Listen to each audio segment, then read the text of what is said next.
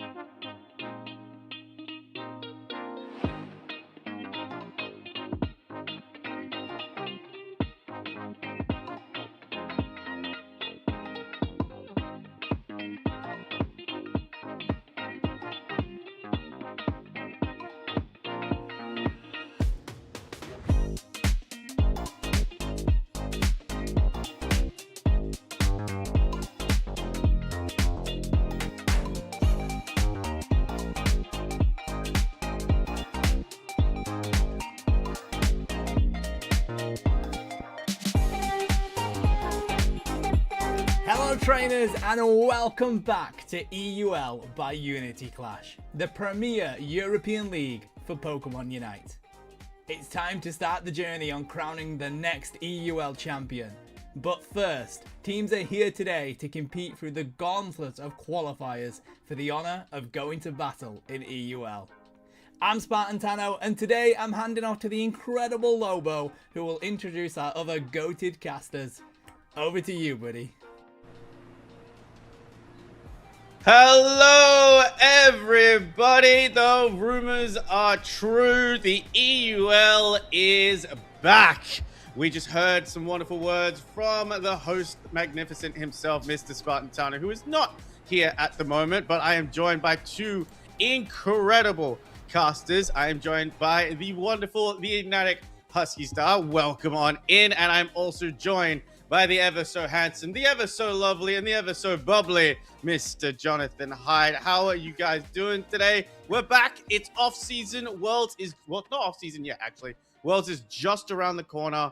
We got some EU action happening for you guys. I'm going to start with you, Husky. How you doing? How you finding Unite right now? We're going to get some fun games on the table for us this time around. Yeah, I'm doing good. I'm excited to be back with EUL. It's been a while, I feel like, that there was NAIC, and then Unite has gone through a lot of changes recently. So I'm looking forward to seeing what EU has. I mean, there's been huge patches, the meta has kind of shifted up, so yeah, I'm really excited to be here. Now, Hyde, obviously, I mean, you have your favorite Pokemon. We were talking about them before. A lot of new changes to Pokemon Unite since you and I shared the caster's desk. What's the most exciting Pokemon that has got you go at the moment? What are you really excited to play? What are you really excited to see coming up for these EUL qualifiers?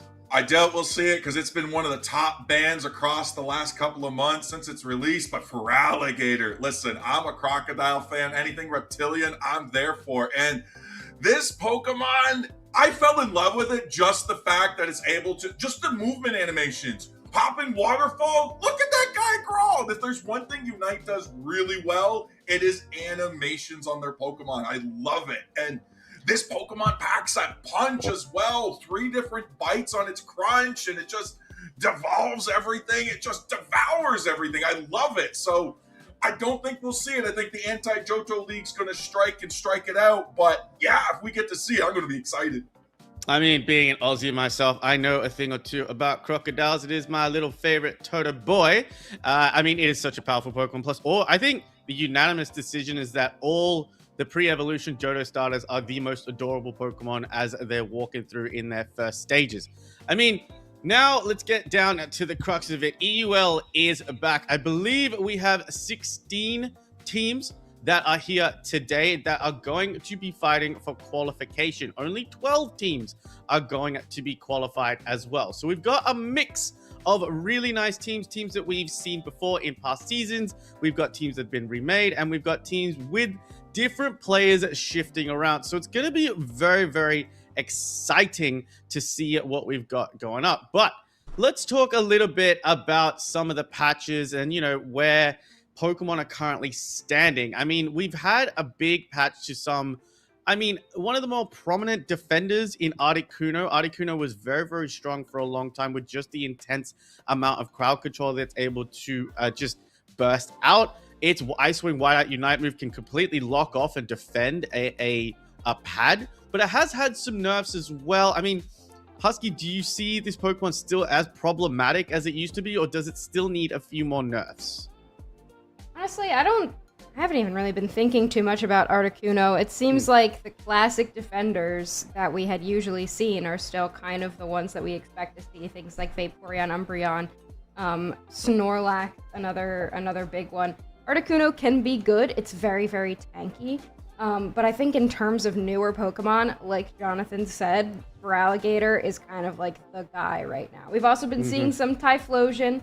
I was surprised that we haven't been seeing too much Meganium because that thing was absolutely busted on release. But I'm coming off of what NA has kind of been bringing to the table as of late, so I'm not sure really in EU if things like the legendary birds are still going to be prominent. How about you, Hyde, in terms of just what we're witnessing right now? Who do you, apart from your Feraligatr choice, I mean, the other Pokemon that, received nerfs, Greninja received a big nerf to its Double Team and its Surf. It was a very problematic Pokemon early on. Machamp got the very most minimalist of nerfs to the cooldown on its submission. However, it was one of the most top-banned Pokemon. But we can talk about that in a little bit later. I think we're going to go straight to the game. I'm going to leave you guys with Husky and John and Hyde. It's going to be T-Top versus Eon Esports. Take it away, guys. Awesome. Lead us in, Husky. What do you know about these teams, and what do you expect to see coming into this? Honestly, not too much. I'm just excited to see what is going to be banned out, what's going to be picked. There's a lot of new options nowadays, I feel like, with this recent patch. Interesting Rapidash ban out the gate. I've also been seeing quite a lot of Comfey bans, just because if something is a little bit overtuned, banning out Comfey means that it's not going to be as busted if you let that thing through. But interesting set of bans here. Absolutely, yeah. So Umbreon, Blissey, we're going to get those out of the hat right away. But one of the things that today is, it is full Fearless. That means if these Pokemon are played, you can't use them the rest of the set. So some of these bans may just be protections. Already though, we're going to see Knight going into Typhlosion and Alentia and Gurk going in for the Espeon Snorlax double wombo combo. Yeah, I mean, seeing Typhlosion first pick, definitely not surprising. These Johto starters have been really, really strong. And like we were talking about a little bit earlier, Snorlax, just a premier defender that's always probably going to be prominent and continues to be just one of the best defenders that we have. Also been seeing quite a lot of Espeon. It hasn't really gotten too many changes or anything like that, but I think with this recent meta, having the ability to secure with Psyshock is just continuing to be super fast. Yeah, Espeon is such a powerful early game Pokemon, along with that Eldegoss too. Already, Aeons is off to a great start here. They got really strong early game pressure, especially picking up that Mega Lucario. Those brawling capabilities, definitely going to be able to go toe-to-toe with Armara on that Urshifu. Yeah, Urshifu, it's what's set up right now. It looks like it would be the Rapid Strike build, a little bit more mobility, can kind of dive into that backline onto that Espeon. Ooh, considering a Glaceon here for last pick, I'm not quite sure how I feel about it, but if you do have Icicle Spear, then it's just kind of guaranteed damage, can break through some of that bulk. Seeing a Hoopa on the other side, likely with a Hyperspace Hole, some of those Icicle Spears might be rendered useless. But we could also see Icy Wind. I have been seeing some Icy Wind competitively as of late. Yeah, and Hoopa likes to be a little bit tricksy as well. I've seen a lot of trick Phantom Force Hoopas coming about. I don't know what's going on the rise with that. Last I checked, it was Phantom Force, or with the Hyperspace Holes. Now it's tricked. So the competitive scene likes to keep us on the edge, and I'd love to see it. And it's definitely going to be a powerful Pokemon in this, being able to pull the whole team in with those Rings Unbound Unite move. You gotta watch out for it, because at most, once it gets it, could be a 90-second pop-off. Yeah. No, and you can use that to push goal zones. You can use it to kind of go all over the map and just be as annoying as possible, send your team members all over the place. But I also want to focus on with these drafts, both of them are relatively early game focused, but especially on Eon's Esports. You've got those two EVs, you've got a Snorlax, Eldegoss. These are really good in the early game. And on the other side, you have this Urshifu that needs a lot of experience to be able to do really well. So I think if Eons can get out ahead as early as possible, then we could be seeing them attempt to snowball before that Urshifu gets online. That being said, if that doesn't happen, we let this Urshifu do well, we could be seeing a really interesting game. Absolutely. I mean, that's something else too. So I got to watch out for those invades as well. Invades could be coming in. Eldegoss, surprisingly a strong invader. Probably not going to be what we see, but you never know what teams are going to surprise us with. And it's great early game pressure, like you said, up in the top side there. I'm excited to see how we're going, but we are going to have a bit of a pause here on the screen, but that's okay. We have a little bit of a pause. Very classic. Gives us a little bit more time to talk about these breakdowns on these teams there, because let me tell you, I love to see the Mew and I love to see Crystal representation. Oh, for sure. Mew is just always going to be really solid. And look, it's in its little princess dress. And then Crustle, another one. Great early game, a lot of CC. Absolutely. We're going to be going in here. T-Tar going to be your purple team. Eons Esports, your orange team. Ghatlue with that Eevee from both sides going into the central lane for both. And right away, we do see the invade from the Ghatlue. Going to be headed off by that Dwebble, though. They already sussed them out, and Mew's down alone in the bottom lane. Nice grab there by the Espeon Eevee, being able to lock it down as poor little Ghatlue is on the run. I mean, really good call there from the Dwebble to kind of head into the central area, assuming that there would be an invade, and look at that, already a KO. That is not the way that you want to start. We were just talking about this early game focus composition, but giving Urshifu a KO early, that means it's going to get that level 5, and it's not going to struggle as a Cubfu as much as the other team would like it to. No, but Lucario has been able to get a lot of this up in the top side there, but looks like we're almost to level 5s here for the side of T-Tar as well. 850 birds, the Swablu's Altaria going to be coming here in 3 seconds. Urshifu ready into the top along with Glaceon. And here we go. They're getting ready to go into it, and there, boom. Huge hyperspace hole coming out to try to help pivot the team. Lucario almost getting taken down, but poor little kid Skinny up there can go toe-to-toe with the Hoopa, but one level under. This is surprising to me, seeing a Wicked Blow Urshifu here. I feel like you've got the secure that you need from the Mew. I thought for sure that we would be seeing a little bit more dive, especially with the double attacker on the other side. That makes me feel like maybe the moves weren't changed before, but hey, I could be wrong. Oh, big with the Glaceon passive here. Now they're trying to go for an invade. Response is in kind. Glaceon goes down.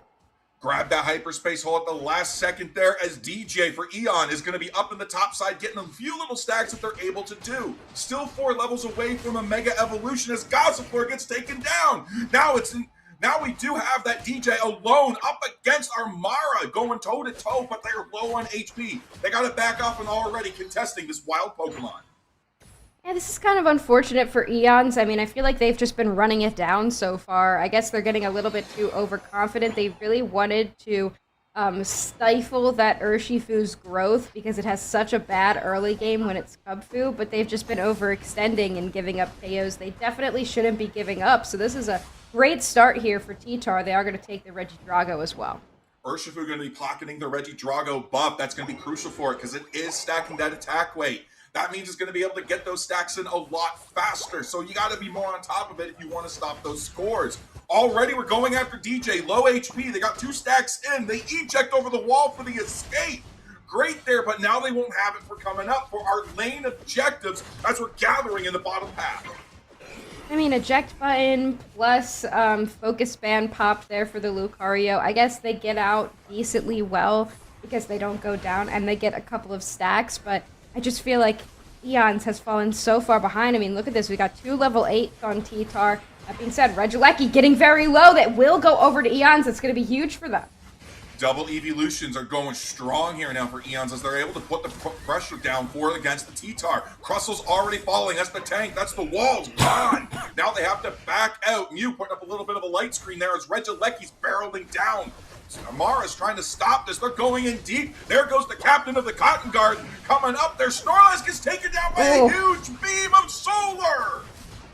Ooh, overextension here for Eons. They had such a great fight that a huge solar beam from Mew takes out the defender. The rest of the team responds very well. Eldegoss also going down here.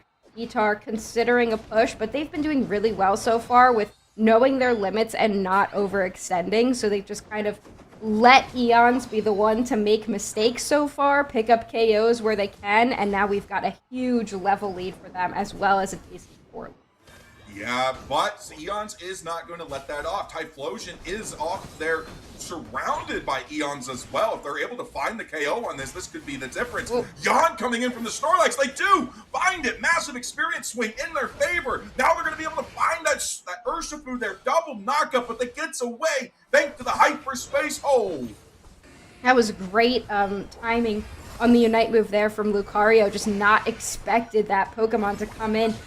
Guns blazing with that Mega Evolution. They will go down on the goal zone, though. We do have a great response from T-Tar after losing a few members, and now Lucario's the one that's down. Both teams kind of circling this bottom path. No team ready to completely commit to a push just yet, but these solar beams from the Mew. Here comes the Rings Unbound, Jonathan. Rings Unbound coming in there, and they're already putting down with the huge Hyperspace Fury. Now we're going to be seeing 2 members down of Eon Sports, as that points are going to start raining in for T-Tar. It's just that poor little Espeon and a Dream, and unfortunately, they got to give it up for now. I mean, we're really seeing the difference a level lead can make here in this mid-game. You've got the Mew dealing so much more damage than you would expect, but they're just so far ahead. They've got that level 10. We're now seeing Glaceon tick into level 11, so they have spent some time getting some experience. So Eons is not too far behind, but T-Tar's just done a great job with their positioning throughout the match. And even when they do pick up, or they do lose some KOs to their side, they're still bouncing back. They have great response times, and they're picking up what they need to pick up. I love what T-Tar is doing right now as well. What they're doing is they're keeping everybody on Eons distracted, away from the objective, away from these wild Pokemon, away from the experience, and they're doing it with their tanks and supports, keeping the pressure on, keeping them a little bit off tempo there. What a great job from T-Tar. And here comes the Typhlosion as well, kind of moving up, seeing if they can catch this Mega Lucario. And that's a lot of healing there from the Mega Lucario. They will be able to take out the Typhlosion as well. This is going to be huge for Eons. Both Typhlosion and Mew are down. Crustle has to use a Unite move here as Espeon and Glaceon in the backline. The Crustle can't really catch up to them. Will they be able to pick up another KO, Jonathan? We'll see. The fight's breaking out all over the place. Hoopa now getting into the mix, but now a big icy wind will take them down. Ooh, Glaceon, gotta watch out for that. It is a cold-hearted KO'er, as we say here in Eos Island. Now we're going to be looking at Eon Sports and T-Tar, 140 to 205. Not as big as lead as you might think would be different, so that's really good for Eons, but they gotta make the comeback on those levels. Yeah, I mean, that was a great fight for them. This is still anyone's game. With 3 minutes left on the clock, T-Tar doesn't have a huge lead. They're less than 100 points ahead, so this is still anyone's opportunity. We do see in the bottom path, we've got the Reggie spawning down there. T-Tar is in position for it if they would like to go for it, and both teams are kind of considering here. Hoopa trying to get some vision up in that top path, but this could be the last big fight that we have before that objective spawns in the central area at 2 minutes. Regieleki now hitting the board there. Does not have win condition unlocked for Eons Esports, so that's always good for them, but that means Eons is going to be looking to get a power position inside the pit. 234 to 140 as small scores go up in the top side there, but now we're going to be seeing what they're going to be able to do with this position.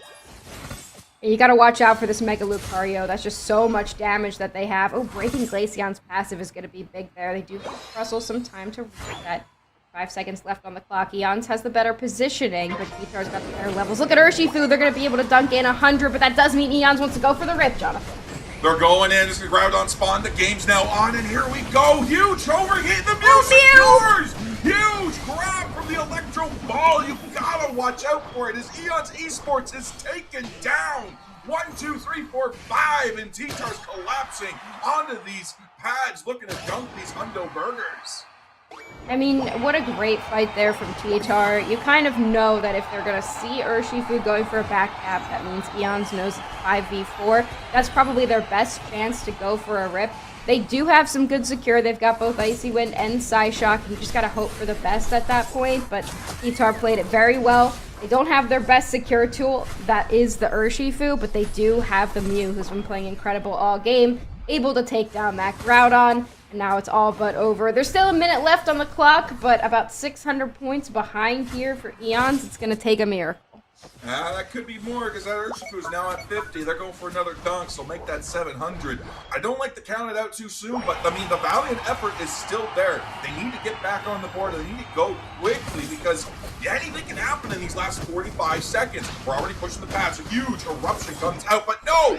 Quick double KO thanks to the Crustal Wall X Scissor combo. Now we're going to grab another quick 2, and it's Lucario with a Dream, and unfortunately, the Dream was not enough. Eons Esports wiped once more with 30 seconds on the map, and that's going to clear the game. Yeah, I mean, that'll do it. And I think if we kind of go back to early in this game, that first invasion there from the Gossifleur that was responded to very well by T-Tar, that Urshifu able to get online early, it just snuffed out, it just stifled any chance of snowballing early game that Eons had. And it kind of makes me wonder what their plan is going to be. Are they going to continue to go with this double mage composition? Because even with the Wicked Blow Urshifu that I was quite surprised about, it didn't seem like they could really get in as much as they would have liked to. Yeah, exactly. Like they had a really hard time getting back there, but they had a really good support too. That Crustle was absolutely a menace against them, just trapping them in, disrupting them, and then Mew just sniping them from a distance, not necessarily picking up all the KOs on the map, but definitely whittling down that HP bar, forcing Skitty to try to spread out those pollen puffs a little bit more. So DJ, Akari, Valencia, Gurk, they're not able to get as much off that healing. Yeah, I mean, Mew played a great game. I don't think they were really touched much at all throughout the entirety of that game. They were just throwing some solar beams. They were playing very mage-focused. Sometimes you see Mews playing a little bit more support-focused, but in this game, they were all damaged the entire time and just providing so much support in that backline with all that damage, you know, allowing that Typhlosion to kind of play that all-rounder, frontline style, half-mage, whatever that thing is, from the front, and Espeon, Glaceon, they just weren't able to do as much as they would have liked to. And I mean, look at this. Only touched 25,000 damage. Urshifu as well, only 23,000 damage taken. Just really good positioning there from T-Tar. Yeah, all the damage right there on Haru, doing a great job with that. But early game, I mean, Gurk was doing a really good job getting a lot of secures on the early thing. So I think the early game definitely went to Eon's Esports there. They definitely did a really good job keeping the pressure in that bottom lane. But once we finally got the Urshifu online, once we started hitting the lanes, we lost the tempo, we lost the momentum. We weren't able to keep up because we weren't able to keep that pressure across the board. Yeah, I mean, I think the problem is if you're running the early game focused composition and then you don't snowball early game, it's going to be so much more difficult late game. So they did have the early game kind of that they were supposed to, but allowing the Urshifu to become a threat in the early game is really where Eon's made the mistake. And I wonder what that means for them. If they want to run early game comps, then they have to do really well in the early game. So I wonder if instead of double mage, we see some snowbally speedster or something like that. You know, you've seen a lot of Absol that got buffed recently. Zeraora, another one that gets played a lot. Something that can just burst down whatever T-Tar is bringing. That being said, it is Fearless Draft or All-Star Draft or Knockout Draft or whatever it is that the kids are calling it these days. So we're not going to see any of the same Pokemon that we just saw. So the comps are going to completely change, but I wonder if the style of play is going to change as well. I mean, they still have some really good early game options on the board. Mr. Mime, for instance, has a really strong early game. We still have that Mamoswine Swinub, an absolute menace and a great option to help set up for secure. Sobble, really strong secure as well for both for early game. On the top side, Gibble, Garchomp is a very popular Pokemon right now, and despite being a 3-stage Pokemon, does have that strong early game. What's an opposite of Garchomp? I mean, Buzzwole, Zacian, there's still a lot of early game options. And I think the most common early game pick, especially for that central path, Leafeon. Leafeon can just go in, take 2 farm, and then invade you if it wants. Yeah, Leafeon is always really solid. I think a lot of players play Leafeon. Its problem tends to be that later game. So if Eons is worried about keeping up in that later game, then they need something else that would carry into the later parts of the game. Something like Garchomp that you mentioned that scales really, really well. But I wonder what the bans are also going to be. Are we going to let Feraligatr in? Are we going to play around a little bit? I mean, we didn't see Sylveon, another Pokemon that has gotten buffed recently. We can see on the side, in case anyone forgot, because I certainly will, what Pokemon we will not be seeing in game number 2. Now, keep in mind, T-Tar did ban Umbreon and Blissey, 2 very uncommon picks into the bans there, unless you want to kind of use them. A lot of people used to go for the power picks there, so we might be seeing some of them coming in. But no, Armara says no Blissey. We're keeping the Sylveon now at banned out. We're getting rid of that. Comfey, Rapidash, Eons does not want to see any of that shenanigans coming in. But now Knight being able to pivot into the Psyduck potentially. Yeah, there we go. Umbreon now still on the board. Yeah, I don't know a lot about these players, so seeing this Rapidash get banned just makes me wonder if like somebody plays Rapidash on the other side really well. But look at this. For Alligator, potentially a first pick option here for T-Tar. They are going to take it. There it is. The Alligator coming in. That will be the first pick for T-Tar. Force the Umbreon ban out of Akari, and Amara says, give me the Gator. Now we're going to see the triple chomp. But there's another Gator in play, too. DJ says that could be mine. No, Mr. Mime comes in, and Gert's going to lock in the legendary bird Zapdos. Yeah, and you just talked about Mime as well. It's a really flexible pick. It can kind of play defender focused. It can be a support. It can also be a carry if you really need it to. And Zapdos as well, one of the recent additions. Well, I guess kind of recent. There has been a lot of additions to Pokemon Unite as of late, but Zapdos, another one with a really, really great early game. It's got a ton of range and so much damage on its side. And look at the other side, Miraidon coming in, another popular attacker pick that has a lot of range, a lot of shred damage, as well as pairing it with this Mamoswine, something that is perfect for setting up big KOs with the amount of CC it has in its kit. Absolutely, but already looking at Eons there. They're looking at DJ here, zipping between either the Mimikyu or the Zacian. They're not quite sure what they want, but Skitty locked in. Latias, Pokemon Hero, coming in right now, and Zacian's going to be joining them up there in that top side lane. Most likely, I mean, we do have two supports for Eons, so we don't know where they're actually going to go, so could be anyone's game, but Gaddy says, we need Alcremie, and Knight says, we need a little bit of Cinder. Yeah, Cinderace, an interesting last pick here. Another Pokemon that needs a lot of experience to be really well in that late game. Not quite sure how I feel about it, but, you know, considering that there isn't a ton of mobility on the side of Eons, a Cinderace could be really helpful. Plus, we've got that Mamoswine in the front line. And Alcremie, a support I feel like has been slept on quite a bit. It's really insane with its healing ability, like the chunks of HP that the little cream puffs do for the team is just insanely helpful. We are going to see Eons pick up that Mimikyu as well to round it out. So DJ was considering between the two. Eons decides, all right, let's just have both. Exactly. Why pick one when you could have both at this point in the game? That does mean that we got to make sure we're on point with the body blocking for that for the Mamoswine and with the Alcremie, because Okari's going to be looking to get on either Knight or MDR. DJ coming in with the most likely Metal Claw, one of the most popular builds on the Zacian coming your way. That we've seen across the board, across the regions, in NA, EU, a little bit of Latam coming in your way as well. So it's interesting to see how a moveset is just kind of picked up across the world.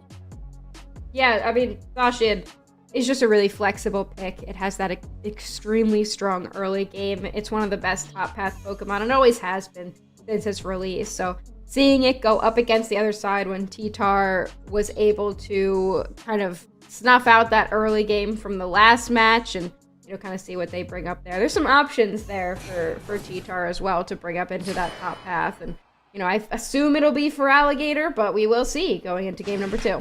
Yeah, it's going to be Cinder heading into the central path. We're going to be opposite Okari on that Mimikyu. Now we're going to be seeing 3-man. No, we're not going 3-man into the top. We are. Miraidon's going solo. Wow. We're going 3-man into the top. No, is Swineup just baiting us? Go for the Swinup's go for the invade. Yeah, I was going to say, are we going back to Season 1 here? Pokemon Unite, where we've got the 3-1-1 pathing options, but no, it is going to be Swineup trying to stifle that Mimikyu's growth here, looking for that red buff secure. We will watch that now. We do have an opportunity to secure. Oh, big knock up there. No, it is going to be the Mimikyu to take the buff, but Haru has wasted a lot of time here.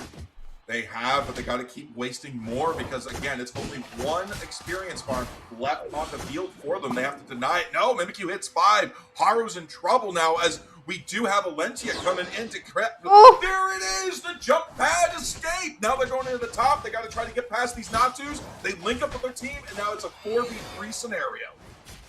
Wow, I mean, what an invade there. They didn't end up getting any of the pieces of experience, but they did do some damage. Oh, big confusion from the Mr. Mime as he unsends 4 top, and now we're seeing the early game that they wanted from last. We have to pull out there. Mimikyu is very low. Okari's now low HP, and we do have Knight on that Cinderace. Very strong attacker coming in. You can't underestimate it. Otherwise, your HP will go from full to no. In the split second there. Nice grab here from the Mamoswine to help get that last little bit as the massive charge speed comes out. Poor little Zapdos got to go for the Citrus. Yeah, I mean, what a charge beam. Just so much shred damage there. If you just lock it onto somebody, then that's just going to be so much shred that they experience. Totodile still just a Totodile up here in this top path, and Zacian also hasn't reached level 5. They're going to try to now take this piece of experience, but no, it is going to be now Crocodile coming online. That means they've got the Crunch, which does a ton of damage. Big yellow Crunch there. Alchemy the one to get the big KO. That defense drop coming in clutch now as their ball toys to 9-core Knight, that score of 30. But you know what? I think that for Alligators just said, let me score. Reggie Drago hits the board. Okari comes in, lands the Shadow Sneak on Knight, trying to take him down. Mamoswine comes in for the defense, not able to do it, and Knight goes down. Okari's low HP, comes in, gets taken down by the Miraidon. The Reggie Drago is now on low HP, but there we go. Haru getting out on one in a dream. How does Haru get out of that situation there? That got hit by so much at once, and they were able to take down the Mimikyu. They did use a lot. It does give the Reggie Drago over to Eons, but a great response there from Haru on that Piloswine. Here comes the Alligator up into the top path. There's now 4 members once again. Alchemy looking for another stack to increase that healing, and they will. Also stealing a berry. Yeah, Regilecki now is starting to get ripped. Eons Esports now finally getting on the board with 30 points. It was 66-0, now it's 66-30. Now Regilecki's going to be barreling down, trying to get that 20-point land in. Uncontested now, as we're now going to be able to start getting small stacks, small scores. We're going to start trying to liven it up, that points there in 110-75. This is actually a pretty good way for both teams to be on the board. Yeah, a much better game here, I think, in this early part of the game for Eons Esports. And still, T-Tar hanging on really well. Barrier comes down from the Mr. Mime. They are pretty low. And Cinderace now quietly at level 10. They take down the Mime off screen there. The big Pyro Ball for them. And having the ability there to just throw out Pyro Balls from the back while Haru, big eject buttons in, takes down the Mimikyu. And here we go, Jonathan. Bright Future Meteor Storm keeping the pressure down. Huge knockup on the Mr. Mime and that Zapdos there, but not going to be enough to grab the KOs. But Mamoswine's going to the back. Haru says, we're going to brawl on my terms. Small points raining in as now we're extending the lead to 209-75. 37 points left on the pad, and T-Tar just says, you know what, we'll take it and go. Yeah, for Alligator might be a little bit stupid. Just watching this thing jump into the backline. I mean, this is doing as much burst damage as a Speedster with as much bulk as a Defender. This thing is just kind of ridiculous. Mamoswine now trying to continue their invasion. Looks like they're wearing some little American shorts here with the red and white stripes, doesn't it? I feel like they're also celebrating the American 4th of July, even though it's the EUL here. I mean, what better way than to be the good old-fashioned privateer, the old buccaneer, as they say. But as we go in, Alligator just comes in and steals those 2 KOs and gets away. Now that's a crime if I've ever seen it. Oh my gosh, T-Tar running away with that 209 and the levels in their pocket. I mean, we were talking about the bulk of this for Alligator, like the ability for this thing to just do so much burst damage. And look at this, already almost down. Can Zapdos get it? Oh, it's the Latias that steals it away. That's going to be huge for Eons Esports. They are down by a lot. They need some kind of fight here to be able to go their way so that they can get themselves back in this game. I almost wonder if you just let the Reggie hit the pad, let it get broken, and you just get the experience back your way. Sure, you break it in the top side there, but it's going your way. But Mr. Mime's going to go down. Eons Esports now on the retreat. There goes Gurk. But Zacian is able to claim the Reggie steal for them. So that is a massive buff, but with 4 members down, all the people who could have gotten it, it's just wiped away, which means it's only Zacian with that now. Yeah, I'm trying to do math here. Another 10 goes in. Some big math there for T-Tar. Now 292 to 75. Mamoswine looking for some vision. They will find it, but that's all they're going to find there because we did have Eons kind of chilling there, also getting some vision of their own. But this has just been a great game for T-Tar. As soon as they let that for Alligator snowball, it's just kind of been over. This thing is absolutely ridiculous. Oh, they might have gotten caught here. They don't catch anybody, but look at the Alchemy. Nobody can touch the Alchemy, and the Alchemy just doing so much healing right now for them. That Skitty's going to be taking massive damage there on the Latias from that Feraligatr. Mr. Mime going down. They're starting to rip on that Reggie Drago, trying to take him down, and there goes Knight with the secure. Reggie Drago in the pocket there. Score increase and a little bit of experience team-wide for the rest of them, sir. So that's going to be awesome. Starting on these birds and keeping the control on a lot of this experience. Yeah, 3 minutes left on the clock here, so about a minute left until the final objective. Oh, this is the Feraligatr overextending. Great response from the Zacian. That might be the reason why Eons ends up back in this game. Losing level 13 Feraligatr here. Now Mimikyu and Zacian are also at level 13, and suddenly our levels are even though it seemed like T-Tar has had the game of their lives. Just one misstep there from the Feraligatr, and Eons is back in it. Yeah, but unlike the first game where it was only about a 40-point difference, 76 to 292. So we got to think, do we just go for the rip and flip? Do we try to find a fight? How is Eons Esports going to find a way to take advantage of the pit, especially with the Regieleki barreling down to their TT pad? They could look for a rip here. I mean, they've got better secure with the Zacian Unite move, so they could just hold down the Feraligatr and hope for the best here. Another Regieleki will hit in a tier 2 for T-Tar, but it doesn't look like anyone is going to go score there. Well, Feraligatr's considering it, but this time Eons has learned. They're going to send the Mimikyu to look for anybody trying to get a sneaky back cap, but will we just see the rip going here? I mean, Zacian is starting to chip at it, and they will back off, but both teams considering going for the fight here. Oh, it looks like it's kind of breaking out over on the other side, John. Yeah, Feraligatr caught out. Huge KO there for Eons Esports, but Bright Future Meteor Storm finds the KO on Dirk. Haru finding it as well on Zapdos there and taking down the Latias. Skitty is gone, but that Zacian is in a really dangerous position as well. 3 members of Eons Esports gone. No Unite moves in the pocket there, and the rip on crowd on Zacian's only secure. Gone, and it's been gone. T-Tar is in a huge momentous position here as they now take out Zacian. They're going for the KO, and there's the Pyro Ball secure. There we go. The Pyro Ball comes out. Mimikyu had a Hail Mary Shadow Sneak to try to get in, but they weren't able to hit anything with it. And T-Tar, I mean, with an even more extensive lead than they had in game number 1, is likely going to just take this set 2-0. I mean, Eons put up such a great fight there. They were able to take out the Feraligatr on a bit of an overextension, but I got to give the MVP to Haru. Like, the entire time, they were just setting up that Cinderace, setting up that Feraligatr for success, and they did such a great job at, picking up the slack with the rest of the team, making sure that they were able to capitalize on some of those big moments, and then the ability to just stay alive on less than 1 HP throughout the entirety of this game. We're looking for a 4-man jump scare right now, and there it's going to be Borokari finds all 4 members of T-Tar. And now we're going to get a quick KO on the Mr. Mime as well. Alentia going down. Now we're going to see another one as Skitty joins them. Points raining in, and we're further extending. It's going to be T-Tar taking round number 1, 2-0. Maybe this is controversial, but I feel like I would have rather have seen Umbreon than that Feraligatr.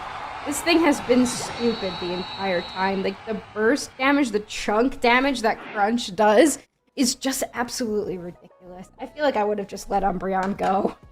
Yeah, absolutely. And Umbreon there, I mean, as an Eevee, it's still kind of weak there, so you could try to get the momentum shift in your position there. Umbreon it just shuts things down, but not as hard as Armara did with that Feraligatr. 14 KOs, 5 assists, 225 scored, and gets the MVP, but we all know the real MVP is Haru on that Mamoswine. Oh my gosh, the work that they did. Yeah, and I mean, 14 KOs for Armara as well. And then look at these damage taken numbers. I always like to look at these, especially on the attackers, just to see, like, this Cinderace, this Miraidon, they were not touched. They were standing in the back line, and there was not a single thing that Eons could do to them the entire time. I don't think Miraidon went down at all. Maybe Cinderace went down a single time. Like, that was just so important. And a lot of that was because of Haru in the front line, just holding it down, allowing Feraligatr to do all of that damage, while Cinderace and Miraidon just hung out, pressing their buttons when they felt like it in the back. And look at the score line too. Like, when we look at the score report, like, that was huge. We just shut them down on the pads. They got 75 points in. Whatever. We only let them score a single point since then. and just put it up to 76. So I really think great they're job in from Titar. I'm disrupting excited to see. and then what you we're gonna just be able to sniping do them from coming into the round. sorry, that Skitty's going to be taking. Yeah, let's take a look at massive some of these replays as well. This is from, close to that, like closer to the end game there, and we see Armara. Is this the... Oh, no, this is game number 2. When we see here, Miraidon just throwing down that Bright Future Meteor Storm into there kind of sets up for Zapdos to get taken down. We did see Feraligatr get taken down, but watch Haro here. How little HP they have, and just their ability to continue being a threat, chasing that Zacian out, and then at that point, there was just nothing Eons could do. I also want to look at the pathing of the Mamoswine as well. Like, whenever you see these replays, like, it's just amazing because every time they see a little bit of Cream Dollop on the field, they go for it. That's hard to get with a support player when they're able to, like, hey, here you go. It almost feels like the Alcremi's leading them towards where the KO should be, but also giving them a little bit of a treat along the way. Yeah, I mean, an Alchemy, too. I said in the beginning, like, Alchemy is kind of a slept-on support, but the amount of chunk healing that it does, like, if you take a little bit of burst damage to the face, like, Alchemy just heals all of that up with a single Cream Puff. I think the biggest issue with Alchemy is that it takes some good positioning of the Cream Puffs to be able to make it effective, but a good support player with games like these can really make that happen. Absolutely, but we are going to take a quick break here, folks at home. Don't go anywhere because round 2 is just around the corner, and we'll be right back.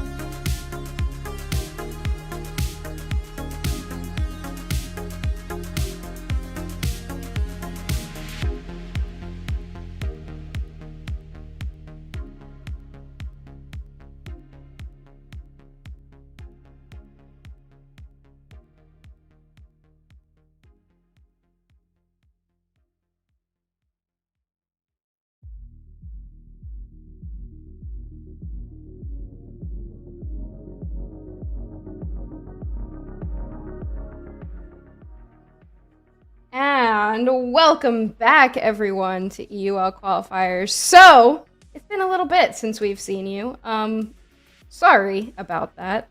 You know how it is. Mercury's in retrograde, and it's hot outside, and we're having some trouble over here. But we've got Swiss Round 2 happening. Basically, what happened is some teams were in a 3-game set, and so it kind of went over time a little bit. But here we are, ready to get into Round 2 of our Swiss bracket with All-Star Knockout Fearless Draft.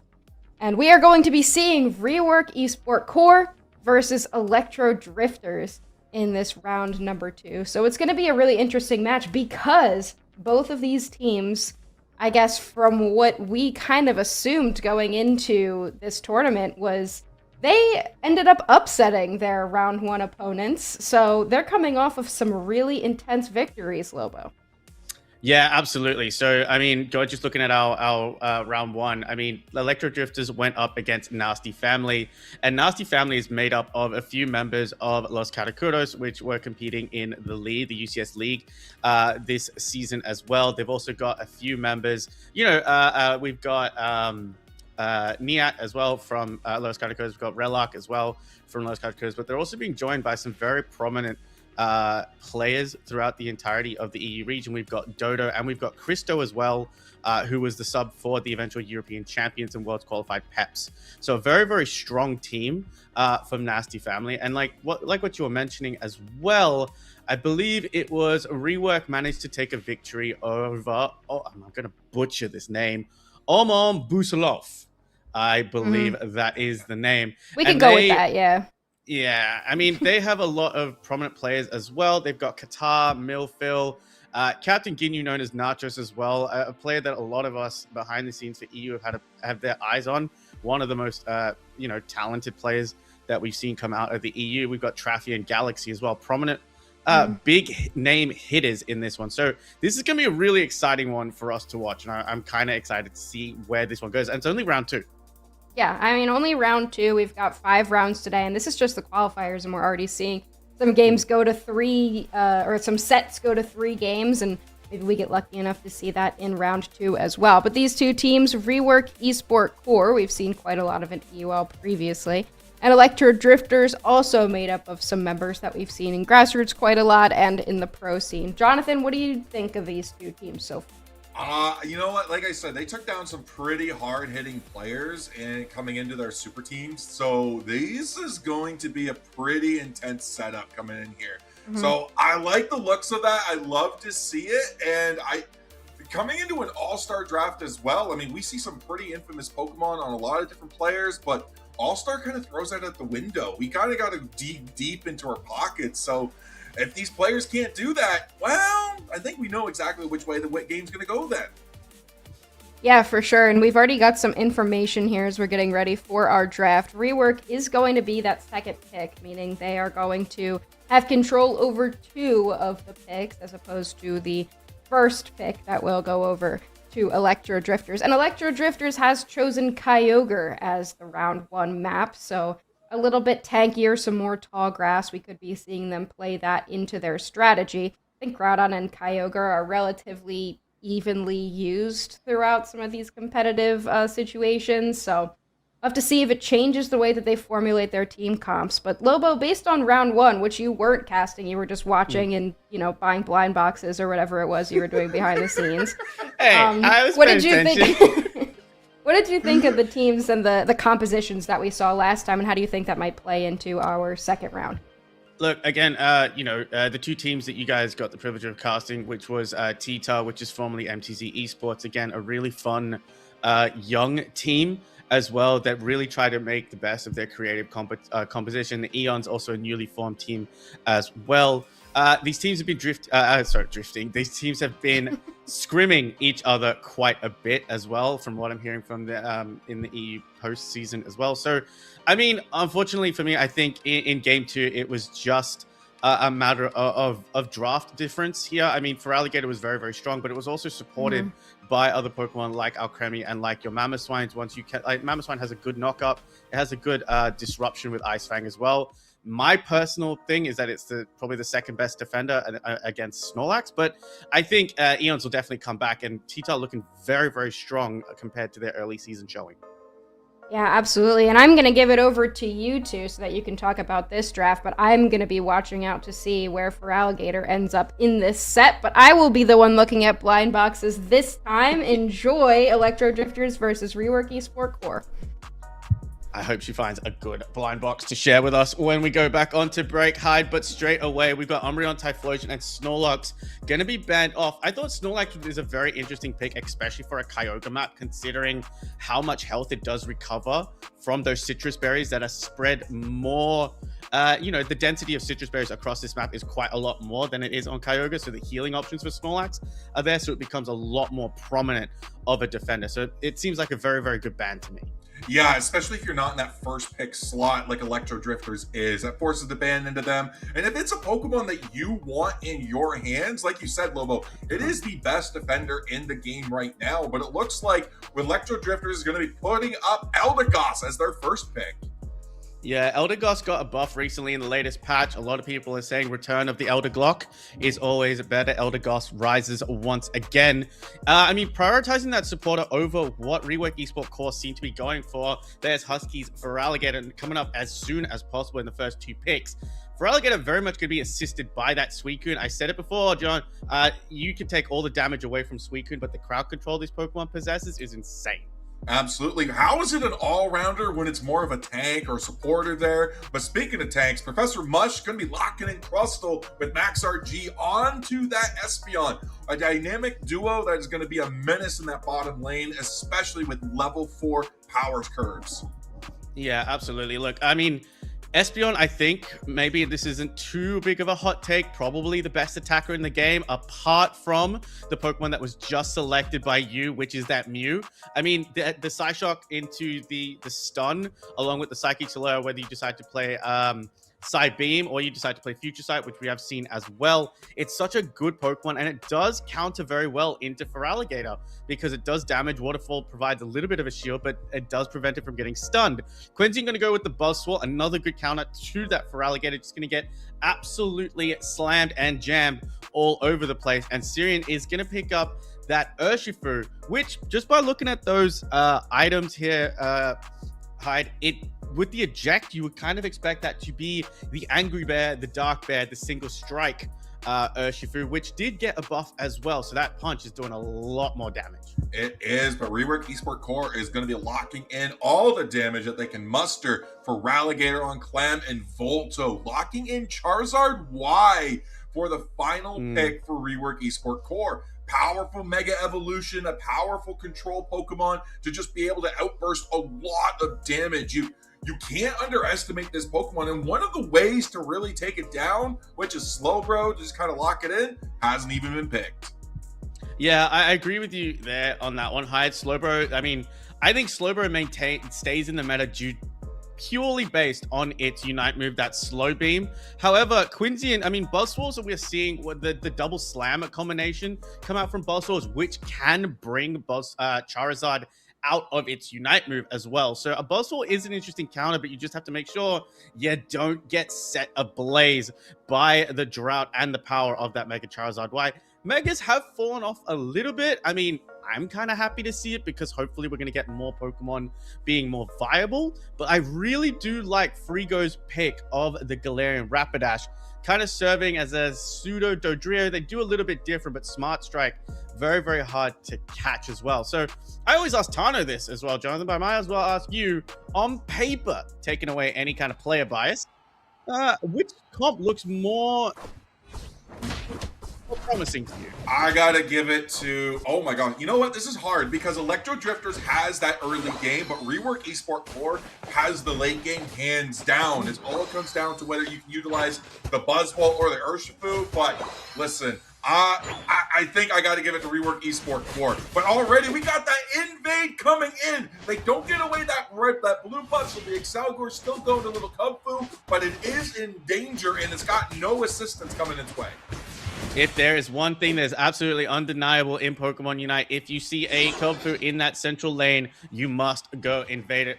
Unfortunately, Frigo didn't get the best invade off. They managed to steal away, I think, a tiny little bit of that that not buffed farm. So, I mean, Urshifu is probably going to come out of that central lane nice and evolved at level 5. Buzzwall's going to take a quick trick back to Nurse Joy as Charmeleon is here. Their central lane cleared, not hindered at all, but here comes Urshifu. I mean, the scores are going to go in. 33 unanswered points. K-Opener goes to the side of Rework Esport Core, but Electro Drift is going to try to come back into this. I'm wrong, Hyde.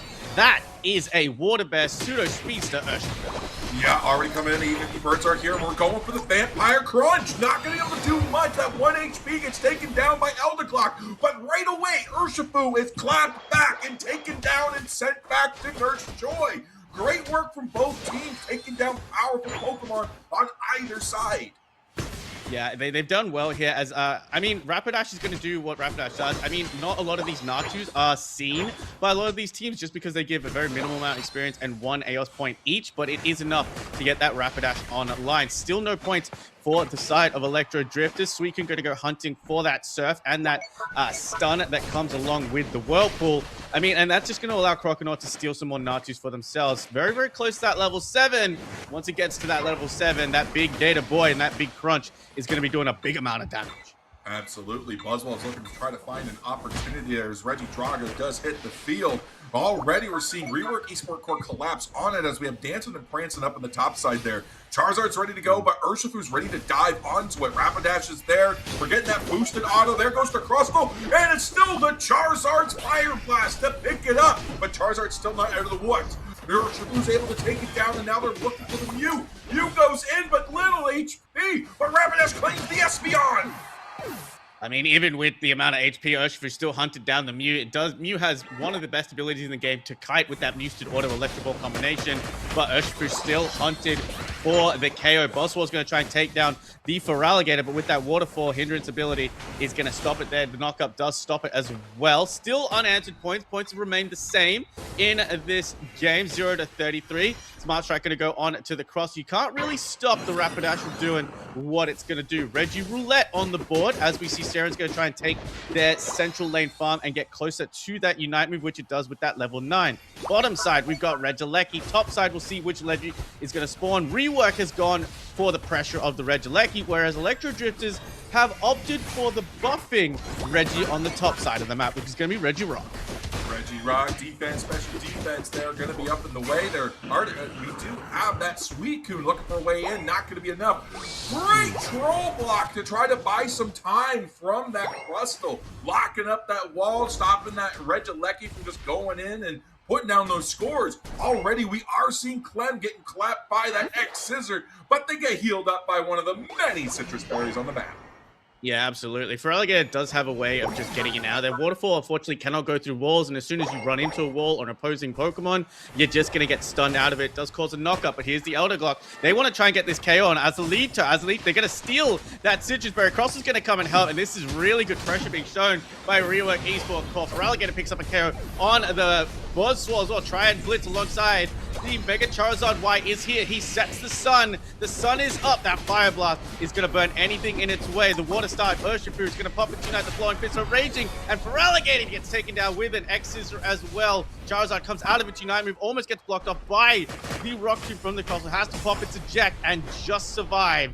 But really nice kiting job there done by the Mega Charizard. Absolutely demonic. You love to see the pressure that they were able to exert. A lot of good KOs that came from for the side of Rework Esport Core. But Electro Drifters doing a good bad job, just coming back. And we got Elder Gods, CKAO, the captain of the Cotton Guard right there, ready to go, finally ticking into their Unite move. I mean, they get a KO on the central lane, which is that Urshifu Crustle. Unfortunately, Rock Tombs himself in, but does manage to keep the Elder Gods alive. They're going to try and get away, but does get taken down by the combined pressure of Charizard and Mew. Reggie's about 20 seconds away right now, and Rework Esport Core looking comfortably in the lead. Rapidash trying to go for another score, 169 to 172. They're going to increase that 1 point away from 200, and Rework Esport Core are really schmoovin' and groovin' high. They were one of the standout teams in last season's EUL, and they have not shown any signs of slowing down whatsoever as they decide to burn down this Registeel. That's absolutely great buff to have in the pocket there. Attack, special attack increased for a short time, but that's actually 90 seconds in the pocket there. Urshifu already starting down on the Regieleki, but going to be contested down there by Azalito, as well as this Galarian Rapidash Frygo looking to try to get in. The rest of Electro Drifters is here. They're ready to go. SPL with the secure, and they take down Frygo. I mean, that's exactly what you want from your Espeon, especially if you're running Sideshock. You are the secure on their team. There's the Unite move pop by the Urshifu with Flowing Fist. Are going to go.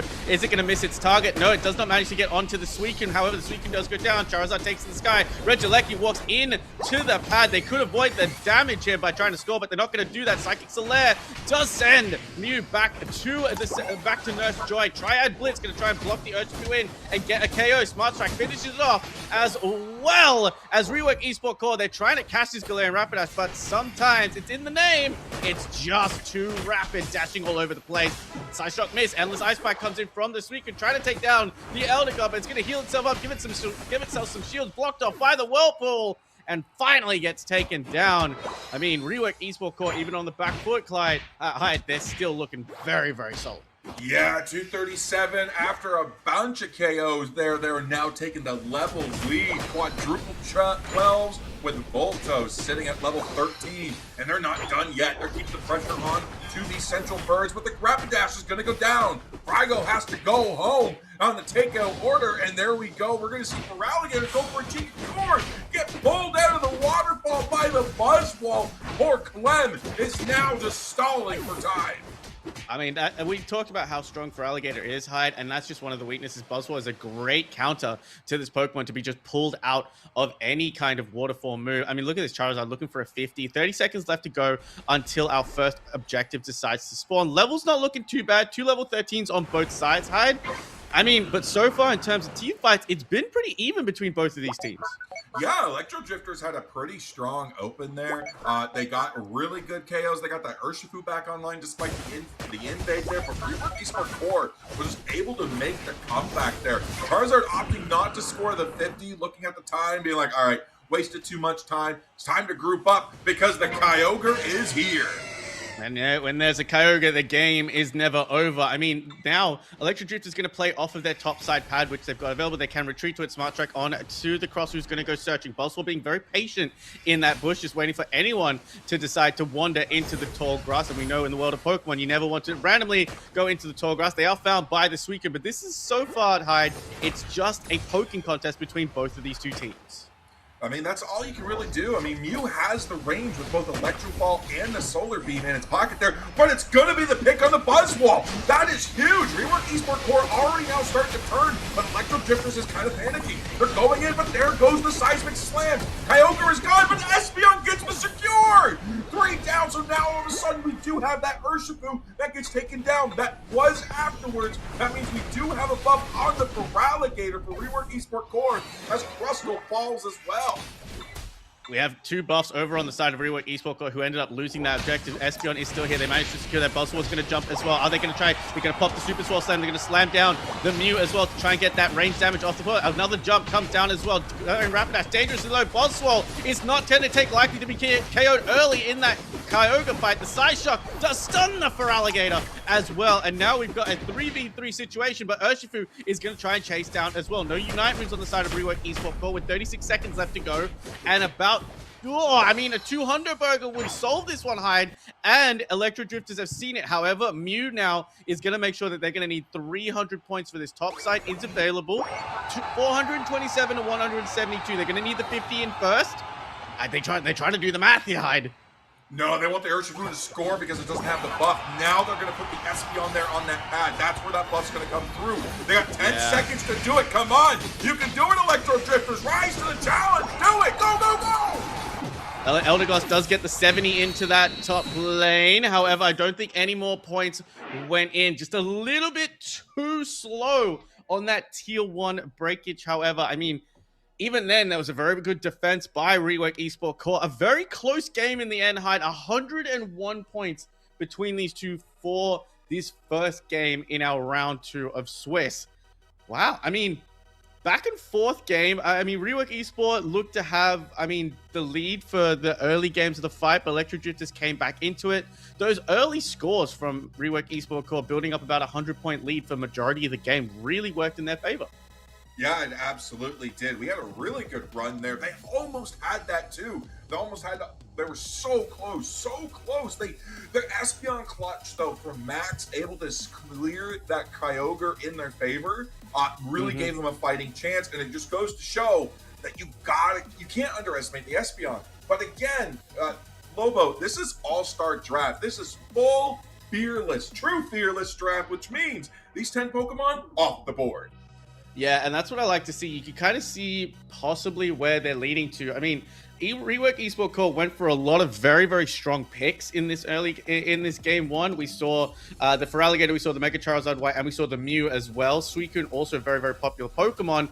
Boswell, Crustle, Urshifu, we have seen quite a lot when it comes to this, but it felt more of a feeling out process for the side of Electro Drifters. We see if they bring some of the heavy hitters to game number 2. Rework Esport Core opting to take those heavy hitters straight away, and this is where it really started to go wrong for Electro Drifters, with Buzzwole getting caught out by 4 members of Rework Esport Core. They went back in, Unite Move started to fly. I would love to see where this Espeon decides to secure it. I think they get it with a side beam or a basic, because Espeon looked like it was facing away from the Kyogre when the secure came in. They got it with the side shock there, but that Crustle KO is also what sealed the deal. They got the buffs, but Rework Esport Core was still pushing, just like they are now. But Buzzwole comes in, does a great job being on the KO there, but also goes down. Unfortunately, you lose a body there like that with a 30-second cooldown timer. Again, you needed that Pokemon for the push, and when you take so long to defend, you lose the advantage that Kyogre gives you on the enemy pads, which takes away the healing, takes away the shields. Yeah, it's going to be a rough push. Yeah, it's a tough one, especially when you're able to secure the main objective, but you're always in danger of being KO'd because you're all in that fight. Moves are flying, Unite moves are being thrown all over the place, so you're losing health at the same time, and a buff can only do so much. Especially when you're at low health, because if you're able to capitalize on it, you're able to get KO'd. Yes, Kyogre gives you the healing buff, but sometimes it is just not enough. But, let's talk about the bans for this one. Umbreon, Typhlosion, Blissey, Psyduck, Sylveon, and Snorlax were the buffs. What was it? Typhlosion? Very, very strong right now in the current meta. Sylveon's Hyper Voice got a buff as well. It is also very, very strong, but it combos well with a lot of other Pokemon. Do you think we'll see either of these 2 Pokemon be allowed out? Because it seems like Ekir wants to play that side now. I think it's going to come down to how well you're going to be able to perform. Because if you're no longer in that first pick position, Electro Drifters is still in that first pick. I don't see a reason why you would give up like any of those other power picks. But we are going to go for a Blastoise ban instead. We're swapping it up. They didn't bring Blastoise last game, but maybe they're afraid of it this time around. No, I agree. It's a double tank ban as well. They really just don't want to give Snorlax away here. I think Snorlax does such good utility, apart from Flail, which we have been seen used quite a bit. Block, Heavy Slam, Yawn is such a trio of moves that are so detrimental to the opposing team. Snorlax, with good positioning and good target selection, is just very, very good at taking a teammate completely out of the game. So I can understand why Snorlax is just not want to be played. Typhlosion just does too much damage, I think, at this point in the game. Eruption got buffed for absolutely no reason, which is just my personal opinion. But Ekir is going to start us off strong with Blissey. They don't want to deal with crowd control anymore, or they just want to pump heals into one of their main carry Pokemon. Almost as if expecting the Blissey to be picked out there, Rework Esport Core has already locked in that Hoopa and the Mega Lucario. Great mobility with Hoopa, with either the Hyperspace Hole or the Trick if you go for single target, but being able to summon the Rings Unbound the entire team. Lucario just being a fantastic brawler. Max just teasing me a little bit, showing us the Sableye, be like, I could pick it, but I won't, I mean, the amount of people that I've met currently in this Unite space that really like Sableye has probably tripled or quadrupled since I started casting and playing Pokemon Unite. It seems to just be a lot more popular Pokemon than I initially anticipated. Professor Mush is going to go with Mamoswine, personally my favorite defender. I think this Pokemon is so good alongside that thick, fat ability. It is just so tanky for days, especially if you either give it heals or provide it with some crowd control immunity with that safeguard. Quincy, you're going to pick up Zacian, another Pokemon that has come back in to the forefront right now as one of the predominant top laners. However, it is going to have to go up against you on that Miraidon. So much range on that Miraidon, so much damage output, which is, I mean, going to be a problem for Professor Mush to deal with. However, I do like the speedsters that have been picked up right now. Absol got a really nice buff and seems to be very, very strong. And Zeraora is always just such a niche pick in Pokemon Unite. It is. Zeraora is also being able to utilize those immunity frames, the wild charge, or if you want to get a little spicy, maybe you can get that paralysis off and time the discharge ending and just yoink a player away from their team, whether it's just down to the central of the map or maybe it's all the way back to the home base. You don't have a Hoopa to pair with it, but you know what? This actually, I'm just looking at Rework Esport Core. They locked Volto locks into Mimikyu, no tank. One supporter, they're going pure damage. Yeah, pure damage is 100% right here. I mean, there's just so much sustainability on the side of Electro Drifters. Moltres is a Pokemon that just does not get KO'd. Mamoswine stays alive a lot longer than you think it can. And with the Unite move plus the Ice Fang, it's just able to, if it's able to get its fangs into any members of Rework Esport Core, it's going to be a problem to deal with. So I like the pure damage output. The Zeraora is going to have to be very wary of the Absol, which is why I don't mind seeing Wild Charge, but a lot of the time, Wild Charge is just kind of something we see in our solo queue games, in our duo queue games. You don't really see it in these grassroots or higher tier competitive Pokemon Unite because sometimes iframes is just not enough. I mean, Discharge as well as the Volt Switch does allow you to, like you mentioned, displace a member of the opposing team, bring them back to your team, but also Discharge just has a really, really good amount of area of effect damage over time, which is just exactly what you're doing. I'm very interested to see this battle of the species, so it's going to be a very, very fun one. Let's go, I'm sorry, Rework Esport 4 at match. As well,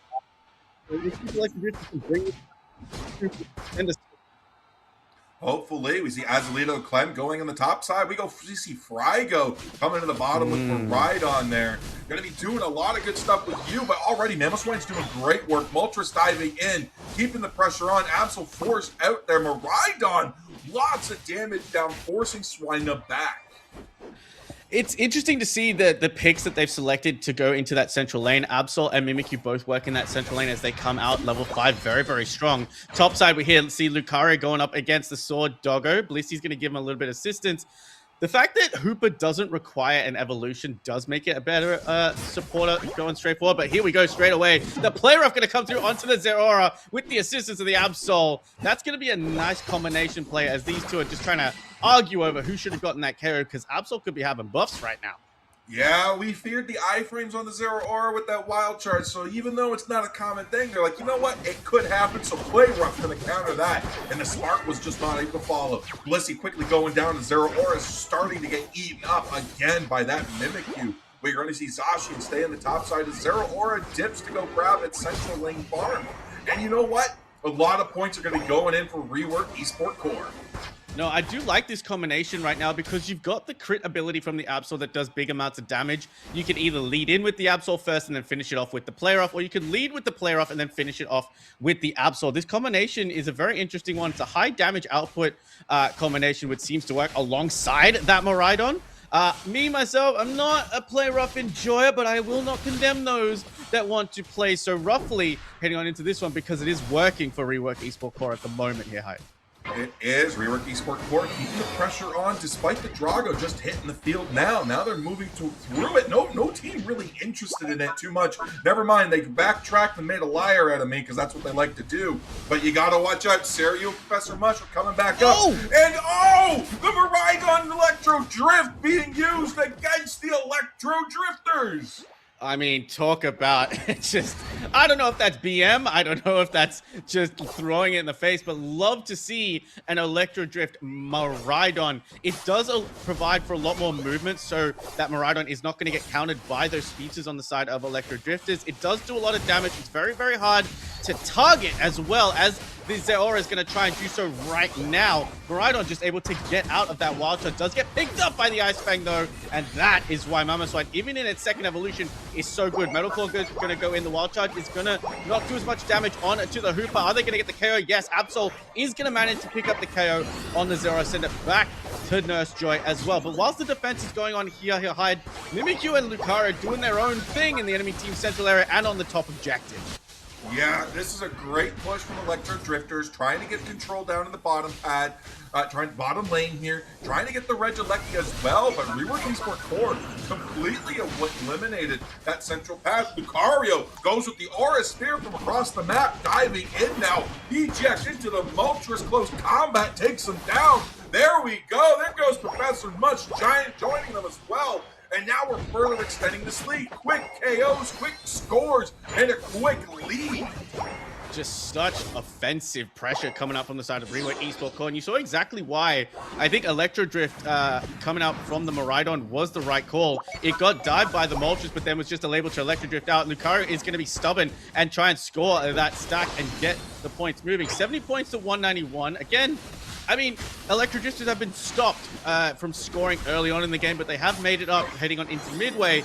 They had a lot of pressure on their pad. Defending it did Rework Esport Core, but now they've turned it around. They've taken this bottom objective. They're going to try and score, do the math properly, get 80 in. Get the 20 in with 8 left over. Zora looking for a KO on the Mimikyu. Does manage to get out of there with the help of the trick. Miraidon's going to go in with the Electro Drift. The Firebird Inferno comes out from the Moltres, but Tanoavel gets sent back to the Pokemon Center. And Rework Esport Core with this offensive, hyper-offensive gameplay is doing incredibly well. Yeah, they're keeping the pressure on Electro Drifters. Mamoswine's not even evolved yet. We're not even quite at the level 5, the 5-minute mark. We're not even halfway through this game. But level 10, 11, 10, 11, Little Hoop at 9, but still far ahead than almost half the team of Electro Drifters. So good, but what Zero Aura is that wild charge. They did try to go for those high frames, but Absol just says, no, back off, swat, you gotta get away from me. And look at that 1 HP in a dream running away on that Hoopa. I mean, the trick there really helping the Absol just keep alive. Oh, good.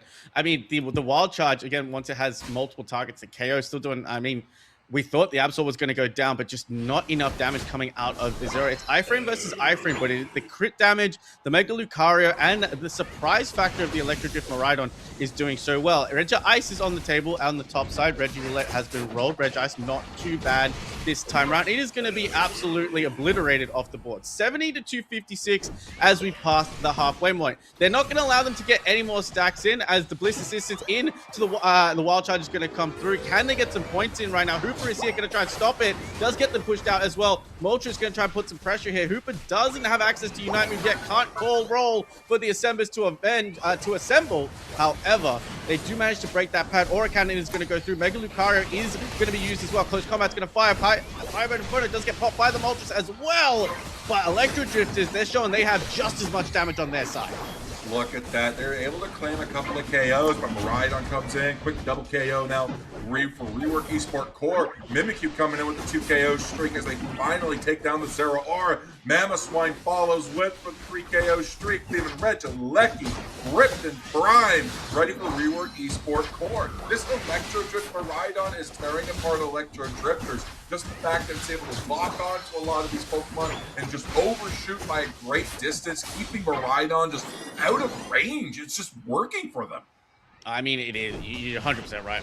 It is really working. I've never seen a Mamoswine's health to be depleted that quickly. Regidrago could be one of the final objectives. It's got, I mean, 10 seconds, but with the amount of damage that Rework Esport have got on their side, they're going to try and rip this off the map as soon as possible. 4 seconds, 3 seconds, 2 seconds, 1. There goes the Regidrago. Going to give a little bit of a scoring advantage to them in the late game. We passed the 3-minute mark, Hyde. Not looking bad for both teams. A 200-point lead again for Rework Esport Core. Tell me, what do Electro Drifters have to do heading on into this final fight? What is their primary target on the team that they have to prioritize taking out? Mimikyu. Mimikyu is the Pokemon that is absolutely destroying them right now, as well as the Miraidon. If they're able to collect on a KO on one of these two teams, one of these two Pokemon, they're going to absolutely be able to win that fight. But they got to get some levels too. You got to get those upgrades on Zacian and Zeraora. They got to hit that level 13 mark. So you've got to do whatever you can. But with 18 seconds left, control of the pit now becomes very important. Do you give that up to Rework Esport Core, or do you prioritize those levels? Absolutely. With 8 seconds left to go until Groudon spawns, they've got a tier 1 available to them to rework Esport Core. But also, we mentioned at the start, had no genuine tank on their side. However, Electro Drifters are going to go for the rip. Hooper's decided to go unbound. There's Zeraora kind of coming out from the Mega Lucario. It is going to be Zeraora that manages to secure that. And Electro Drifters have caught Rework Esport Core sleeping. However, the damage is there for the side of Rework Esport Core. But it's just the Absol and the Hooper left alive. And they have done exactly that. Rework Esport Core caught completely flat-footed due to the base of the rip.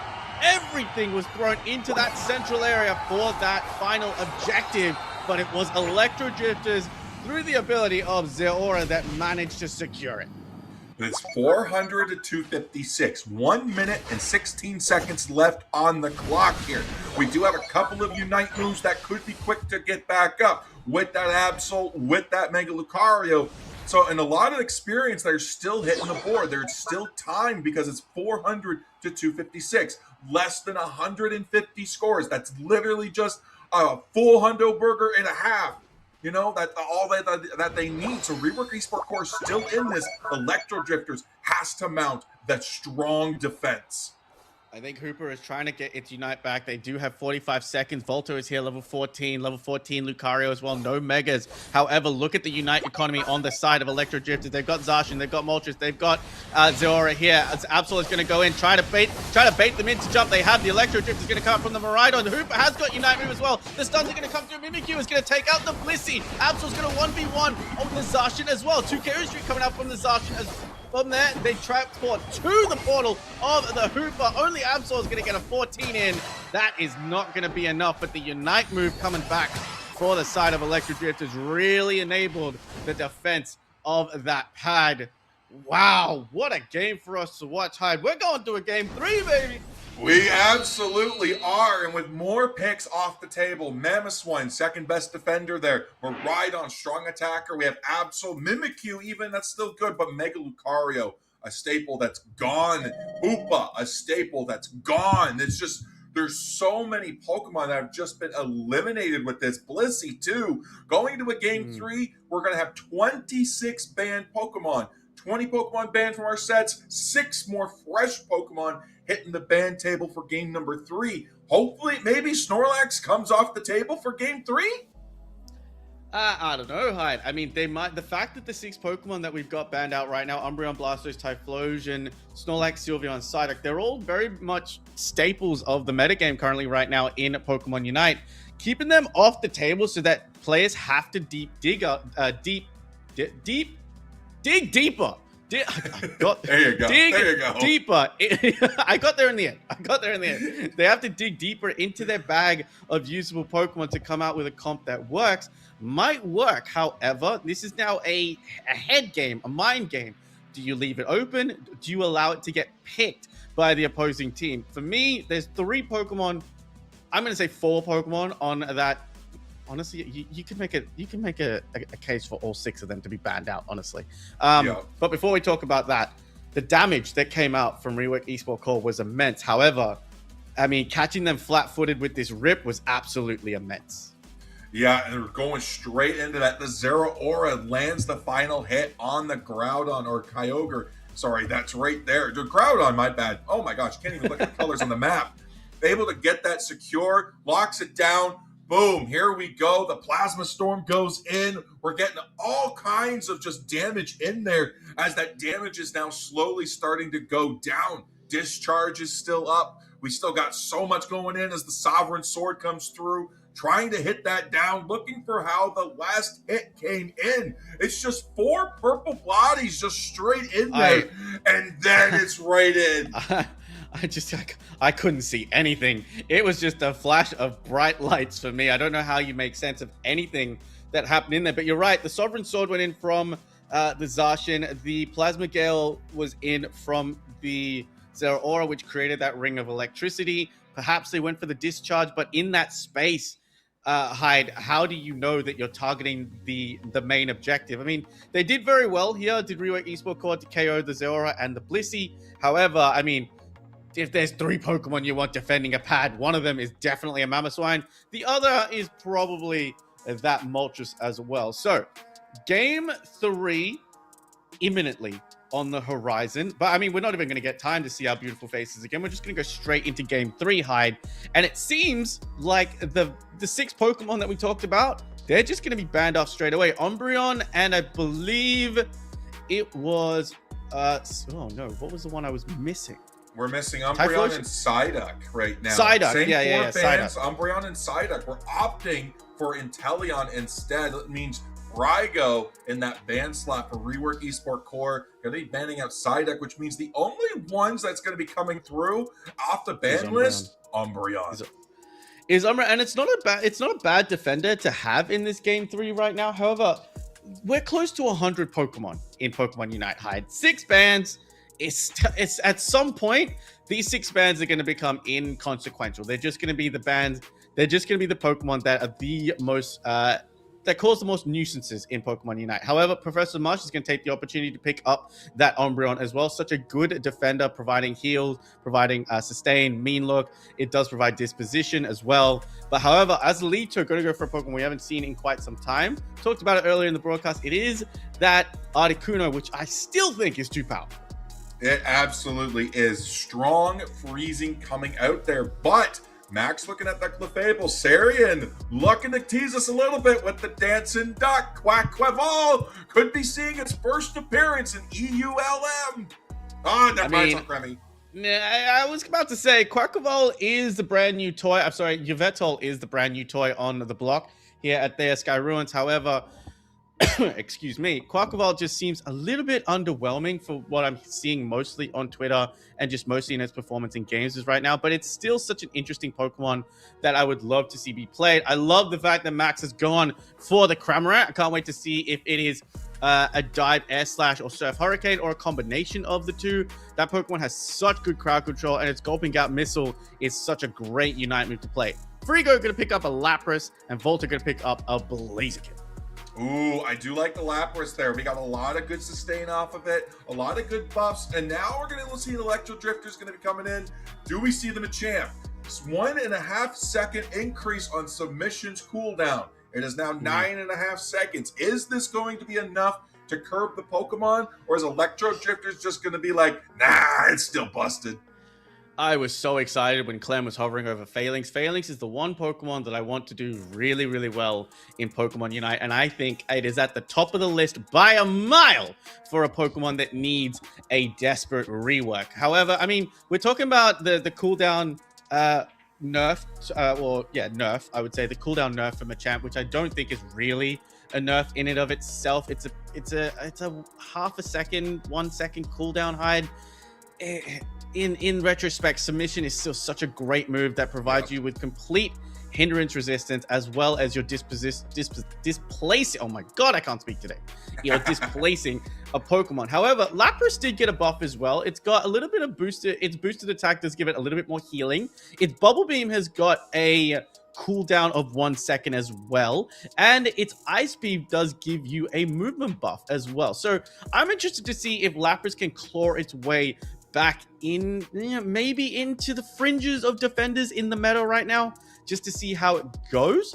But all in all, a very interesting comp from all parties involved. I'm gonna put you on the spot once again because I love to make life miserable for my podcasters. You know that. On paper, my guy, who you giving it to? Well, which comp do you like the best? We've got Rip and Flip here for Rework Esport Core. And we've got strong being Pokemon able to just create space and just trying to dissuade any Pokemon from diving in there. But, I mean, when we look at Electro Drifters, we have Alcremie, which is a very powerful healer. And we have a lot of Pokemon that are just able to take full advantage of it. Even Cramorant, if it is that dive with that mobility, could be the way back into this, especially if you have Serena and Machamp, and you've got pair that with an Umbreon Wish. You know what? I gotta go with, I like Rework Esports Core's comp a lot better, but I think Electro Drifters just has a little bit more spice.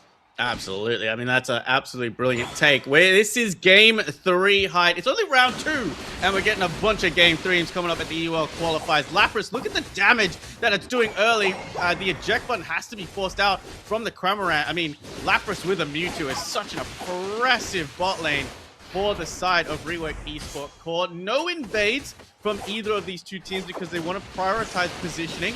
I mean, Electro Drifters, they got 2 points in first 2 games. They didn't get a point in until 3 minutes into the set. Yeah, Umbreon already on a good pace to level 4, trying to get that in before they have to move up. We're 20 seconds away from our 850 Swablu's Alterius. Machamp coming in, doesn't quite manage to get to the Azalito on time, but it's going to be Volto and Yu taking the central path. Natus, as they're now going to be moving into the top side here for a 4v3 scenario. Yeah, this is going to be dangerous for the side of Electro Drifters if they haven't seen the Mewtwo come in. There it goes. The submission was proc, but they decided against it. Blaziken does push everybody back. Creamy needs a little bit more time in the oven before they're able to get nice and fluffy and get those decorates and recovers going. However, they're going to make their way back to the top path. Mewtwo has got that Mega Evolution, but now they're going to put some pressure on to Electro Drifters in form of taking a little bit of... they're going to make home inside that enemy team's central area. Yeah, they see that good old real estate and they say, you know what, that's going to be mine. And Volto realizes that their real estate's getting a little bit of a squad in there in Syrian. So they got to come in and deal with that. And Azalito's going to come help that. Already, boom, huge KO and a huge grab to stop that shenanigans. Yeah, this is looking more like how the first 2 games went for the side of Rework Esports Core. They've got the early game pressure. They've got the early game score lead, and they've got the early game level lead as well. This is going to be a little bit hard if they start to snowball here. I mean, Machamp not going to be able to take their central lane. It's just being pressured out so incredibly well. Cramorant not able to take that away. We are seeing the Hurricane come out from Cram as well. If we see a Surf, it could be interesting, but also with the amount of chase down that Rework Esports have, Dive could be the better option. Yeah, and when you look at a comp like what Rework Esports Core has, they got the Rip, they got the Flip, and they got the Secure with the Blaziken Overheat, which is level 8 and fully online and ready to go. Meanwhile, Core's little Serena stuck at a Steenie at level 5. Already Rework Esports Core is running away with this game. The points may not reflect it, but they sure as heck are about to, leaving that pad down to 1, and now they're dominating this experience. Yeah, it is a good way to see Lapras picking up a KO streak of 2. We're seeing these Lapras buffs come into effect quite strongly right now. Lapras just has a little bit more sustain. It's outputting a lot of damage power. We have seen the Water Pulse is going to come through alongside that Ice Beam. There's the Umbreon. Umbreon's so tanky, but it's going to come through. Serena going in with that triple axle to create even more damage. Umbreon does get sent back to Nurse Joy due to the just absolute insane firepower coming out from this Mega Mewtwo Y. Machamp, the choke is going to go in cross chop. Still hasn't got its evolution yet, Hyde, which is really hindering Electro Drifters at the moment. They got to do something. They got a couple of ticks on XP on the farm there. They got to try to get some stacks in, which I think is exactly what that Serena is going to do. They're going straight up into the top side there. They're 30 seconds away from the next round of Alterius and Swablu's, but Garchomp's not far behind. We're going to see Regieleki now playing for the side of Rework Esports Core as Max is taken down. That Cramorant is gone, and Umbreon is next on the list as Regieleki connects. A nice overcap of, I think, about 30 or 26 going into that bottom side at tier 1 to take it off the map. I was maybe expecting that Electro Drifters are in such a good spot. Oh my god, the Lapras Express combined with the Articuno and Blaziken sends Machoke right back to the Pokemon. So there's still no evolution for Electro Drifters' central area Pokemon. They've just been denied as much farm as possible. Again, leaving this pad on 1 doesn't really hurt Rework Esports Core. They're just providing a little bit more experience for the side of Electro Drifters. Perhaps leaving that pad unbroken could have been even more detrimental to Electro Drifters' momentum. Try and bring back in. Umbreon's going to go in, going to get frozen by the Articuno. And this is looking like a tough one for them to bounce back from. Can't do the Midnight Dreadbug. Here comes the Barrage Blow. Not quite able to land that KO. Garchomp getting nice and stunned against that wall. Machamp comes in with the submission. Look for the KO, but it's still too strong. Livid Outrage comes through to try for the cleanup. As we have 1 and 2 taken down, and all of a sudden, now Cremy falls with them. It's just the level difference that's happening right now. Even 1 or 2 levels at this stage in the game, it is going to be such a problem to deal with. Let's see how we go with this one. We just passed the 5-minute mark, and now they're about 180-ish points ahead our Rework Esport core. They're going to take a Reggie Ice off the farm as well. Now tell me, what do we need to do on the side of Electro Drifters? Because right now, all the pressure is coming from Rework Esport Core. They really just have no breathing room. Now you gotta pick a pad, you gotta push, you gotta play as a 5, because right now, Rework Esport Core is they're dominating a lot of these fights, 3 or 4 being 5 scenarios. Lapras Express coming right through here as the Alcremie comes in with the Fluffy Cream Supreme. We finally get that online, but again, we're just having our way with the central path here, taking it down. Now we do see a little bit of birds up at the top there, we could go for those, but again, it's also really hard because Garchomp's already moving up to head the Serena off. The Ice Wing Whiteout is going to be used by Articuno to make sure that as soon as they jump onto that pad, the crowd control is going to come through and they're going to get frozen in place. We did see Electro Drifters with the Machamp try to get that submission on to the Lapras as well. However, a really smart Unite move by the Mewtwo using that Infinite Cyburn to stun out and allow Lapras some time to get some space and for the rest of Rework Esport Core to come and assist. Regieleki going to be taken off the pad as well as it marches towards Tier 2. The score hasn't changed just yet, Hyde. However, the levels on the side of Rework Esport Core have climbed steadily, whereas Electro Drifters are slowly limping their way to these levels. We are going to see the Articuno and the Garchomp go into the top side to start dunking some cheeky scores in. Might as well if you're able to, but down to Regieleki, war is still going on. Barrage Blow at 3 minutes comes out. Electro Drifters, you better hope that the champ has it back, because I seriously doubt it will. Yeah, I mean, using your Unite move close to the 3-minute mark is not ideal. However, the way we've been seeing more of these final fights play out, they do get drawn out. However, the last few times that we've seen them, they are getting taken very, very quickly. Electro Drifters did surprise Rework Esport Core in that previous game. They're going to get a 40 dunk in here as well, courtesy of the Cramorant. Cramorant trying to get to that level 13 as quickly as possible. Articuno almost get caught out, but that is a very, very hard Pokemon to catch out high because it's so bulky. It has so much crowd control. It can just walk away from you. And now this is the thing I think Electro Drifters did not want to see. A Registeel buff for a full minute and a half heading on into this final fight. Kyogre's about to show up. Electro Drifters don't have position in the central pit here, so they can't pull a surprise Uno reverse on Rework Esport Core this time round. Rework Esport Core don't have to do much. They kind of just have to sit back, absorb a little bit of damage, and pick their moment. Yeah, absolutely. We're already starting a little bit of chip on the Kyogre to input that panic mode going in for Electro Drifters. But Champ's already popped that submission. 9.5 seconds until it's back there. And Rework Esport Core just kind of sitting chilling. They're looking for a pick. But we have 2 deep. We got the Umbreon Machamp down into there. But here goes the Infinite Cyborg. Limit Outrage comes out. We're already picking up the Umbreon Machamp. They went too deep. They went too far. And now they're gone. Serena falls and so does Alcremie. Cramorant the last to fall. And with 5 down, Rework Esport Core will devour Kyogre. And the white flag has to be thrown there. That was a difficult game for Electro Drifters from start to finish. I mean, a lot of the time, just a lot better scaling Pokemon coming out from the side of Rework Esport Core with your Garchomp and your Blaziken. I think Blaziken is still one of the strongest Pokemon in the game in terms of just being able to snowball if it's able to get the levels and the right support. Mewtwo Y works so well with its Infinite Cyburn and its Psystrike as not only a ranged attacker, but a ranged kind of assistance for the rest of the team. And again, you just can't go anywhere when there's a when there's an Articuno on the field because it just freezes you in place. So an unlucky and unfortunate series of events. Electro Drifters are going to drop this set to Rework Esport Core in our round 2. But hi, I mean, this action has been pretty fast. It's been pretty furious. And this is only just the qualifiers at the moment.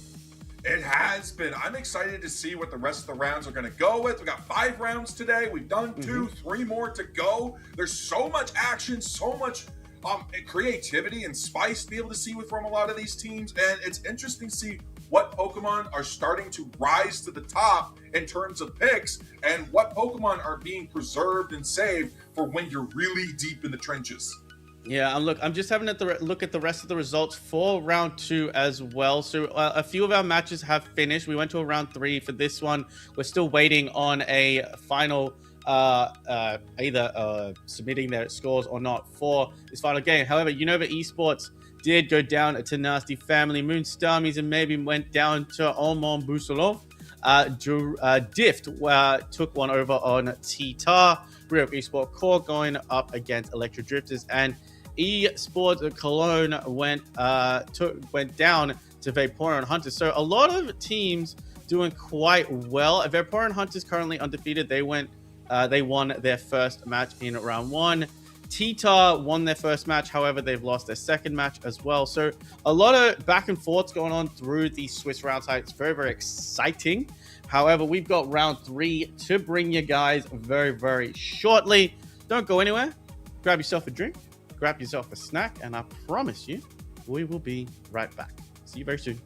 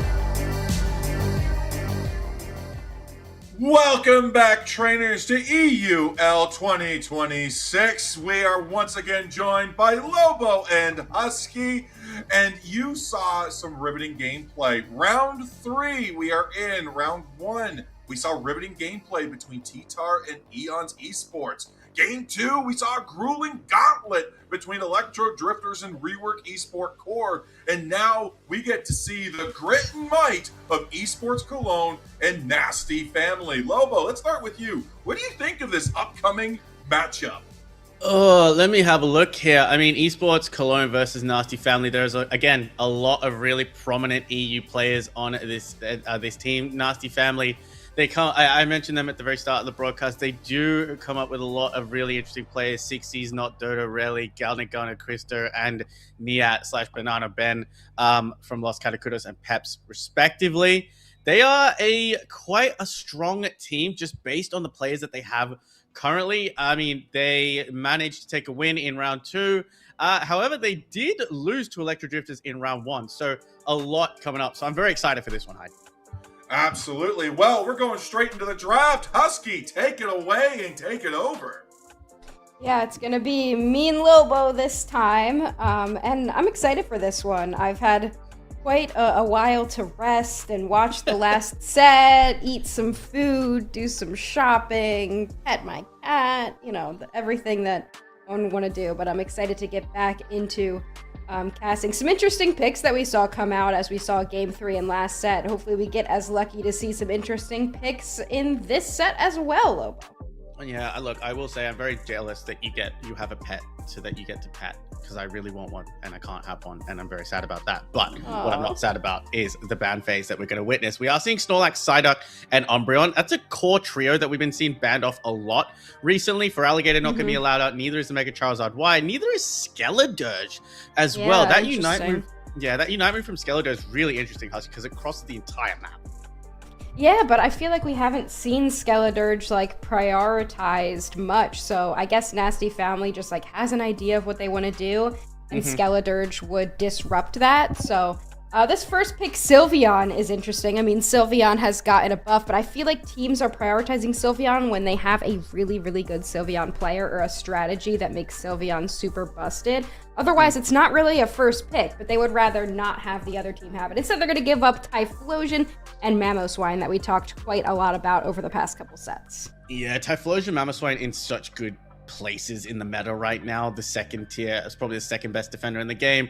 Currently, with one of the most highest outputting of damage is Typhlosion. Sylveon, back to your original point, I do like it. Whether we see Hyper Voice or we see Mystical Fire, Hyper Voice has been the move that you're comboing with everything else, and of course Crosswell does enable that. I do like this next 2 picks. So we don't see a lot of Goodra, Husky. Yeah, we don't see a lot of Goodra. It's always one of those meme picks where it can be good, but its real strength is just living for a long time. So my hypothesis here for Esports Cologne's team comp is Mamo and Goodra are just going to want to run it down and soak up as much damage as possible to distract from this Typhlosion and this Buzzwole doing what they need to do, and potentially an Espeon as well, which has also been a popular pick. And they're going to go with Mew, another really solid attacker. So yeah, I feel like that is kind of soak up damage, let your backliners do some backlining. Yeah, absolutely. I mean, Mew, I think, best attacker in the game at the moment. So versatile. But also, what I really like about the 2 defenders that you mentioned, Ice Fang has the ability to stop people from running away, as does Power Whip from the Goodra. So it just means that they have to stay there and just absorb all of the damage coming out from that Typhlosion. On the other side, however, Nasty Family, they have a very, very high damage output yield with the Garchomp, the Zacian, and the Inteleon. Really known for that Inteleon. And of course, big amounts of damage here. Snipe Shot probably definitely the best bet. Stay at a safe distance and really chunk down those bulky defenders. Yeah, I mean, there's Snipe Shot, and I wonder, Liquidation has also been seen a lot. So I wonder if, the consistency of Liquidation is something they would want, or because there's just so much defense happening on the other side that they're just going to want to chunk down as much as possible with that Snipe Shot. There's a lot of options. Unfortunately, now you have to select before the match, so hopefully everyone's got their moves set up and they've got an idea of what's going on. But I'm interested in seeing this Sylveon come out. I feel like we haven't really seen it yet today. It's been kind of looked over, but this time it was first pick. So clearly Nasty Family's got a plan, got a nasty plan, if you will, to make this Sylveon, really good and try to snowball as much as possible in that early game, which can be enabled by the Garchomp as well in the top half. Yeah, at level 4 evolution, it's going to get access to whether it's Hyper Voice. I was going to assume that it's going to be Hyper Voice for this time round. It's also running that Cursed Incense as well to really stop any of that healing coming through. So it's going to be hard for those bulky defenders, you know, with their regen abilities to stay healed with that Cursed Incense dropping onto them. Also noticing, Husky, on both teams, no really stock standard healer. Yeah, I know. We've got the double defender on one side, and then we've got kind of one defender and maybe semi EV support with the Sylveon, kind of, but it looks like they're kind of taking the Rework Esport core approach. We're just gonna throw stuff at them and see if we can take them down before they take us down, which could be really good, but it could also backfire a lot considering how tanky Esports Cologne is going to be in their front line. Yeah, absolutely. Both starters are going to take the central areas for the respective teams. Inteleon has got that Fell Stinger, so I do believe we are going to see a snipe shot. Gudra is going to be the first Pokemon to be KO'd. The KO opener going to the side of Nasty Family. Esports Cologne on their side, prioritizing the Natus before giving some pressure into that lane. There's the Hyper Voice going to come out alongside the Flame Wheel. Boswell's going to go in and try and take the farm away. And, the Fell Stinger to get the Drizzle just out of dodge. And it was just kind of an even trade there. No points scored. However, KOs for the side of Nasty Family. I would say relatively even trade, but I mean, you had 2v4 up there, and Nasty Family was able to hold it down. So I think just like the menacing aura that Nasty Family is bringing so far is enough to keep Esports Cologne at bay. And look at this Gudra trying to take some experience away from this Inteleon. You don't want it to get as high up. It is going to go down. It's going to do its time-wasting thing, but it's going to go down in the process. Drizzle is a hard Pokemon to invade. It's got such good mobility with Fell Stinger, but then it also has the crits, which are able to really just do a lot of damage. Piloswine, so good at that level 5, but in the space of a Zacian, just going to get absolutely sliced and diced. Inteleon going to start the Regidrago in the central area with the help of the Sylveon. The Sylveon is going to put damage on to the Typhlosion. However, that was taken by Mew from off the screen. The Sylveon is not going to allow the Boswell to go anywhere near it, but that is the combination play we were talking about, Husky. Yeah, Hyper Voice with that Snipe Shot combo. Yeah, I mean, this Snipe Shot just didn't miss. I think it missed the Secure on Regidrago, but it did not miss any of the Pokemon that it was looking for. It does miss the Gudra there, the Sliggoo, but not the second time. Now it's just trying to heal up, seeing if it can outlast this Inteleon. This might just be what the game ends up being, like a battle of how long can you last against the chunk damage of these Snipe Shots.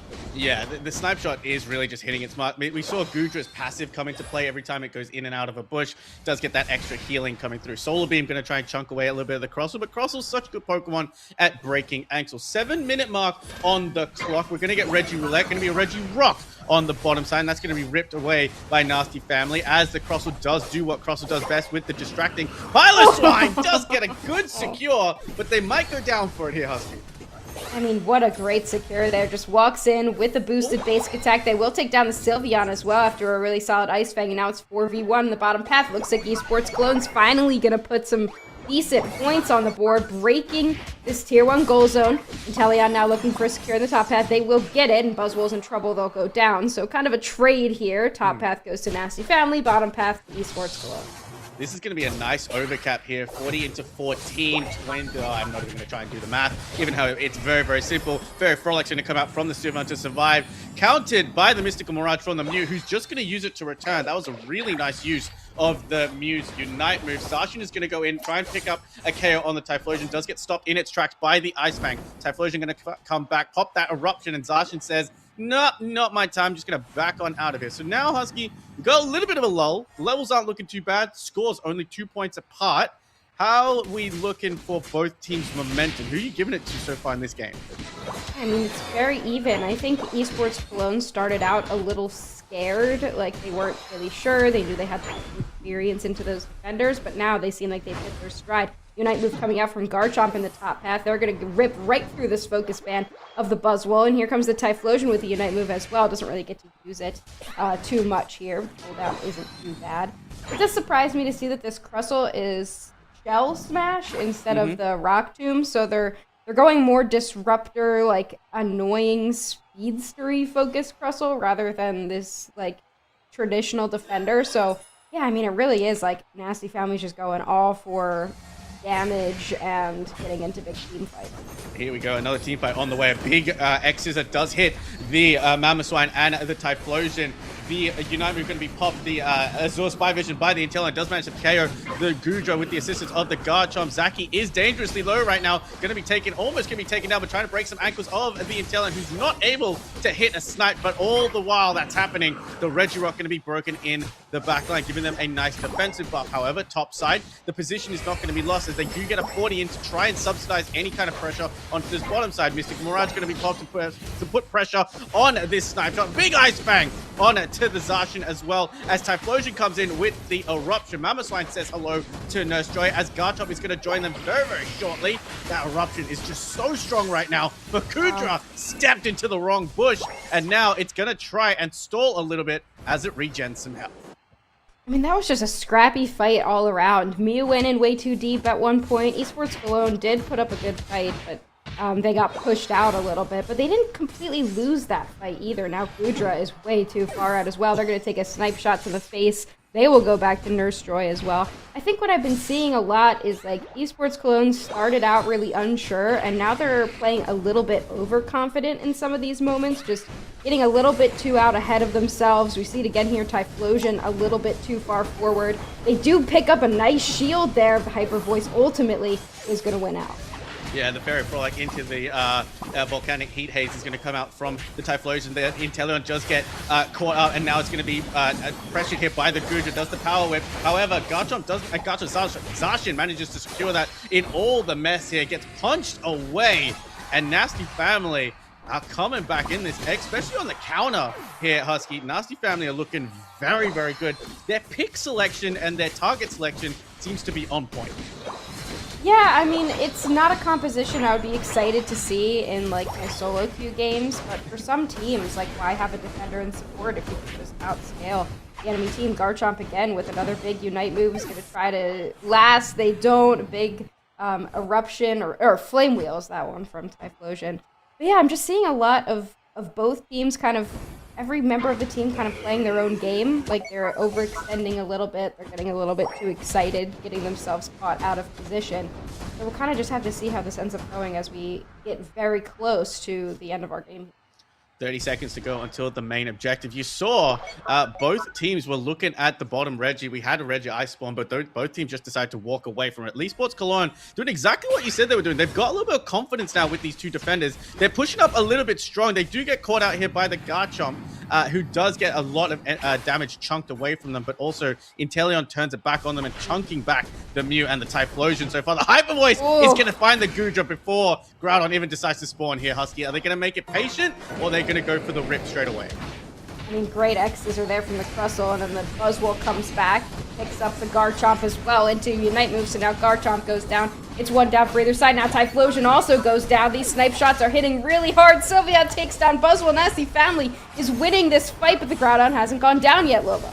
Yeah, no, the snipe shot just missing. The Mew does get caught by the X-Scissor as well. The Sylveon was doing absolute work. They're just shredding the defenses of the side of Esports Cologne, but now you got to watch out. The Gudra was going to be in there to try and secure, but nope, it was the Sovereign Sword and the combination. They all just waited and decided to attack it at the same time.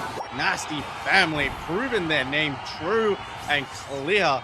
A very, very nice team fight by them, all kind of enabled by that Sylveon and the debuff that Hyper Voice does provide, because that damage was just extraordinary from them. Yeah, double defender, not going to win out this time. Instead, we've got the ridiculous solo queue comp that's going to take it. But I honestly think it has more to do with Esports Cologne and their lack of positioning throughout that entire match. Like, the Gudra got caught out, and they absolutely shouldn't have. I think that they were getting tunnel vision at some points. Like, somebody would be low, so they would try to run it down a little bit. And it didn't end up working out for them. Whereas Nasty Family, they do have some ego on their team where they were, getting caught out of position or chasing some things down. But you can kind of tell there might be some more experience on their side playing as a team, or just a little bit more trust in the composition that they have. But it was very well played by them, but well played by both squads. But I think for Esports Cologne, they might have to have a little discussion about overextension and not getting caught out, especially if you're facing something like Snipe Shot on the back line. Yeah, absolutely. I mean, and there you go. I mean, 9 KOs, 10 assists for Relock on that one. I mean, the Inteleon, Snipe Shot has just been such a good move set to run on this Inteleon because it just does so much damage, but it also is very, very hard to hit. A good Inteleon player is a problem to deal with. And I do like how you mentioned the psychology of the teams going out throughout the entire stages. You were right. Esports Cologne did seem a little bit hesitant at the start of the fight, whereas Nasty Family were kind of taking that confident approach from the get-go. We saw them work their way back into it, but obviously Gudra being caught out a little bit early on, even before the objective spawn. Yes, you want to check your bushes. Yes, you want to kind of scout and use that. But when you've got Pokemon on the side of Nasty Family that have the ability to rip even a Gudra down, because look, Gudra took 101k damage, and that has to be mostly from Rally hitting those snipe shots. It is a problem and something that you have to consider going on, especially at that final objective. Yeah, I mean, they did what they needed to do. They found an opening and they took it. They were able to take down the Gudra and then continue the fight and ended up doing a good job. So this is one of those moments, the Gudra wanted to try to run down the Inteleon. Didn't end up working out for them. This was a big moment for Esports Cologne. I think that shifted the momentum a lot. Then you had a lot of these type of moments where Esports Cologne was winning some of these fights. They were a little bit excited here and there. But yeah, I mean, well played. Big team fight focus game. Yeah, I think that's what we like to see. I mean, I just found Mamoswine here picking their right targets, picking the Inteleon. The Inteleon manages to survive, but then gets taken down by the Gudra. But also Mamoswine focusing on the KO and rather not the objective at that point, just allowed Zacian to walk past them and KO them. And right here, this is where the Sylveon does a lot of damage, just shredding the defense of that. Mamoswine allows it to be KO'd, and then Mew is the only one left alive. It is completely pushed out of that Ray Pit at that moment in time. Gudra here is at full health, is just attacking this, but its health just gets shredded. Sylveon, Sylveon combination with the Hyper Voice, the Inteleon snipe shot right to the face. I think the amount of snipe shots we saw to the face in that game, Husky, probably has to exceed the amount of snipe shots I've seen to the face in all of our other games. But I mean, Nasty Family in a good amount of control. Obviously, this is All-Star Draft, so all those Pokemon are not going to be able to be seen again. What would you like to see going into Game 2? What changes would you like to see? More specifically, I guess, you've talked about Esports Cologne. I kind of want to talk about the victors of that game in terms of the psychology of the game. What would you like to see them do straight from the get-go, or even in terms of team comp? I mean, I think that they have a really interesting strategy where they're just kind of focused on their game. Like, if you want to play your own game, then play your own game. You don't need to do the traditional, defender, support, one of each role type of thing. Like, you can play your game how you want, because I think that that's what they are most comfortable with. I think that they also do really well into picking Pokemon in response to what the other team is coming up with in terms of composition. So I'm interested to see what they do there, because I think that Inteleon was such a great last pick, because who was getting to the Inteleon? Nobody was going to be able to catch it. So I wonder if we just kind of see them go with this damage shred combination. We didn't see Miraidon. We could see something like that, to replace the Sylveon. We could see something like Espeon that we almost saw previously, just to kind of give them that damage pressure. And then something in the front line with some shred or basic attacks, or some tanky defender that just enables those backliners, I think is what we'll see. I think you brought up a really great point about draft as well. I think a lot of the time there's a difference that you see with teams that have players that have a little bit more experience as opposed to new teams that are coming through. It seems like newer teams have a set composition that they want to play, and they play for those picks, as opposed to other teams who have their knowledge base and they kind of try to counter or draft around what the other team is picking.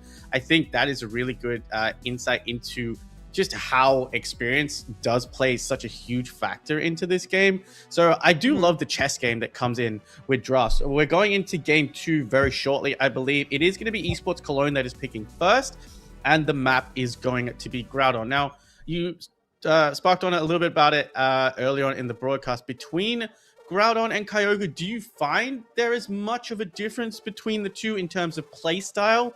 Or do you find in terms of play style specifically, how you roam about the map, the objectives, and of course, do you find that there's much of a difference to be had between the two maps, or do you just think they're the same, with just a different objective? I think that there can be some differences, but I don't really think teams like play the game much differently. Maybe they pick a little bit different, but I don't think it actually changes the way that teams play. I think in terms of endgame, Groudon, I feel like I might be a little more scared of because that attack buff is just so strong. And Kyogre kind of has that HP buff, but I feel like it's maybe a little bit easier to win that back, but still, both of the objectives are, and Rayquaza as well, basically like 80% of the time you get that objective, you're going to win the game. Absolutely. I mean, going into this next comp, we've got Psyduck, Blissey, Espeon, a band off from the side of Esports Cologne, who are they've swapped sides now, so they're going to be on your purple side. Nasty Family with Umbreon, Feraligatr, and Ceruledge being banned off as well. Feraligatr, Umbreon, Psyduck, really the strongest and most prioritized ban picks, especially in All-Star Draft right now. However, they are going to be able to play the Skeledirge. First time for me seeing that in competitive. I'm really excited to see that one. Yeah, and they banned it last time, so I guess Esports Cologne was more worried about that Espeon, so they didn't want to ban the Skeledirge, and then obviously they're not picking it up. Instead, they grabbed that Mega Charizard Y, still pretty solid Pokemon. So we are going to get to see the Nasty Family Skeledirge that they were a little bit worried about previously, as well as the Snorlax, probably still, that and Umbreon, probably the best defenders in the game. And on the other side, Esports Cologne goes with the Trevenant and Hoopa. I do like the combination of Trevenant and Hooper as well. We do have Mega Charizard Y. I want to get your thoughts on the Mega Pokemon currently in their place in the Mega. They seem to have been fallen off, as most of the time, I think it was maybe 2 seasons ago, pre-nerfs, we were seeing a Mega Pokemon prioritized and Mega Pokemon banned all the time. However, got the double all-rounders again for Nasty Family. So another duo with Sirfetch'd and Ceruledge, the sword-wielding duo coming out from that. I really like both these Pokemon. I'm a particular fan of Aegislash. However, I think its early game is really what hinders it from being a top tier Pokemon. And they did buff its early game a little bit, so I think it's not as bad as we saw it before. But, currently we've got those 2 all-rounders that are kind of filling the same role traditionally. So I imagine we'll see one of them head to that central area. As we do see Latios round out this team composition, I can only imagine with the comp that we're seeing on the other side that this will be a Draco Meteor. Latios, just, backline focused, let the all-rounders do the work and stack up those Eon powers for the end game so that it just kind of one-shots everything. And I want to bring it back as we're just sorting out the draft right now. Empoleon also got a little bit of a buff, but talk to me about the Mega Evolutions. Do you think the nerfs obviously were justified, bringing them back down to, I want to say, a base power level with the top tier Pokemon in the current meta? Because at the moment, for me, it's really only Mega Lucario that seems to stand out for me as the standout Mega Pokemon choice. The others have kind of fallen off, and Mega Charizard Y, a lot of people this was one of the most prominent bans across a lot of the ICs that we saw, whether it was NAIC, EUIC, or even in Japan, people were actually prioritizing Mega Charizard X. So do you think with these nerfs that we're going to see them buffed again, or do you think they're in a good place right now? I hope we don't. I think that with a game like this that's releasing a lot of stuff, and especially now with this new anniversary, they're releasing a ton of legendary Pokemon. They want people to play those things. If the Mega Pokemon that they released for a while are still that broken, then no one's really going to care about the upcoming releases. They release a lot of starters and stuff like that. No one's going to give a crap about the starters if they keep these Mega Pokemon that strong. I still think they're very good. We've seen Lucario, we see the Charizards, and we'll see, I guess, in this match how this Mega Charizard Y does coming into the central area. Going to be joined in the central area by the Lati Blue. I mean, getting level 5 on Latios is probably the most important thing, so it can start stacking those Aeon powers, like you mentioned, as early as possible. But Miraidon is going to be a problem for this little itty-bitty Honedge. It's going to get taken down by the eject. The score opener going to go inside of Esports Cologne. Aggressive out of the gate so far for this team. Yeah, very aggressive. And you said, Aegislash a little bit squishy in that early game makes it a little bit difficult. But here goes the Snorlax now, trying to take down this Miraidon, who's drastically out of position. Snorlax tanky enough to be able to rest in that push right there. Here comes the Aegis Slash. We're seeing, you know, potentially that overextension that we talked about previously. They really want this Miraidon, and they will get them. Will Trevenant be able to take them down a second time? I don't know how worth it that is, Lobo. Yeah, look, it's a little bit interesting to me. I think maybe that it felt more like an ego thing that you would see. You took me down, I take you down, but I still get taken down in the end. But now we've got the Latios here to try and stack up against this big defender. Maybe they were hoping that Trevenant, little Phantom would be evolved into that Trevenant because you get a lot more stacks the more you hit that Pokemon. There's the evolution, and Trevenant being online is going to be a problem for Nasty Family in the bottom side. However, we do have Fuecoco evolved into its middle evolution, which I always forget. I think Crocalore. Crocalore. I think that was it, but I can't wait to see it evolve into Skeledirge as well. Sirfetch'd is also on the line, but dangerously low. Hooper looking for the KO, but Sirfetch'd waiting in a bush, knowing that they might try and chase down its lane partner. Yeah, and it's got that scream. I think is it Hyper Voice as well for Crocalore, but it's got a really long range and it deals a good amount of damage. So, I mean, I'm really excited to see how this thing ends up scaling throughout the match because it's still pretty new. We haven't seen a ton of it, and this team really wanted it and had prioritized it the entire time. And oh, look at this! The Latios is actually going with the weird little visual bug there. It actually is going with the Dragon Pulse instead of the Draco Meteor like I thought initially. Yeah, I was with you with the Draco Meteor choice because it does provide a lot of damage as well as it provides a knock-up as well. But I guess the little Dragon Pulse does provide a little bit more chase down. It's a lock-on target, so it does chase down your enemies as the further they get. Just to go back, because I've got Unite DB open, it is Disarming Voice into Hyper Voice. Disarming Voice, okay. Yeah. So this one's Disarming Voice, and then the other one's Hyper Voice? Yes, so it gets Hyper Voice at level 5. So right now we're witnessing Hyper Voice, and then it also gets access to Snarl at level 7. So we'll access to Snarl right now. That's the Hyper Voice coming out from the Crocalore, as well as the stuns coming through from the Hooper. So Nasty Family got their evolutions online. The only one we're waiting for is that Doughblade. The tech gonna come out from the Sirfetch'd to try and carry the Hooper. And I mean, Sirfetch'd is still also really strong in this area as we've got a contention here. Charizard does take the Regice. And again, position top side for Nasty Family, position bottom side for Esports Cologne. Quite close of a game 2. I mean, we've also got this Charizard fully online. They've got a Mega Evolution available. Oh, this is actually pretty dangerous for this Skeledirge up there. They're going to have to back off with this top objective here. But Aegis Slash, now in the enemy central area trying to deal with this Hoopa. They're just like super aggressive, both of these teams. Always looking for vision, always trying to figure out where each other is trying to end up. And looks like we might be getting a scuffle over here in the central area. Aegis Slash trying to contend with the Charizard.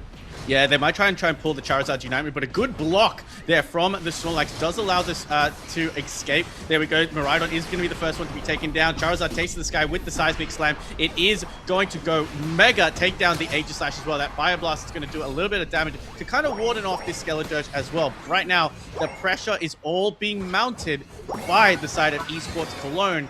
They got their Charizard online very, very quickly, but I think the fact that this Aegis Slash has taken so long to get online has been a hindrance for Nasty Family as Skeledirge takes a quick trip back to Nurse Joy. Yeah, and again, like Aegis Slash was kind of just in the enemy central area for a while. It needs to just kind of focus on getting some more experience to get to that level 9. But now that they have to deal with this Mega Charizard Y, who is level 10 currently, it's going to be difficult now, level 11. It's always, as soon as I say it, the levels change. But now they have to deal with this, so every fight they're going to have to be cautious of the fact that their Latios is going to get obliterated if it enters that range at any time. Yeah, I agree with you. I mean, we've taken out, they've got 2 level 11s on the side of Esports Cologne, 2 level 10s, including the Trevenant, who's picked up some very crucial KOs. Only 2 level 10s on the side of Nasty Family. Everyone else is level 9. They have to start looking for some KOs and experience. Nice big heavy slam. It does block their way out to provide shield with that enhanced charge beam, but the Thunder is going to chase everybody down. No Unite move here for the Charizard to get out. The Unite move is going to be used by the Latios to ensure the KO on the Charizard. That's some nice levels there. The Bright Future Meteor Storm is going to rain down from the sky to try and water them off. Phantom Forest is going to put the target on to the side of Nasty Family as well. Can Trevenant secure the It was the secure from the Skeledirge as well, as now the pressure is coming from Nasty Family as they're trying and find this KO on the Miraidon, but Charizard is back. It's got Unite move, but it's not going to be able to Unite move someone in block. Inject into the Seismic Slam Husky, and this is going to be a nice cleanup for Esports Cologne. Yeah, we also saw the Skeledirge Unite move come out right before that from downtown, just trying to get some extra damage on. But now that the Charizard had its Unite move, that fight is all but cleaned up, and that's kind of what Nasty Family has to watch out for. But it was a great fight for them at the beginning there. They were able to secure the objective, take out the Charizard before it got its Unite move back, and end up winning, ultimately winning the objective. The Esports Cologne won the war there. So much a better start for Esports Cologne in game number 2.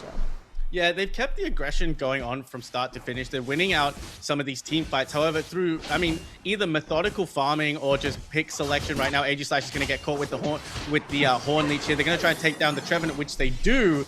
Nasty Family has managed to claw their way back with some crucial KOs, and they've got 2 level 12s now on their side versus 1 level 13 and 1 level 12. So they have managed to come back to this. Latios has got that level 13. Hooper is going to go for a fairly late Unite move and try and pick a fight here as well. They're going to jump. Aegislash is there. The shield is going to make sure they get the stun. Charizard can't Unite move. The Aegislash coup de grace does whip, but it does get that enhanced power, which manages to take down the Charizard. The logically, Nova Blast is going to chase after the Empoleon, who KOs this Skeledirge, but then gets KO'd by Miraidon in return. And Nasty Family, they turned a surprise into a great offensive stance for them. Came out of that on the winning side. Yeah, that was a weird, really weird decision. I don't even think that it was a surprise. I mean, I think Nasty Family knew exactly where that Hoopa was. They had the vision, and they knew exactly what they were going to try to do, and you kind of have to wait if you're Esports Cologne to see where that Regieleki is going and if anybody cares before you go make a play like that, because suddenly that advantage is completely gone. Nasty Family is going to secure this Reggie steal right as we're about to get into our final objective. Revenant's in some trouble as well.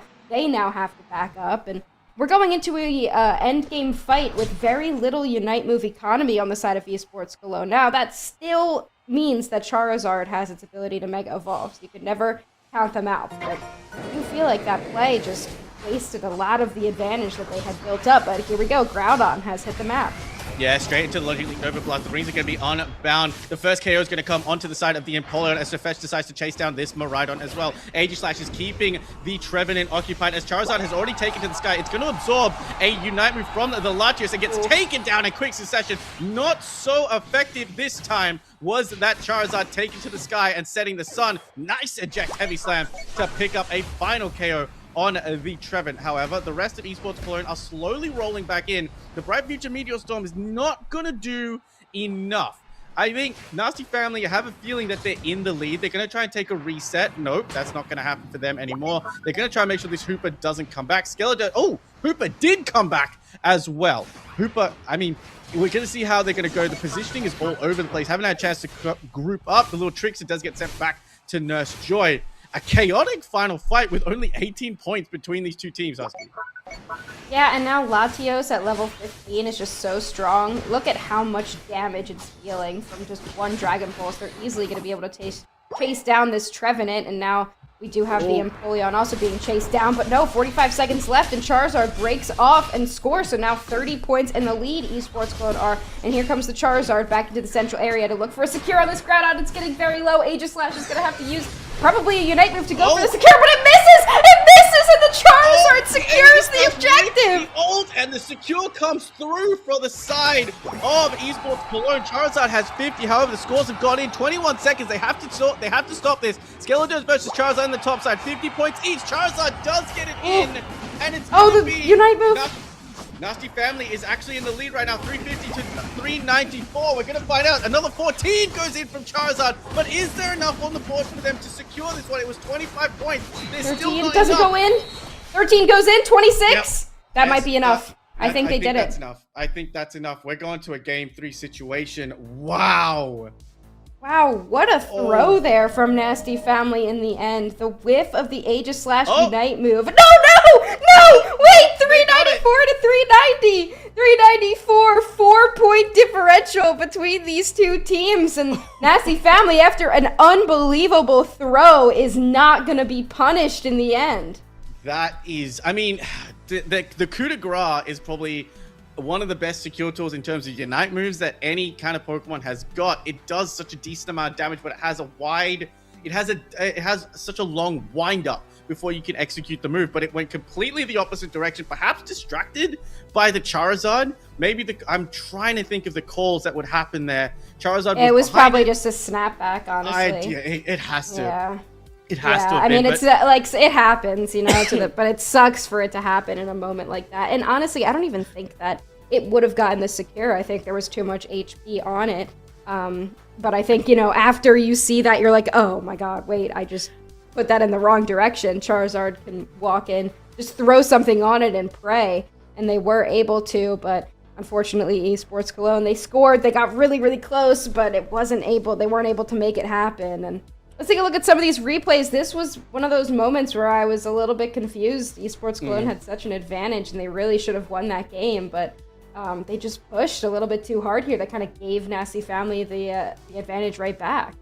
I mean, yeah, look, we had to come through. The Hooper Unite committed, but then the Charizard going down very early. We see this come through. 14 goes up top from the Charizard. Right now, the only person with points right now is the Hooper. The Empoleon has 13 points. They're still not picking up any kind of points. 2 seconds left to go. 1 second left to go. We've turned it down, and there's the 13 that goes in from the Empoleon. So the 14 plus the 13, just not enough to score as well. 4-point difference between the two. And of course, what a fun game to watch. I mean, Nasty Family, we know the players on that team are very, very well known in the EU region. A lot of them have competed in the UCS official. So we did talk about them before. They showed, especially the moment you were talking about the Hooper Unite at 3 minutes. I think it takes a little bit of not only map awareness, but just genuine awareness. If that Hooper does come up on the map, you can see what's going on. So the wherewithal to turn around and try to win that fight, gain some levels. They had a fantastic final fight as well. They made it a little bit intense for themselves, of course, with that secure. Charizard is always a problem, even its presence there. I mean, I guess this is why you always say never surrender before you go, because some things can happen. And Esports Cologne ended up taking the final objective, but brilliant defense to their credit from Nasty Family. They scored the points where they needed. They realized the KO timers were up, and they were able to defend their pad very, very well. So congratulations to them for winning a very, very exciting set. Yeah, nail biter of a game number 2 there. That Nasty Family comes out on top. If there was only one more second, that Trevenant picked up a couple more points, and they would have been able to get them in, and then that would have been the game-winning score. But Nasty Family, I feel like they're still going back to the drawing board here. They're still a little bit worried about how that game turned out, and it ended up being a really, really good set, even though it was a 2-0. And yeah, I mean, already getting excited in the qualifiers. I mean, yeah, the fact that these are just the qualifiers as well is insane, because we still have an entire event to go for EUL and Masters once the qualified team. So these guys are going to be playing each other regularly. So it's going to be such a fun series of events that we're going to get to see along the line. But that was round 3. We will be back shortly to bring you guys round 4. These teams are raring to go. I can't wait to see what match we get to watch next. Grab yourselves a drink, guys. Grab yourselves a snack. And I promise you, EUL will be right back. See you very soon.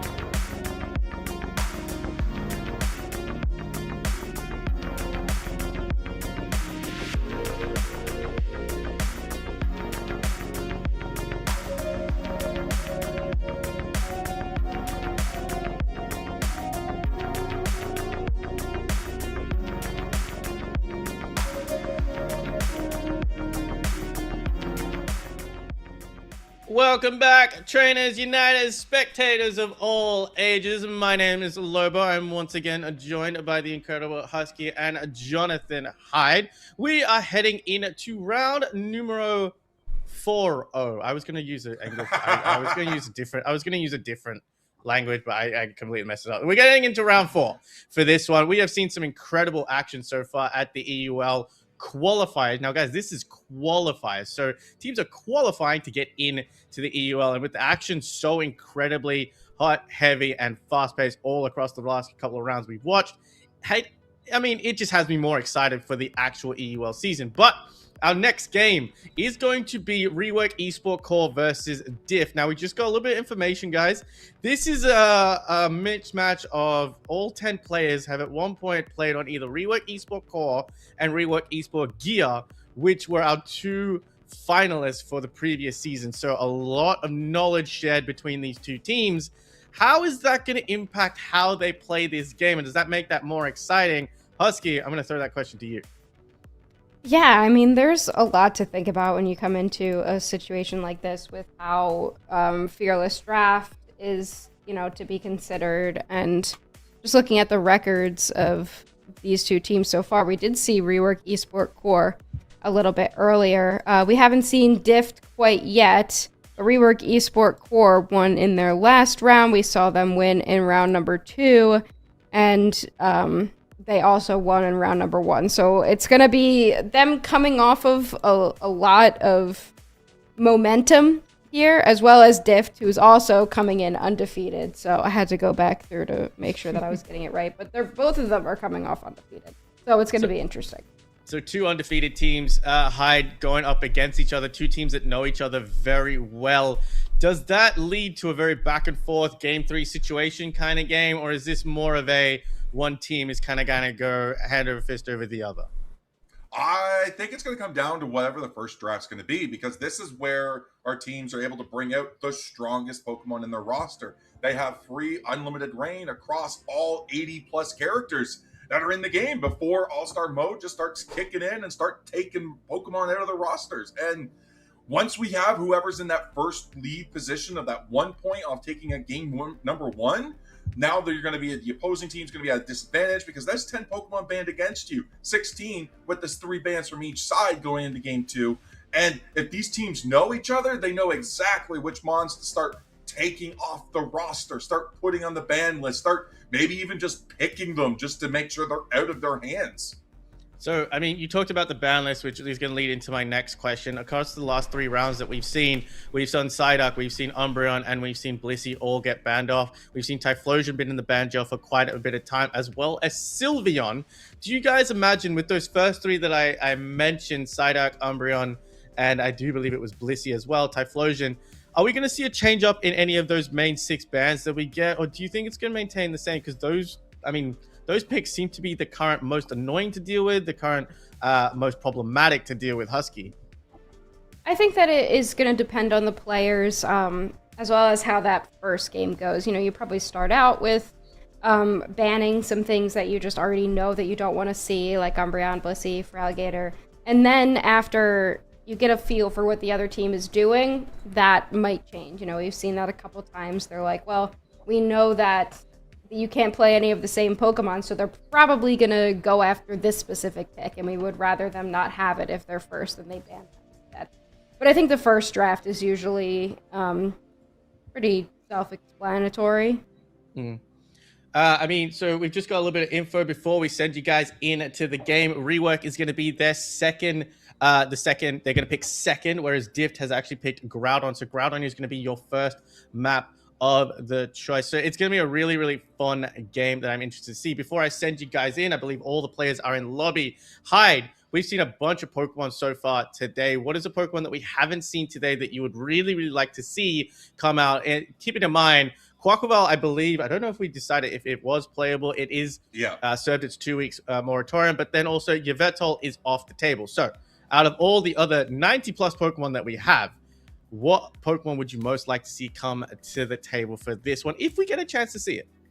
I mean, we haven't really seen any Blastoise come out. I mean, it's a Pokemon that's hit the ban table, but it's not really hit the pick table. So it's strong Pokemon with Surf. Hydro Typhoon is a great Pokemon that's able to just dissuade things, help for engagements. Duraludon's on the rise as well. A nice ADC attacker that has been great to support. You keep saying Blissey's banned out. Blissey pairs well with Duraludon. Maybe that is something you keep in the pocket. Maybe you let the Blissey off. But, of course, we all know there is still the best supporter in the pocket that can go and do anything in the game, and that is Sableye. We haven't seen a single Sableye today. I saw that coming. And that makes me very sad, EU. Come on. Husky, I'm going to throw the same question to you. Out of all the Pokemon we've seen, what's a Pokemon that you do want to see actually get picked up and played? Also, out of the Pokemon that we do have come out, because we do know the 100th Pokemon that is going to be added to Pokemon Unite, which is going to be Toxicity. Is there a Pokemon that you're super excited to actually get your hands on and play of the new Pokemon that are coming out? I mean, it's hard to tell for sure, because as much as I love like a lot of Pokemon, I don't necessarily like immediately want to play them, especially if they're all rounders. So I don't know. I like a lot of Pokemon, and I really do love Toxicity. I think that they're all it's all like a little bit too quick. I feel like it's just moving too quickly for me. But in terms of what teams might be able to pick up like now in these sets that we haven't seen, obviously I would want to see Meowscarada, but I know that's not going to happen. But other speedsters I would like to kind of see come back, things like Leafeon, maybe even Talonflame, like some speedsters for a little bit extra burst and dive, I think can be kind of the element of surprise in some of these games. All right, well, I'm going to leave you guys with Husky and Hyde. It's round 4, best of 3. Dift on your purple side, Rework Esport Core on your orange side. Guys, have fun with this one. I'll see you very soon. All right. Well, thank you, Lobo. How are we going to come in? Well, we're not going to see any Blastoise like I had hoped. Diff just says, nah, I hear you, bro. It's banned. Get it out of here. I don't want to see that thing. Sylveon and Blissey are going to round out the bans, passing the bar back to Resport Cord, who's going to take out the Snorlax. Yeah, I mean, kind of what we talked about, like very traditional classic bands so far. Blastoise, as much as maybe we haven't seen it being picked up, it's still just an annoying one to have to deal with, so it doesn't surprise me that teams don't want to see it. Now, Feraligator's still on the table, so I kind of think this was smart from Dift to ban out things like Blastoise and Typhlosion, because it forces Rework Esport Core to make that decision, and they would rather ban out the Psyduck and allow that Feraligator through. And that is exactly what they did. Cascade's going to scoop that up, but that's going to allow you to bring in the Espeon. They're like, all right, you want to bring that monster? I'll bring my own. Evolution. And Frygo's going to be doubling it up. Maybe we'll see 5 Evolutions. Who knows? Yeah, we could. Umbreon and Espeon, and they're hovering over this Duraludon. Will they make your wish come true? Doesn't look like it.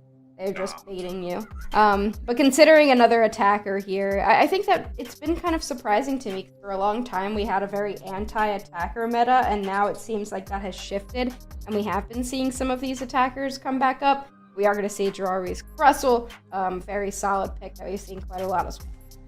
I like to see Clem hovering that Machamp and locking it in. Azalito going hardcore onto this Eldegoss there. Really strong early game coming out for the side of Esport Core. Now it's going to be, how is Dift going to do it? Because Dift has already got that Feraligator, but it's a level 5 and 7, so not quite having to wait until the 9.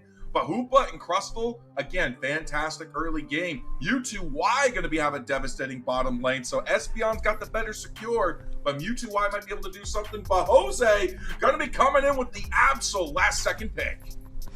Yeah, I like this. I mean, I was just saying how much I wanted to see some more speedsters, so seeing this Absol is definitely exciting. And Volto has a decision to make, like, do you want to test this Absol and go for double attacker? It looks like that is what they're considering doing here with the last pick Cinderace, and they will go ahead and lock that in. So this is interesting to go into Absol with the Cinderace and the Espeon, both of which are very squishy and can easily get one-shot by an Absol. But we're also going to have Umbreon in the game, one that teams have been very afraid of because of that mean look and its ability to also flex into foul play. It could go either way here. I feel like with Absol, I would expect to see mean look, but still foul play is very strong.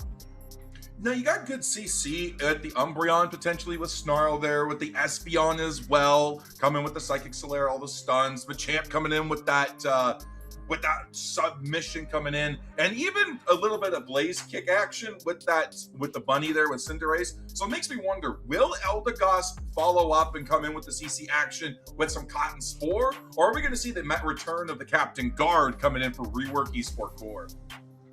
Yeah, there's a lot of options that they have, but I kind of like Diff draft a little bit better just because they have that for Alligator, and it's just so devastating. I really just think, like, if it doesn't get completely shut down early game, it's just really, really hard to beat it. So, we'll see how they do here in game number 1.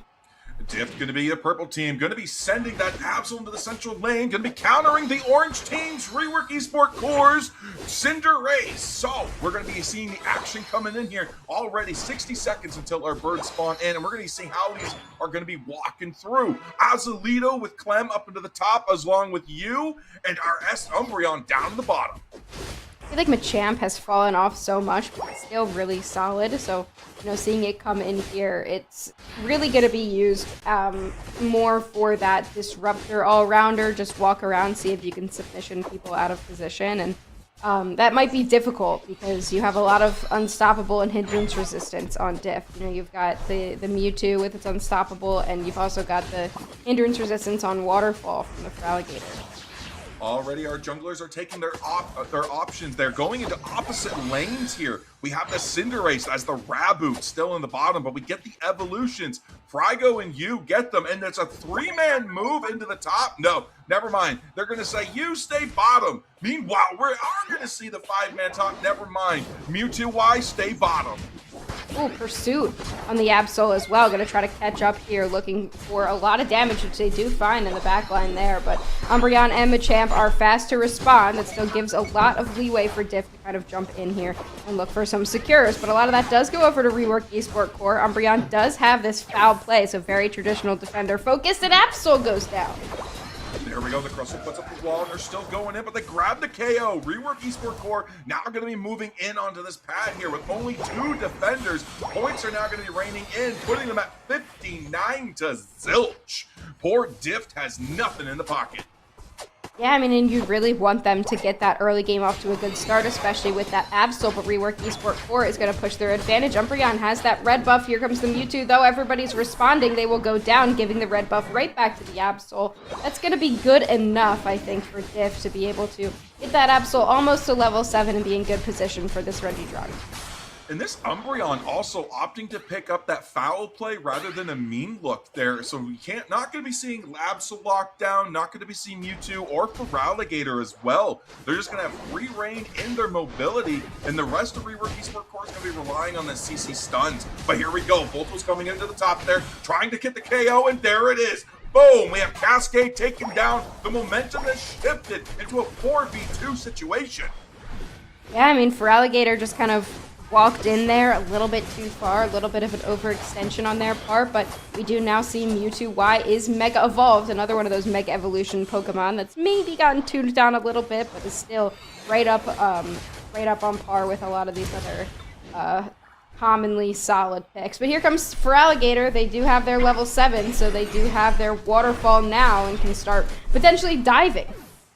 Mewtwo Y is going to be taken down as Registeel up here with a 4-man army of Rework Esport Core.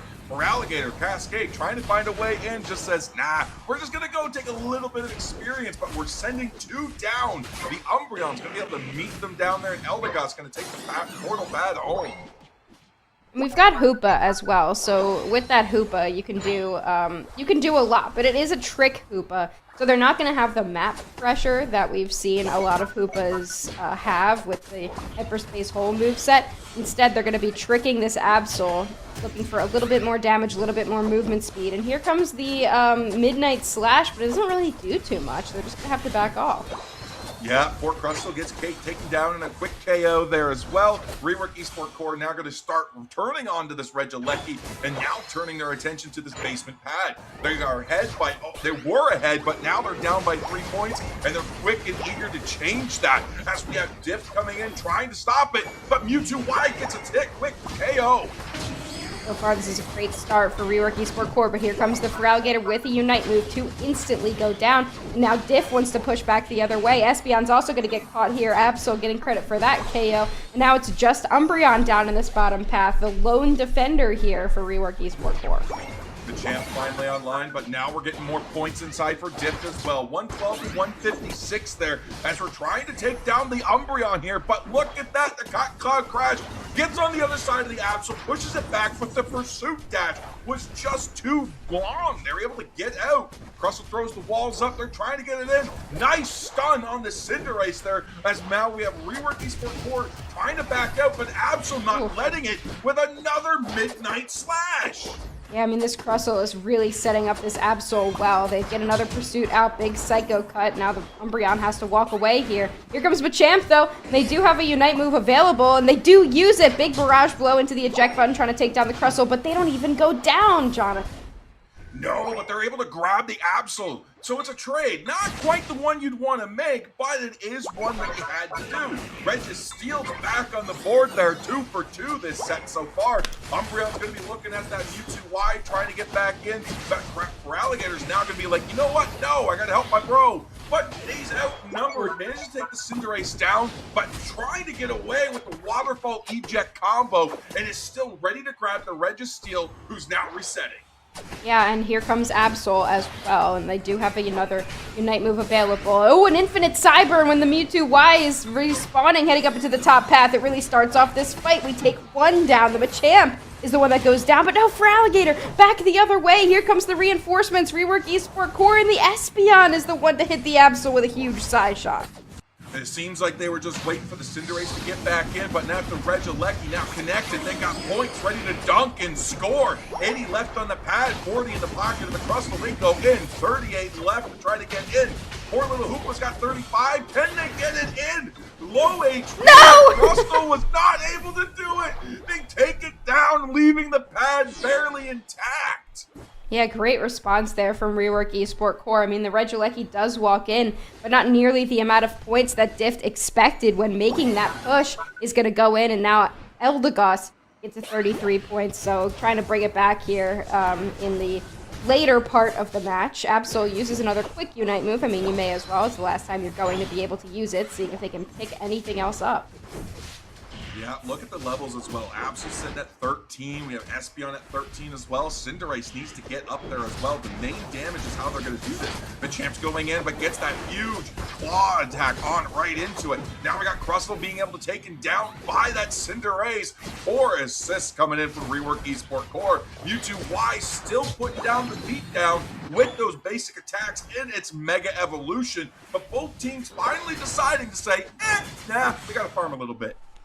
I mean, for a lot of teams, that's an opportunity to see if you can bait out any Unite moves a little bit early. But still, I think that Crustle may be overextended just a little bit there, seeing if they could get those baits. But that's the defender. You know, at level 11, they're going to be doing just fine in that final fight. But 20 seconds left until this Groudon spawns in the central area, and we have fairly even levels. Now this Espeon has picked up into 14, and look at Absol does not want to waste any time. They're going to take down Eldegoss. They will be back before this spawns, but this gives a huge advantage to Diff.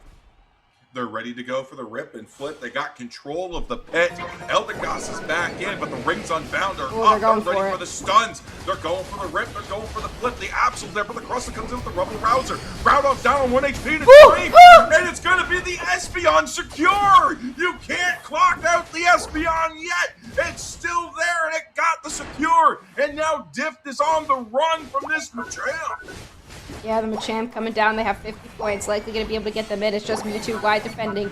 Hoopa scores in the top path. So as of now, Diff is still in the lead. But there's a lot of full pockets and a lot of Groudon buffs on the side of Rework Esport Core. They've got an entire goal zone to score on in the top path. No, Eldegoss, or not Eldegoss, Espeon goes down here to Absol, who now has a buff. So a little bit of an attack boost to them. Diff might be able to bring this back, Hyde.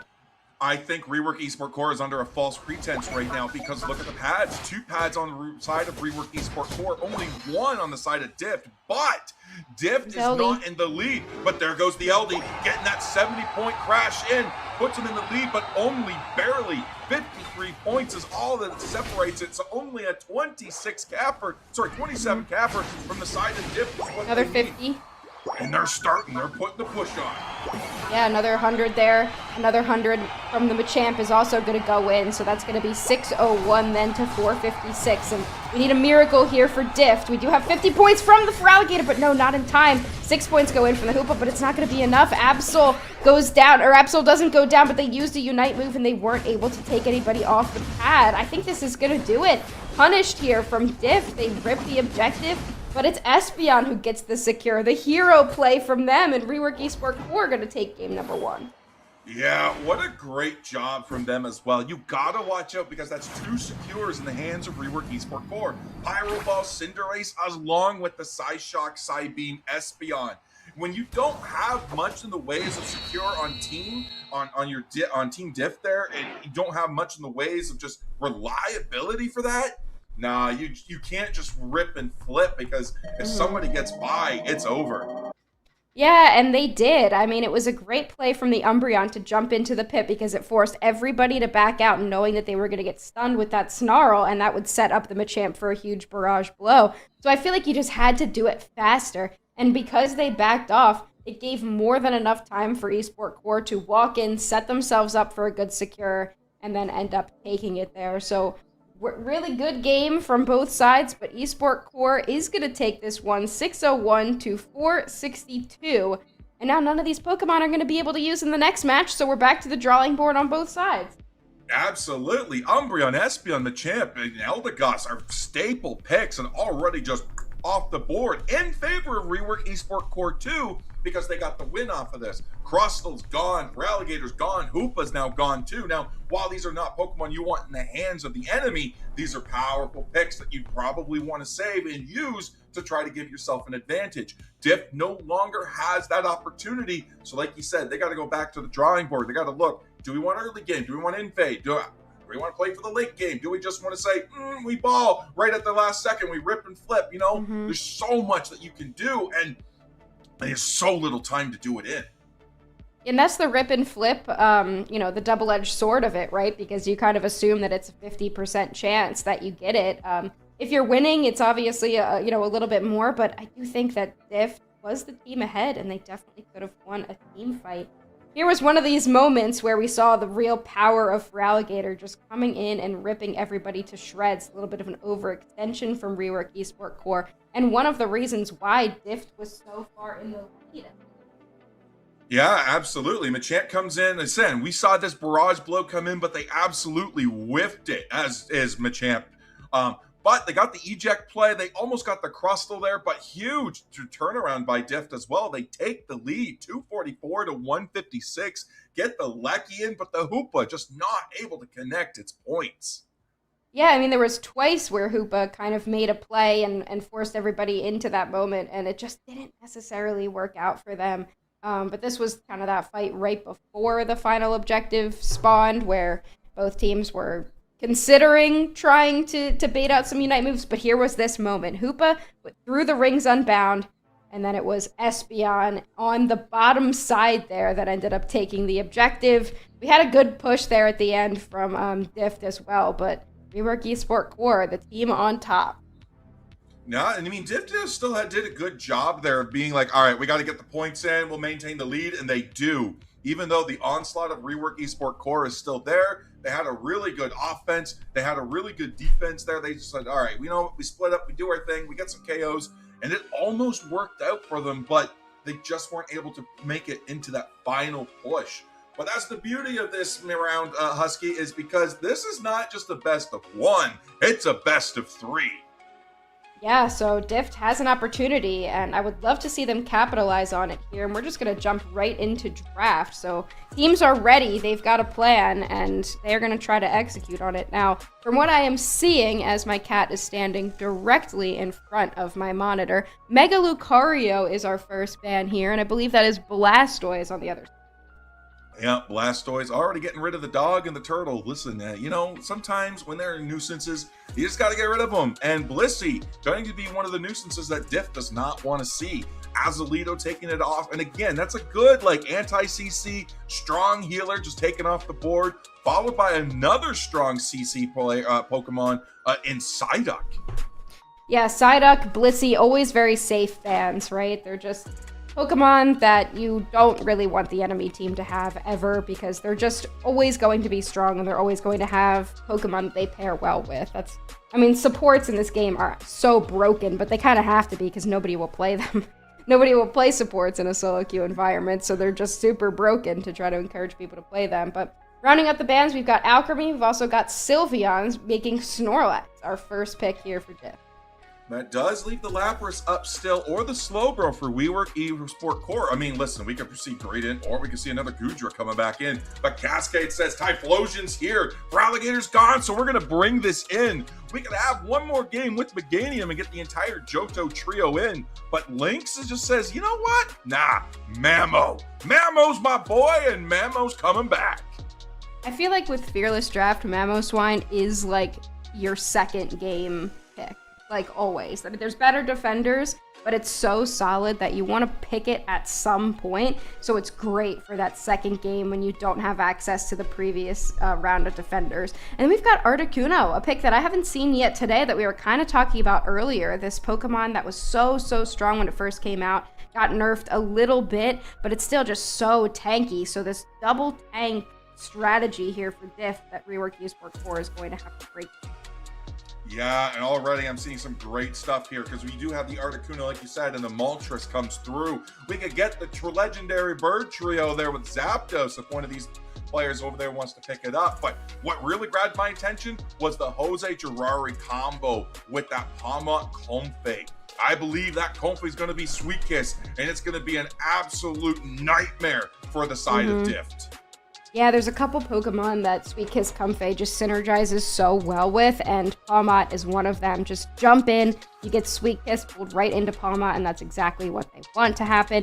But it's going to be going into this super tanky team composition from Diff. You've got Moltres that has great sustain, Aegislash that once it gets that wide guard, it just lives forever. And then you're going to have to deal with late game Latios that has so much power if it gets those Eon stacks online. So I'm interested to see how this is going to work out for Rework eSport 4. Yeah, because I mean, even with the Comfey there, that's only 4 bodies that you really got to deal with for the side of Diff. So it's like a 5v4 scenario where Palmont's got like an extra power, you know? So like I can kind of see how it would be a little bit like advantageous for Rework eSport 4 here. And yeah, I think they might take this one. I like their comp a lot better. They could go into the anti-CC with Snorlax and just kind of like, you know what, I'm a move because I got the block. You know, I'm ready to go. Articuno could just pop out and just be like, you know what? Nah, you ain't moving me. I'm unstoppable too. You got to come to me. And when you got brawlers like Palmont that want to get up and close, Articuno seems like the natural enemy.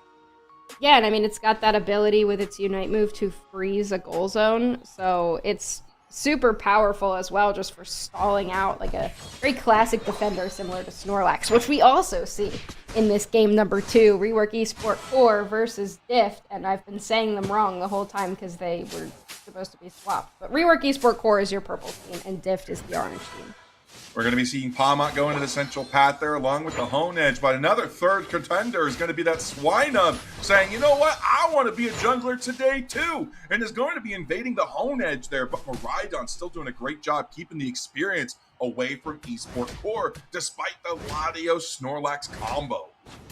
Yeah, and that is a devastating combo to witness there, because Snorlax can set up so well for that Latios to get those Eon stacks, which is absolutely necessary for this Pokemon. We do have an invade in that central area, so Snorlax has to peel away to try to help with that. You really want to make sure that Aegislash gets to that level 5 because it has such a difficult early game, and it does. It will get that second buff there, and it will try to take down this Mamoswine, the baby Swinub, and it will. Palmont's already diving in, and Comfey's just hopping on, but it doesn't have the Sweet Kiss yet. It can only provide minimal healing, and the Comfey had to ditch the poor little Palmo as it was taken down. Only Cyndaquil's left for the side of Dift here, and Rework eSport Core is going to gobble up these Altaria Swampers. I mean, it was a great call for the Palmot to jump in because Rework Esport Core definitely wasn't protecting it, but it didn't end up working out for them. We do see Swineup going down once again. This Moltres is super tanky. You've got Azalito also super tanky on this Articuno.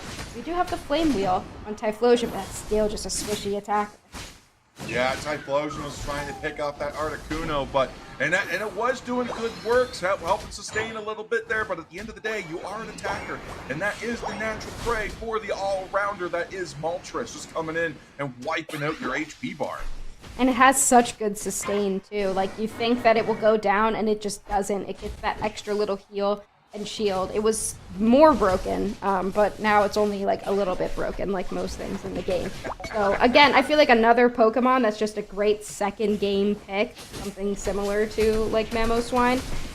But again, in the top path, Diff is getting dipped by Rework Esport Core, but they do take down an Aegislash here. Palmot actually heating up. They take down Articuno as well. There we go. Regidrago's left on the board as Typhlosion Kilava goes into the top to try to get involved. That's going to do it there, and now we've seen Typhlosion hit the board. Level 8 just barely out of reach for Palmot here, which is Jose there as they try to collapse here. The Sweetness goes in, they're trying to pull it in, and there goes the Latios. Wow, all of a sudden, I mean, it seemed like Rework Esport Core was going to snowball this game, but then the Palmot gets online. You've got the Sweet Kiss on top of it, and suddenly we've got a whole different team that we're watching. 59 points, now 89 points, and they're going to leave this at 1 in the bottom path. They can set themselves up for a really solid overcap later on. Rework Esport Core doesn't really want to deal with that Palmot. Instead, they're just going to take the Regieleki in the top path. Hopefully keeping an eye out for that Palmot in the bottom there as Regieleki barrels towards the T1. Regirock goes for the side of Diff now as Latios is taking it on. Aegislash scores with 22 in, putting them only at a measly 87 though. Does close the gap on points, but Diff is still in the lead. Yeah, and they're just walking really close to that Piloswine, kind of leading Rework Esport Core back down into the basement goal zone, setting their Palmot up as well to be able to jump in. Got the Sweet Kiss charging up. We've got the Volt Charge also charging up, or whatever it's called, I forget. But they're going to just jump right in, obliterates 2 immediately. And suddenly the tankiness of Rework Esport Core that we were worried about doesn't seem to be a problem for Diff at all. No, Typhlosion making quick work of them as Palmot goes in with the Sweet Kiss again, trying to charge in. That Supercell Slam is doing great work, just being able to keep Rework Esport Core at a distance, just being like, you know what, like, I can get you here, I can get you there, I can get you anywhere. Oh, it's Supercell Slam. That's what I forgot. I was like, it's not, like, the other move is Volt Switch. But it's Supercell Slam. You know, everything for electric type Pokemon is like Volt or Lightning or Zap or Spark, and like Supercell Slam is like totally out of left field. But Sometimes that's the move. Sometimes they mix them together. Sometimes they give you the Zip Zap Full Charge Spark Attack, which is the Palmot Unite move, and they make it a mouthful for you to try to name there. But already we're seeing Lynx go in with Mamoswine, trying to find a way in. Aegislash comes in for a quick little Sacred Sword there, but Mamoswine's right there with the Mammoth Mash, trying to keep it down, and there goes the Moltres. All of a sudden, 1, 2, 3 gone, and Dip has control of the top side. Palmot is devastating, Quadra KO, and they want their Penta. They're going to jump in, look for that Sweet Kiss, doesn't hit the Snorlax, they're going to have to back up. Comfey coming out, throwing some hands as well. They've got the Sweet Kiss again. Palmot's going to jump into the central area. They're not finished yet. They're taking a piece of experience on their way out as well, and they have to use the full heal to try to get out of the situation. Never mind, they don't want to get out of the situation. They want to fight 4v1. Listen, if you got Sweet Kiss, you got steel under you right there, because that's what's going to happen right there. Jose is not backing off. They're still going back in. They said, haha, do you want to stop me, or do you want to stop Regieleki? Because I'll make you choose. Oh, again with the Sweet Kiss. Huge play there from them. Aegislash goes down instantly. You do see the Latios Unite move come out, but it's not really going to do that much. You've got a Sweet Kiss with a huge shield, and the Palmot just full HP. Doesn't really seem to care much at all about anything that Rework Esport Core is throwing at them. You've got 2 very classic defenders on that side, so really all they can do is be tanky and defend, and Palmot doesn't really seem to care. No, Palmot does not care at all. Mamoswine is taking a beating, though. That Vanguard, the Sustain doing really good work there. Bright Future Meteor Storm, great support though from the side of Diff coming in, but it's not going to be enough. 1-2 down already as Comfey's trying to get out of there. Find a way to get on the Miraidon as its cooldown is still in. But there's the cancellation of Sweet Kiss, and now they got to back out as Typhlosion comes in to help save the day. Yeah, I mean, finally Palmot went down, which was a huge KO for Rework Esport Core, but Miraidon, quietly been in the backline dealing so much damage while they've been focusing on Palmot, comes in with a triple KO streak right there. So it doesn't really matter that they took down Palmot. You've still got a beast of a Pokemon behind them. And the Typhlosion, too. You've got a lot of carries that are ready to pick up that slack.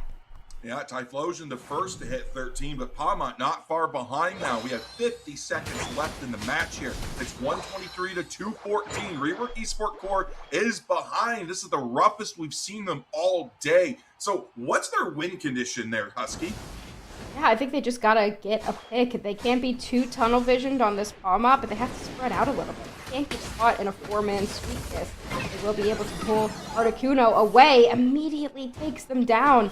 Rework Esport Core just needs to back up. I mean, this might be a rip and flip angle and just hope for the best here, but this is a terrifying Sweet Kiss combination.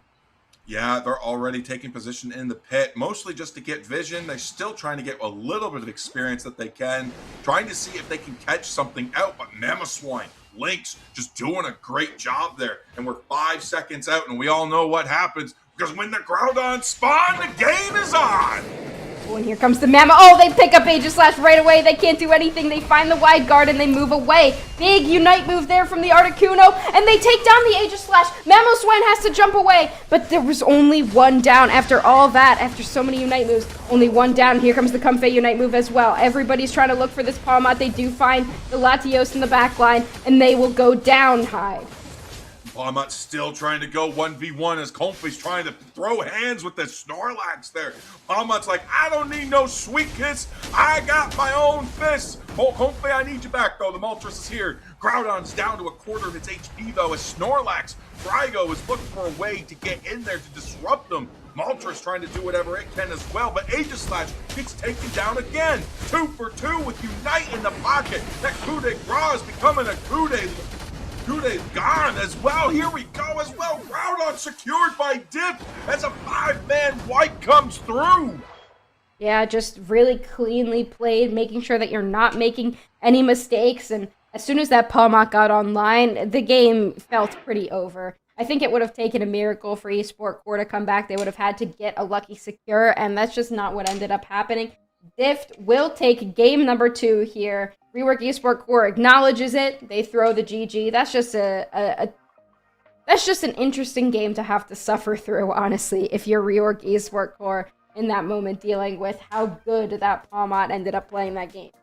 Yeah, Jose is a monster with that in the hands, but also had a great job from Girari. 24 assists. Had a hand in almost every KO that the side of Diff got there. And again, like, that was a monster. Now, we did have Rework Esport Core come out and do really good work. I mean, we did have that Latios and Snorlax put great pressure down in the bottom lane early on. We did get the Invade KO as well from Volto there. They were still able to get their level 5, get to the 850s on time, but overall, unfortunately, like you said, once the Palmot came online, it was over. Yeah, that was just, it was difficult. I mean, the Esport Core had a great early game start, and they had such a tanky team composition, but Palmot's just so good into something like that. Like, that's exactly what a Palmot wants to see, because it can still out-tank those tanks in the right situations. And then you kind of pair it with 2 ranged attackers. And even the Latios, who tends to do really well in the late game, just can't rip through those shields, especially if the Palmot has so much mobility. It can jump in so easily and be able to take a lot of those KOs. Let's take a look again at this last fight. Yeah, the Mamoswine doing great work. As soon as the Aegislash went down, it just pulled right out. It's like, this is where the Palmot goes in and takes them by surprise. Poor Clem had to pull back out there, but Jose is not letting up. Those Sweet Kisses just kept going. And you could tell the desperation here as Diff was just like, nah, we can kind of do it there. But Rework Esport Core was like, we gotta do something. Yeah, I mean, they had a good attempt there with that Snorlax, but just not in time. And I honestly don't even know if they got it. Like, if they would be able to do anything with it, because like they were just surrounded. Every single member of Dift was in there. So I mean, what a game, too. We've seen 2 very interesting games so far, and with 2 undefeated teams that we're watching, that's kind of what you'd expect to see. With this taking us to a game 3, we're reaching deep into our Pokemon pools to pull out whatever we've got left in the tank here. Yeah, supporters are still struggling there. I mean, Blissey still hit the ban, so we still have a good one there. If it doesn't come through the ban again, I think whoever's going to be second pick is banning Blissey this round here, because I mean, we still have what is it, Mr. Mime, Wigglytuff. We still have some pretty solid supports in the tank that we're able to pull in. But one person we're not going to see, Blastoise. Get that out of here. Yeah, we're not going to bring Blastoise. Once again, that was banned in game number 1, I believe, as well. Sylveon, again, we don't want to see it. I would imagine, we'd see the same bans just kind of force both teams to have to reach deeper to see what they can play next. Blissey on the chopping block, and what else? We end up seeing maybe Alchemy on the chopping block again. That was banned previously. You've still got like Clefable if you want some healing. Potentially Alchemy if it's not banned out here, but teams are gonna have to think a little bit harder. Yeah, they absolutely are. They got to bring something in as well, because again, this is a monster. Though we're seeing Trevenant getting banned out as well. We don't want to see this monster. We're saying, you want to take the Scary Ghost Tree? We're not going to allow that to happen. Final ban in the hands of Volto. Going to be rounding out with it with this Psyduck. Same bans as last time. And it looks like Jirawe's considering wanting to take this Vaporeon first, which I really wouldn't hate that pick. Yeah, they are going to go ahead and take that. That's one of the few healing supports that's kind of left in the tank here.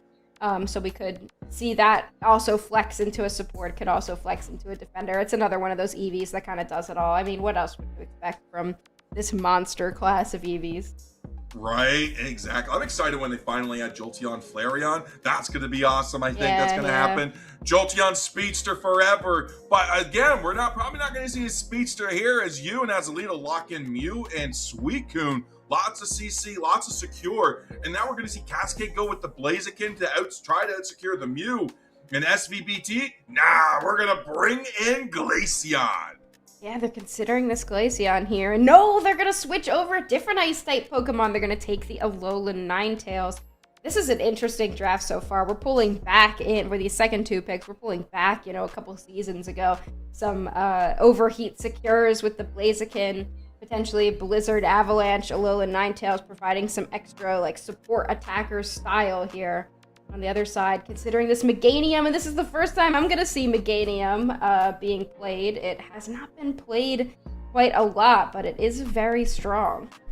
It is still. The healing on it is still really insane. It's early game. It's early game damage. It's early game secure. It's just out of this world. So it's going to be a great partner for Clem up on that top side there. Meanwhile, Jirari going to be locking in the anchor there, and Jose going to be trying to crack some skulls with that Greninja pick. Wow, the anchor here. That's really interesting. I feel like the anchor into something like Mega Lucario is going to be tough, because when it's in its Mega form, it's always unstoppable. So can you pull away the Mega Lucario? And also, rounding out here with a Mega Charizard Y, I feel like the anchor might be a little bit tough, but if you can kind of play it tankier, just kind of stand in front of everybody, that could be really beneficial. And look at this on Rework Esport Core, almost a full team of alternate license arts. Almost there. If only Frygo would throw a little bit that Suicune's way. Could have had it, but I don't know if Suicune has one. Does it? I think, you know what? I don't know if it does or not now. I have no idea. I don't pay attention. I don't keep up with that one. Oh well. But Volto, I like the Charizard Y pick. It's actually really strong. We've seen it a few times. I think it's going to be devastating. I think it's really what's going to come down to that last fight there is if Charizard can Seismic Slam either the Greninja or that Blaziken as they try to go for the secure and just kind of just put a lot of disruption into the tempo. Yeah, 2 really interesting compositions. We're going to see kind of different play styles from both sides. Esport Core is just kind of going with this run it down, deal as much damage as possible as quickly as possible gameplay style. whereas Dift is kind of reverting back towards a more comfortable, like a couple seasons ago type of play style. I'm excited to see how it works out. Yeah, exactly. But Diff can be your purple team this match. They're going to be sending Froakie into the central path. They're going to be countering and going up against the Charmander for our orange team, Rework Esport Core. And there we go. Here comes the Chikorita into the top path, trying to deal with this Torchic Dhelmise. So I guess Dhelmise is kind of playing that support slash defender focused role here as they support that Torchic in the top path. Meanwhile, on the bottom path, we've got that Suicune Mew. That's kind of a devastating path, respectfully. Not a lot is secure outside the Mew there as well, but they didn't have it up. Vaporeon took everything. Torchic, though, on the great escape for its life, trying to escape the fast food joint of being part of that. But there we go. We're keeping it up. Azalito about to hit their level 4, and we're only a few short seconds away from our 850 birds.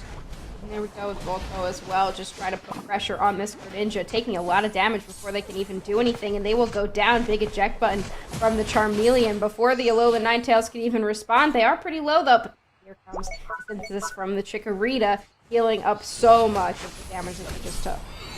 We're just going to let Dift take all of that. Okay, we have Combusken on the board now as we have a solo level 4 Anchor coming into the back here. Dhelmise doing everything it can, but Mega Lucario with the combination of Charmeleon finally taking it down there. No backup from its team, but who needs it when you got an A9 that's going to be sneaking in here and taking up some real estate?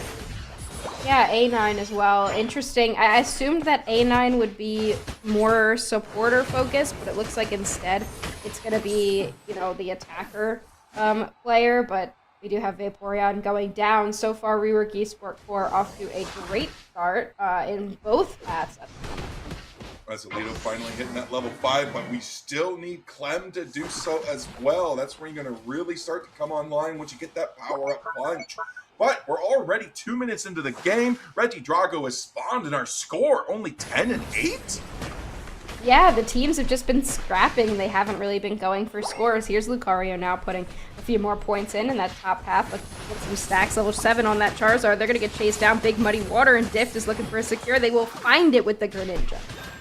Huge KO on the Ninetales from the Mew as well. Azalito's trying to get away, but there's some nice HP healing from the side of that Meganium. That Bayleaf doing great work there as they're now looking to take down Jirari, looking to try to get away, but it is a Vaporeon, but Mew says, I don't care. 3 KO streak.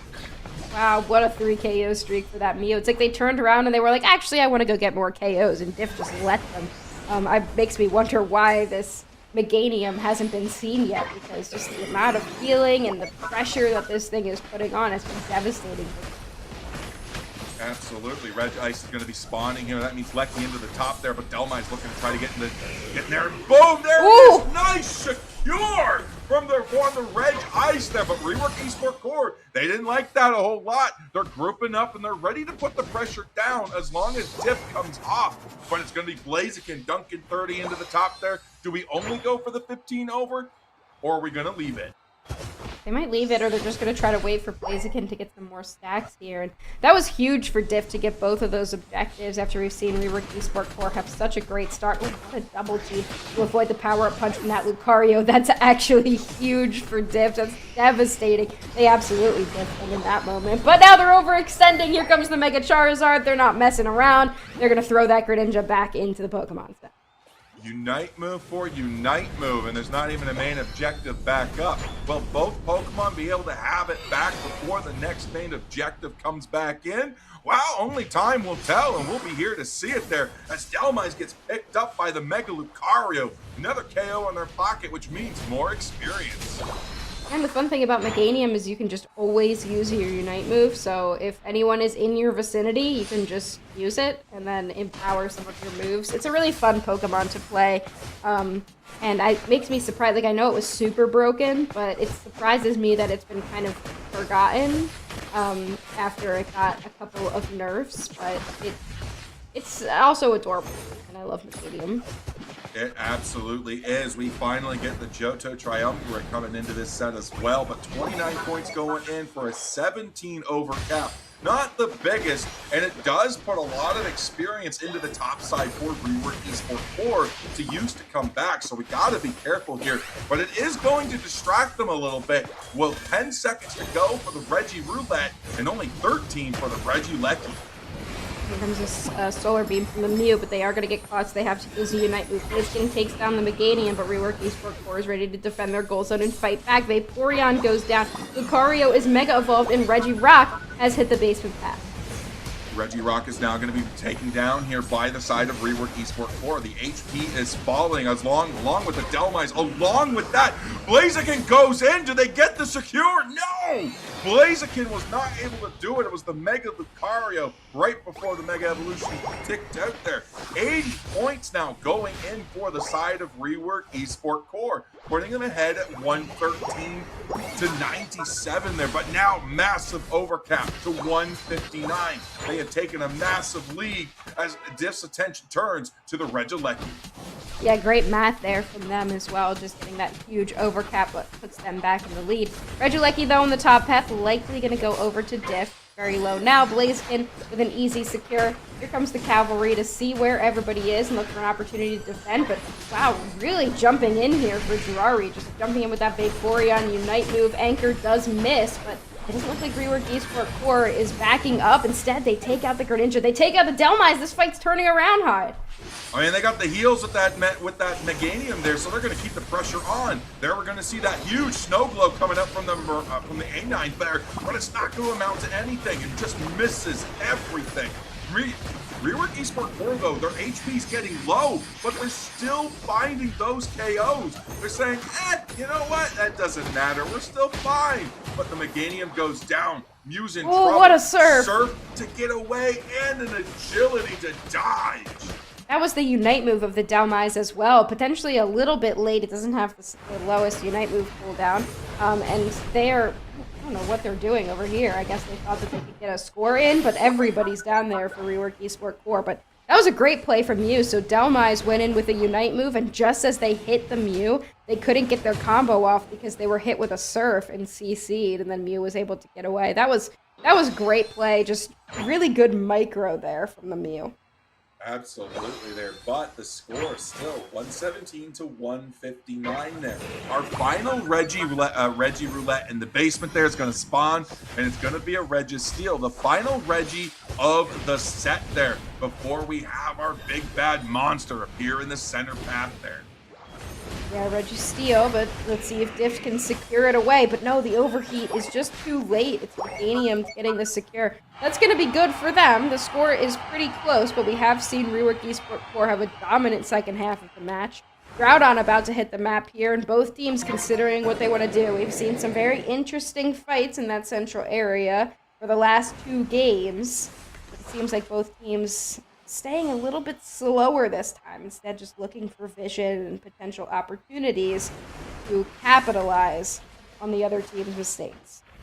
Delmise just hitting level 11 and just ticking back into their Unite move in the nick of time for this fight here.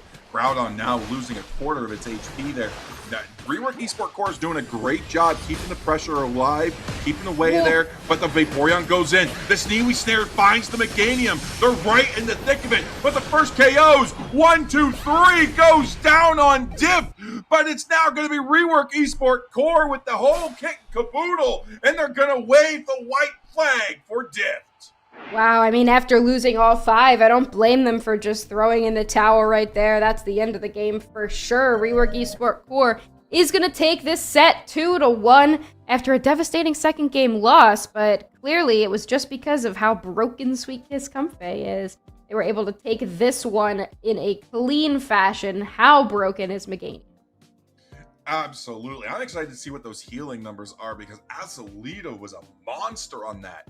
11 assists on Azalito, 16 on Frygo there. They were doing really, really good work. Meanwhile, on the side of Diff, they weren't able to pick up as many KOs as they were hoping for. 3 in total, despite the fact that this was a brawling game the entire way through.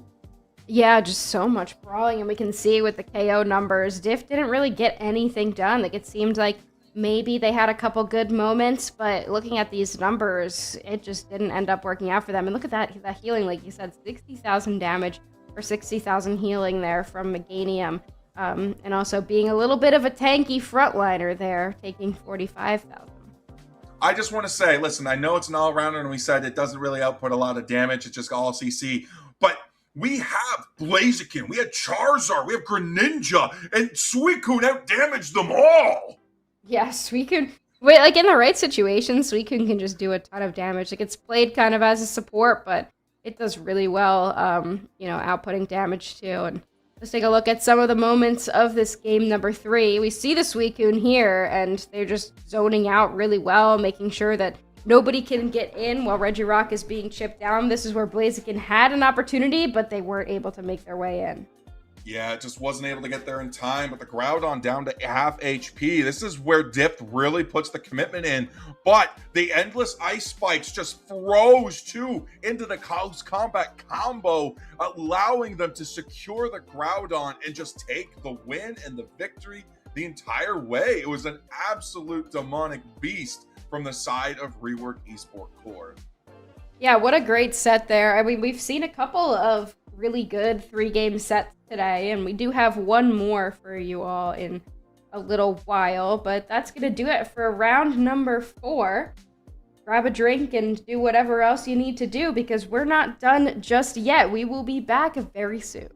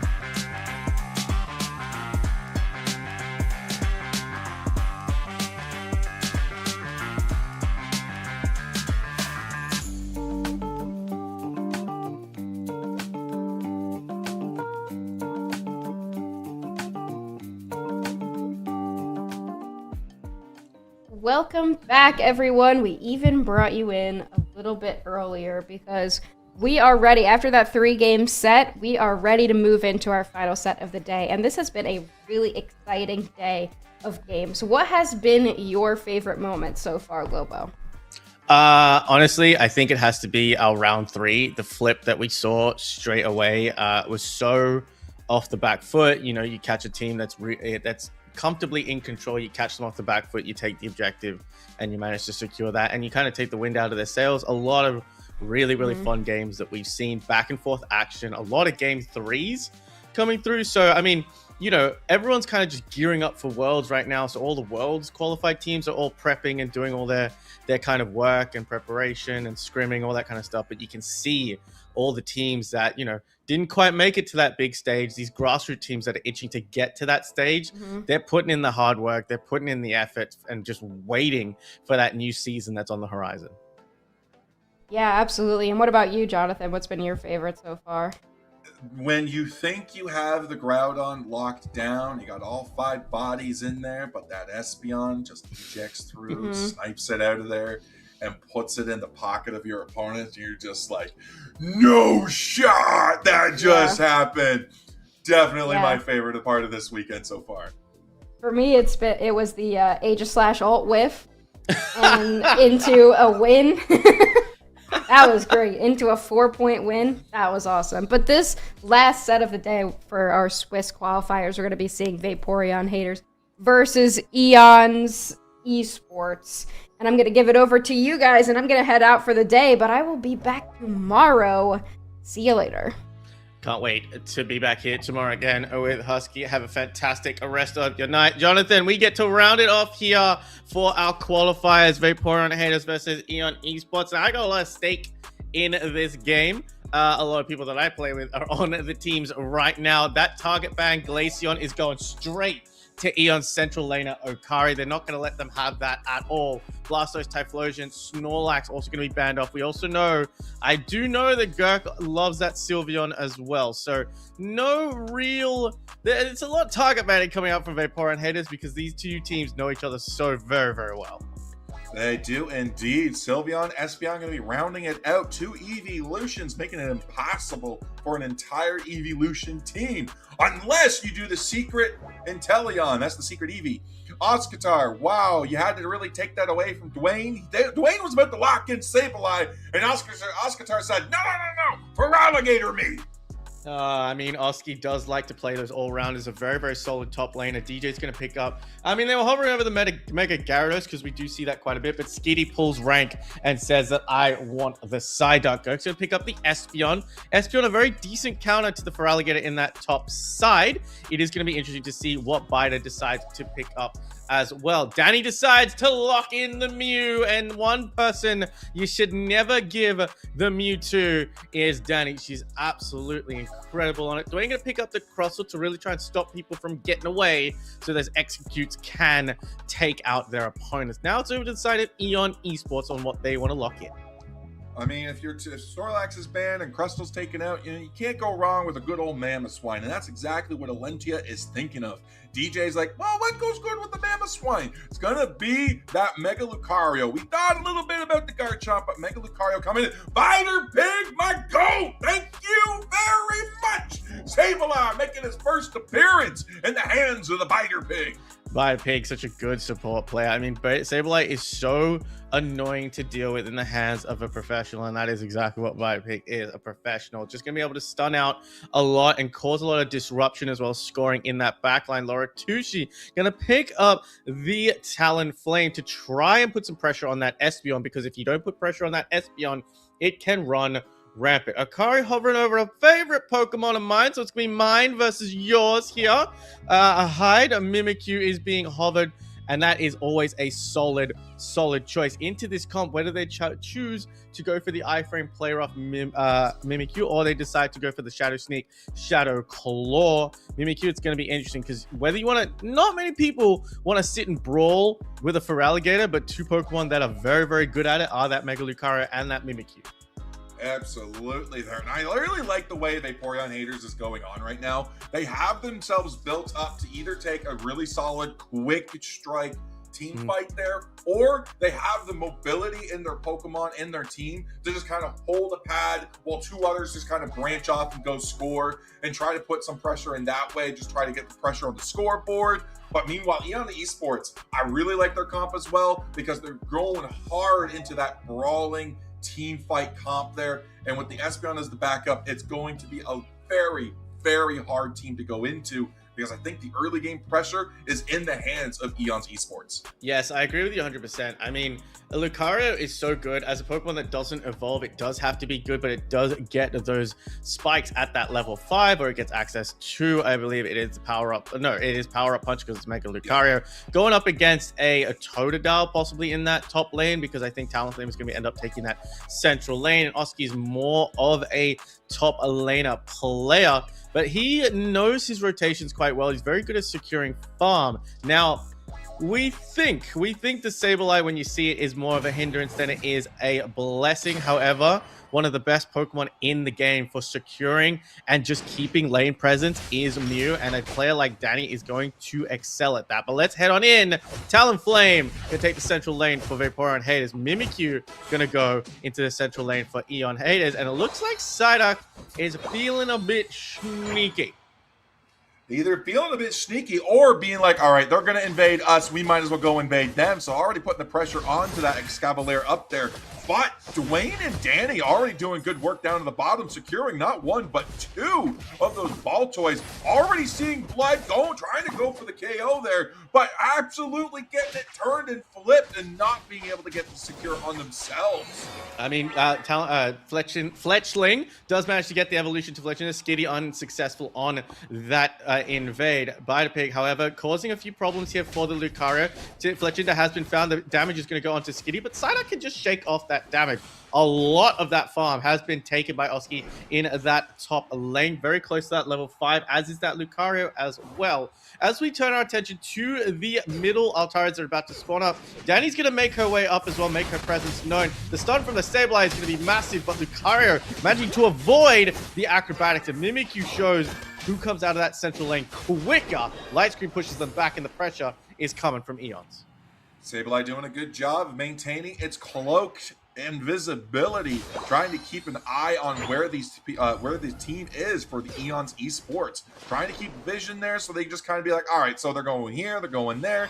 It's really a very versatile Pokemon when it comes like that. And like that, the Crocodile was not going to get the KO, but the Sableye comes out of nowhere and says, you're staying put. Very smart play by these teams. Oski's going to try and get some stacks in while they can. They're uncontested in that top side. So, 31-0. No scores on the board yet for Eons. Psyduck also takes a trip back to Nurse Joy in the top part. This Feraligatr is just so dangerous right now with the amount of damage that it's able to do. Again, it's able to do the damage here high, but also you got that fly Talonflame that's able to come in and finish it off. I really like what Biter is doing as well. Instead of just utilizing Sableye as like, oh, let's collect all the points and go score themselves, they're allowing their own team to score. They're not just using it as that solo queue demon that it might be, whether it's a demon on the other team or demon on your own team. They're using it as an actual support Pokemon. I mean, when I play Sableye, all I do is giggle the entire time because it's such a fun Pokemon, win or lose, to play with. Danny's going to get caught out here by the Surf from Skitty as well, but managing to get out. Look at the maneuvering as a KO streak of 2. Oski says, stay away from my Mew. You ain't going anywhere near it. Espeon's going to try and get a little bit of a chase down, but no. Danny on by the skin of her teeth, an HP and a dream managing to survive. Oski's at level 8 here. Almost got access to that big jaw bite coming through, and the combination play from Talonflame is looking really good. Eons need to get some points on the board because they're being pressurized in every single lane. Skitty going to try and hold this lane by themselves, but I mean, a Registeel is something that both teams are going to be very interested in, and Biter doing a good job distracting. Yeah, great job there. Skitty's looking to try to get there, but no, it was just bait. Return around, turn our focus there onto that Psyduck there, and we're going to take it down there. Boom, and there goes the Mimikyu. Biter-Pig just barely surviving by the skin of their teeth. Mimikyu almost had them. Now going to be able to dunk 70 points with that Feraligatr to put their score up to 156 to a big old goose egg. Yeah, 156 to unanswered points is going to be dangerous for Eons. They're also leaving that Registeel untouched in that top path because the rest of Eons have decided to rotate down to the Regieleki. Oscitar now knows where the rest of the team are, so he's going to start the rip on the Regieleki. They're going to go through. Fly is going to be immense to secure that Regieleki and pick up a KO on the Lucario as well. The pressure is all coming from the side of Vaporeon haters, and they're looking to clean up here and march this Regieleki right into that pad. Got to do the quick math though first. Massive fly into those double KOs there. That is exactly why you picked the Talonflame. Now the onslaught's coming in onto these pad here. We're trying to stop it. Can't stop those 40 points. They don't even have the jump pads up. Chaos Glower comes out, but it's going to be the Mamoswine that's the only victim, and Sableye is going to pay the price. But the Rubble Rouser's coming out. We're looking for a KO somewhere. Now we're just stalling for time, allowing our team to clean up all of the yellow dots and play Pac-Man themselves. Dwayne is doing a great job here, just breaking ankles, making sure that this Mega Lucario kind of Unite move is not utilized. I mean, Crosswell going down at level 9, not going to give away too much experience here either. Danny is level 10, Oscar level 11. Level 11 on the side of Akari on this Mimikyu as well. Believe that top lane has completely disappeared for the side of Eon Esports, but just at the 5-minute mark, I mean, it's not over yet, Hyde. They have the ability to win a team fight, pressure on each side, but the way that Vaporeon Haters is playing is quite good. They're grouping up. They're on different sides of the map. Eon Esports just have to find a way to kind of pressurize either of these goal pads and get some scores on the board. They are indeed. Mimikyu's looking to there, and that might be it. The Feraligatr could be gone because there goes that huge 2 Unite moves just to take it down. Good experience their way, but there goes the Flame Sweep. Espeon's going to pay the price for that as they Sableye is able to take it down. 2 KO streak for the Mimikyu, though, as now 2 members are down for the side of Vaporeon haters. A third goes down with the Crustle. Sableye with the 4, and it's Mew, and a Dream, and a Mimikyu. KO in the favor of it, and it gets away! Did I not tell you that Danny is one of the most exciting Mew players that we have in the EU region? Between 3 members managing to KO 2 and walk away from a Mega Lucario. Unbelievable kiting ability coming out from her as well, as they're going to now turn their attention to another Registeel. That's 2 in a row that Vaporeon haters want to take off the board. Still Goose Egg for the side of Eon Esports. However, they're showing some fight back in some of these team fights. KOing the Feraligatr was massive for Akari, sending them to level 13 now. So highest level on the board. And when a Mimikyu starts rolling, it really starts rolling. Let's see if the rest of the team can get some KOs, get some momentum. But look, this is just audacious. They did. They tried for the 90 points, but Sableye almost got that in. Fighter's just barely there, but it was good to be stopped by the Psyduck there. Mimikyu trying to hang on there. Quick Shadow Sneak into a Shadow Claw. That combo was not enough as Feraligatr just chomped and took it down. Chaos Flower comes out. 311. That's a little bit late. May not have it back in time there, but now we're just trying to connect the Regieleki. Finally gets it done. Sableye goes for the 40 for an even break, and that's a clean 402 to a big old goose egg. Yeah, if they get this to 500, they might not even need the central objective. They've got good position. They've got 2 level 13s right now. I mean, picking up that KO on the Mimikyu sent Oscitar to those higher level standards. Bidopig just picking up points wherever they can go. They're going to try and stop them from even securing their own central farm here. Crosswell in the right spot does take away that red buff. Dwayne does not want to go down here right now, but they are going to go down with 30 seconds left on the clock. Their Mega Lucario ult has been popped as well here, Hyde, and Mega Lucario is looking for this, but they managed to get taken down by Danny, defending the Feraligatr from the back line. Feraligatr finally goes down, and they've taken this fight early. Now, Sableye is in the mix, and 2 members are down for the side of Vaporeon haters. Could this be the door being creaked open by Eon Esports? The Solar Beam chunks down the Mamoswine as well. Mamoswine's getting taken down by the Mew, so the momentum that they had, Eon's Esports is now losing because Sableye and Feraligatr are coming back, and they just lost the Psyduck. Their front line is collapsing. Mega Lucario, poor little DJ, just trapped between a wall and a hard place, accepts their fate, gets taken down, and just says, fine, just do it. Just make it quick. Yeah, unfortunately, DJ does accept that nice X scissor to really stop the Mimikyu from going in. Akari gets trapped. Psychic Solaire not going to be able to be popped by the Espeon. The Unite moves are still going for the side of Eon for Vaporeon haters, but Mamoswine just one by one. They're trickling in right now with absolutely no answer to the immense amount of damage and pressure that Vaporeon haters are showing. With a minute 23 on the clock, they're just going to take their chance to score into that home base and not even give that main objective a look. It's 810 high, even with a minute on the clock right now. I don't think there's enough change on the map to even mount a comeback here. No, absolutely not. It's just an absolute domination by Vaporeon haters and a complete shutout as well. I mean, any one of these Pokemon could still slip away, go score some points, completely ruin it. But overall, yeah, 8-10 to 0, that is the shutout at this point, because Vaporeon haters is just kind of making sure to just run down the clock at this point. Yeah, Mega Lucario and Akari are going to turn their attention to the ground, and they're going to try and fight their way back into this, but they have finally got some points on the board as well. Danny here could try and secure with the grounder, but I think the lead is still secure, but Danny says no with the Electro Ball secure, taking any hope away from Eon Esports. And again, 810 to 78. The scores are still going to go in, but it is a tough mountain to climb. It's almost an impossible mountain to climb. I just don't think there are enough points on the board to do it. 45, 30, and 19 are probably going to only just make up just over 100, even if they get all of those in. Yeah, it's over. It's done. They tried, they came, but they got conquered. Vaporeon haters in a strong position going into game number 2. Quite a few power picks out from the side of Eon's Esports is now taken down. And Vaporeon haters just brought in a couple of picks that are unorthodox that a lot of teams don't really use. Sableye, Talonflame. So even though the Feraligatr is gone as well, I think their roster on the side of Vaporeon haters is relatively intact.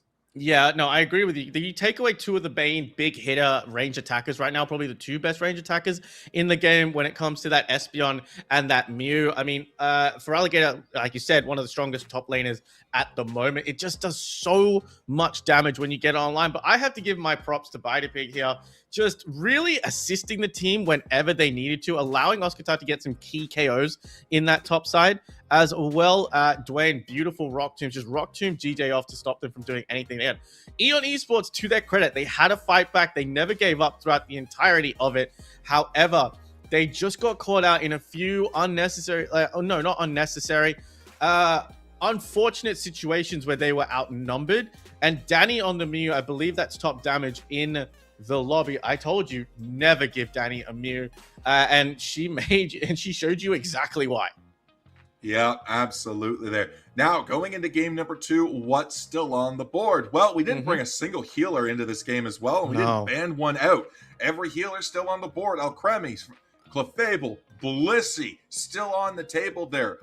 And yeah, it's going to be great. I mean, even Comfey's still there as well if we want to mix it up and rock that Palmot Sweet Kiss Comfey combo again. Bring it back. It worked the first time for the last team that did it, but maybe you spice it up a little bit, throw some Garchomp in there.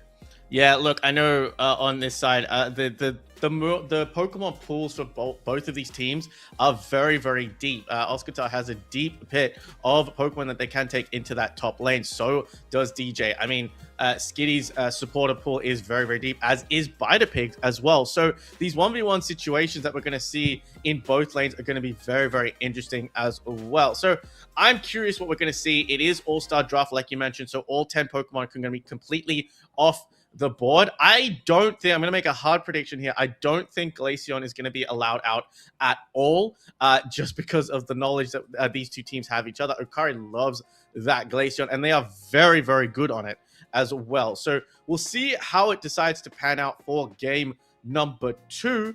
I'm very curious about the Sylveon as well, if Sylveon will be allowed out this time around. I know both Girk and Danny like to play that Pokemon as well, and it is so strong when you build the right comp around Sylveon. I think Hyper Voice by itself is not necessarily the best move. However, when combined with another Pokemon that does an incredible amount of damage, it can really lead to some very fun combo plays. Oh, yeah, absolutely there. And And there's still a lot of great all-rounders on the table too. Because I mean, like Serena's still in play. We still have Moltres in play. Sarah Ledge is still in play as well. The attacker pool is still very diverse, and everything's still up there as well. I mean, if we really want to spice things up, maybe a little bit of Pikachu. Pikachu's a great CC supporter there coming in. So you never know whether it's Volt Tackle or it's Thunderbolt. Somebody's getting stunned. I mean, hey, Pikachu has a brilliant new holowear that I wouldn't mind seeing as well. That Royal Knight skin. I mean, give the Pikachu a crown. It is the mascot of the game anyway. So we're waiting for game number 2 to take away. I mean, let's talk about Eon Esports for a little bit as well. Pushed back in the early game and into the mid game. They only started coming back into it towards the end of the game as well. What would you like to see them do in this next game? I would like to see them take the front foot, be a little bit more aggressive, but still pull it back just a little bit, not to overextend too much on that top side. I mean, okay, so we did see them play it out in the first round there of today. And they had a really strong early game. They picked a lot of really good comps that focused on the early game. And even though they lost, they still performed really well. It made it very close with those games. And I think that's what they need to rely on. If they want to come back and 2 of Vaporeon haters in this set, I think that's the way to do it, is to focus on where your strengths are. And from what we've seen today, those strengths is that early game pressure. Early game pressure is really, really important because that allows you to snowball. Of course, there were late scaling Pokemon on both sides.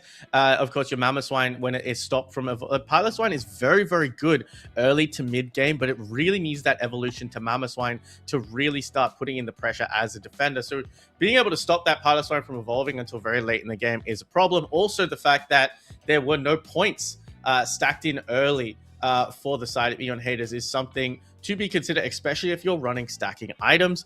Lucarios usually do it, Mimikyus usually do it as well. So you're kind of denied those power spikes that you need with those held items. So I would very much like to see them to try and change that up in this next game. We'll just see how it goes, because for whatever Vaporeon haters did, they were able to push the pressure, but they were also really able to suppress anything that Eon Esports tried to do. So, again, their showing was not bad at all. I just want to see perhaps a little bit more target choice coming out from them. They allowed 2 Registeels to be taken as well. And just unfortunately, they were going to take that Groudon, but Danny said, nah. But we're going to go into game number 2. Let's see where these bands start off here, Hyde. Absolutely. We're seeing Gurk kind of like, hey, maybe Miraidon's in play. Maybe this is something I want to do. But Umbreon's going to be the first casualty across the board here. And Alentia's looking like, you know what, Blastoise, you're going to join them. Yeah, Umbreon and Blastoise are not Pokemon that we've seen just yet. Glaceon not going to be allowed out as well. My prediction is going to come true. Okari just not going to get a sniff of one of their favorite Pokemon. Blissey is a good shout here. Supporter being taken off the board as well. Just speaking on kind of, Bida picking up the Sableye, an interesting shout in game 1. They might decide to rotate on to another supporter that they're very, very comfortable with. They're very comfortable Hooper player. Perhaps we see the Eldegoss come out as well. It's just all on the table. I mean, even with All-Star Draft here, Hyde, there's 100 Pokemon. There is 100, close to 100 Pokemon. You could get anything at this point. And that looks to be a nice little target man coming directed straight at Bida. Yeah, that Hoopa. Listen, if you think they're a menace on that Sableye in the hand, quite a Hoopa in their hands. Oh my goodness, that is something you don't want to see. But Dwayne, look at the pick of the Yveltal. That's banned today. You better pick something else. There we go. Sylveon with the last second swap there with Danny. That's a great pick. Again, pressure with the Hyper Voice or some single target action with the Mystical Fire. But no matter what you're going to do, you're going to be a nuisance. And that is a stacking Sylveon as well, Hyde. So you got to be very, very careful about that, because that just has... Nope, they've decided to take the stacking off and go for that anti-heal. Alentia going out with the Mr. Mime, which I don't mind here. And Gurk going to go with the Miraidon, kind of trying to outrange Danny with that enhanced charge beam. So nice little call that Eon Esports have picked up. Biden's going to go with the Suicune. And I'm just looking at it right now, and that is already a terrible comp that I would not want to go up against. Hyper Voice, Sylveon with a Suicune. Yeah, not just that, but the CC's going strong here. No wonder they banned the Blissey out. It's going to be a Trevenant. Now, DJ's coming back with an interesting pick, the Moltres. Really strong all-rounder, great sustain. Almost makes you wonder, with Skitty on the Comfey, will this be heals to push it in, or is it going to be the Sweet Kiss? I am so glad I did my research before this hide, because Oscatar has picked up the Flamboyant Duck, which we love to see. Skitty, yeah, you're right. Skitty's going with the Comfey, which is going to help DJ a lot in those fights with the Moltres, just making sure that it does stay alive a lot longer. Okari is going to get access to that Typhlosion. So let's break it down, Hype. We got a lot of crowd control coming up on the side of Vaporeon haters. We've got a lot of damage output with your Miraidon, your Moltres, and your Typhlosion. The single healing, I've always said this, I'm never a fan of the single healing, being a central lane player myself. You'd think I'd love a Comfey, but I'm not a fan. But I also very much like the walls coming out here from Alentia, or they might even decide to go power swap to add that extra healing. Yeah, and to help offset that damage from the Sylveon, you're going to see that Assault Vest coming in on Alentia as well. Not a common item, especially in blind pick there, but since this is draft and you can see what the other team's running, yeah, no, you're going to definitely guard yourself against some of that special attack damage coming your way. Now, I do like the fact that they do have the Miraidon. I think they have Eon's Esports has a bit of an advantage with the Miraidon in their pocket if they're able to do it, because that range, there's nothing on the side of Vaporeon haters that it can just outdo that range. So they gotta get in, and they gotta get in quick, because once Miraidon hones in on them, it could be over. Yeah, I'm really interested to see if we get a shift up on what kind of moves we set. The Electro Drift that we saw earlier in those games was actually a big surprise to me. However, the range doesn't seem too bad. The fact that you hit the nail on the head. Vaporeon haters does not have a lot of range, apart from the Hyper Voice, apart from the Whirlpool coming out from Biter Pig. But I think that's the whole point of Loratushi. They're gonna try and get on to that back line, try and wait for that Trevenant to displace them, or get frozen by the Suicune, and then go in for those executing shots with the big crits. Absolutely, but we're going into our game. Vaporeon haters, your purple team sending in the Absol. Eon's Esports, your orange team sending in the Cyndaquil. And now our teams are coming to the bottom side. Miraidon Mr. Mime going up against the Sylveon Phantom. I mean, Sylveon managing to secure one of those Bunnelbees away from the Miraidon. Miraidon puts down that electric terrain as well, which is such a problem to deal with. The Mr. Mime is also a very good shout to support the Miraidon inside that bottom lane. However, the Moltres in that top path going to take away both Citrus Berries. However, they've gone too far, and this is why I've never been a fan of Comfey. It's usually a 2-for-1 situation here, especially if you're going to get the KO. Oscatar doing the smart decision, allowing the Absol to KO them because they were already in their range. Doesn't want to give away the lane positioning that they had. Suicune is a problem here. Flame Wheel is going to go in from the Lava, but they're just going to force them back. So already, Eon Esports has got some nice stacks in, better than game one. However, they've lost a little bit of pressure right now in this top part. Oscatar's trying to get that level 5 there to become the Quaxley there. But there we go.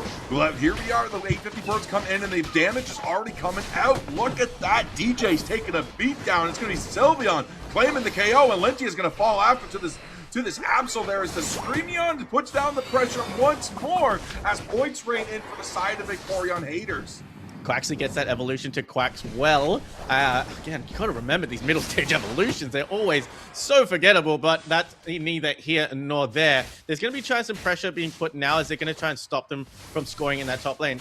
Down the bottom, Dwayne has evolved into that Trevenant as well. Gurk at level 6, and Danny now gonna retreat back into their central lane to get away from that Mr. Mime. Alentia is chasing and hassling, which is exactly what you want your Mr. Mime to do.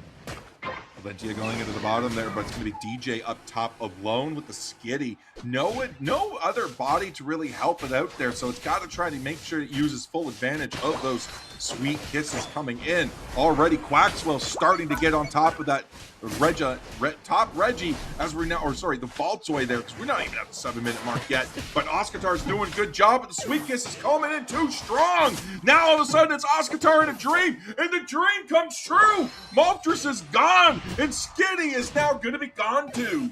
I mean, that was a great play by Oscar to kind of juke their way out. I mean, Biderpig also tried to stand in their own whirlpool to try and get the crowd control happening to make sure that DJ had a little bit of time. Middle B, 720, Altares have decided to spawn out. That's a bit of shared farm both ways.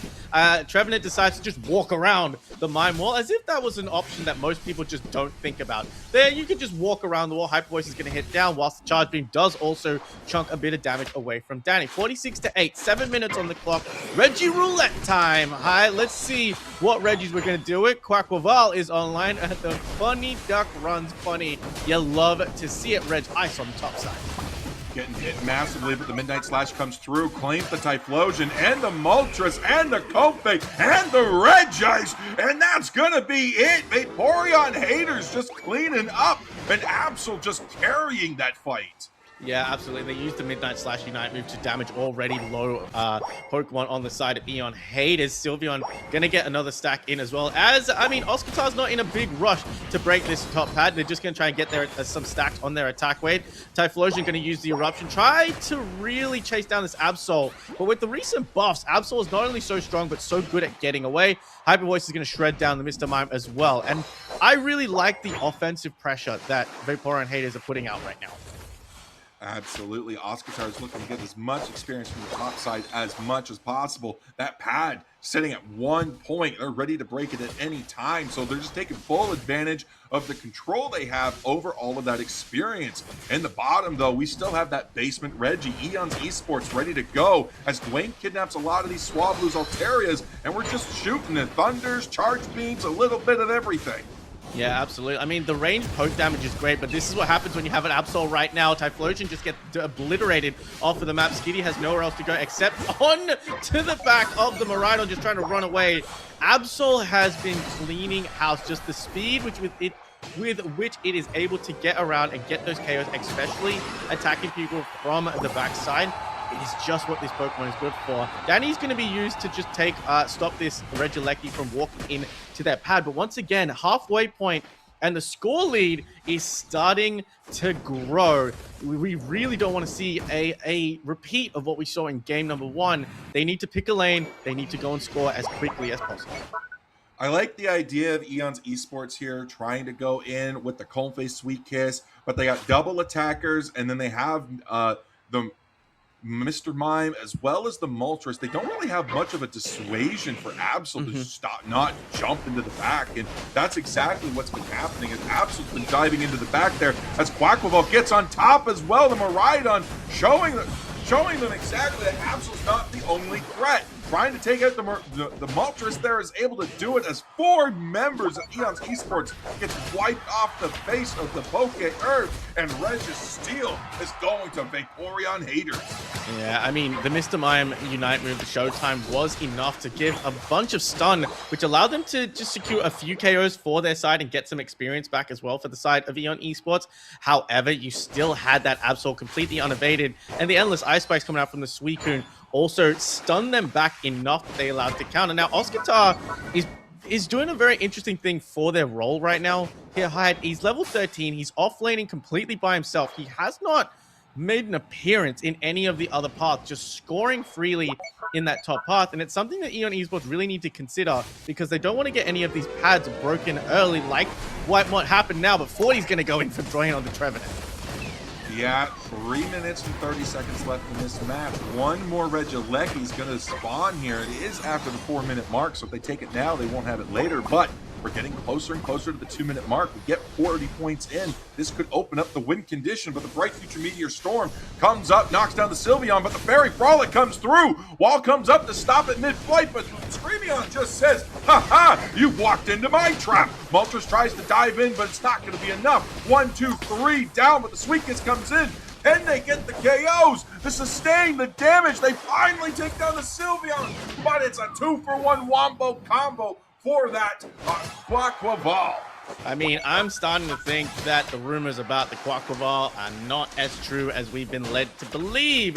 Here, Hyde, this Pokemon is looking very fun, very strong to play, and it does seem to have a presence in this kind of game. It's coming in, it's kind of cleaning up some of these team fights at the later stages alongside that Absol. A good attempt by DJ to try and use that explosive heat haze. Sorry, the Firebird Inferno from the side of the Moltres. But now, Vaporeon Haters are doing something that's very risky, and they're spending a little bit too much time in the enemy team's central lane. They don't want to give this up, even though Regieleki has already moved into the home pad.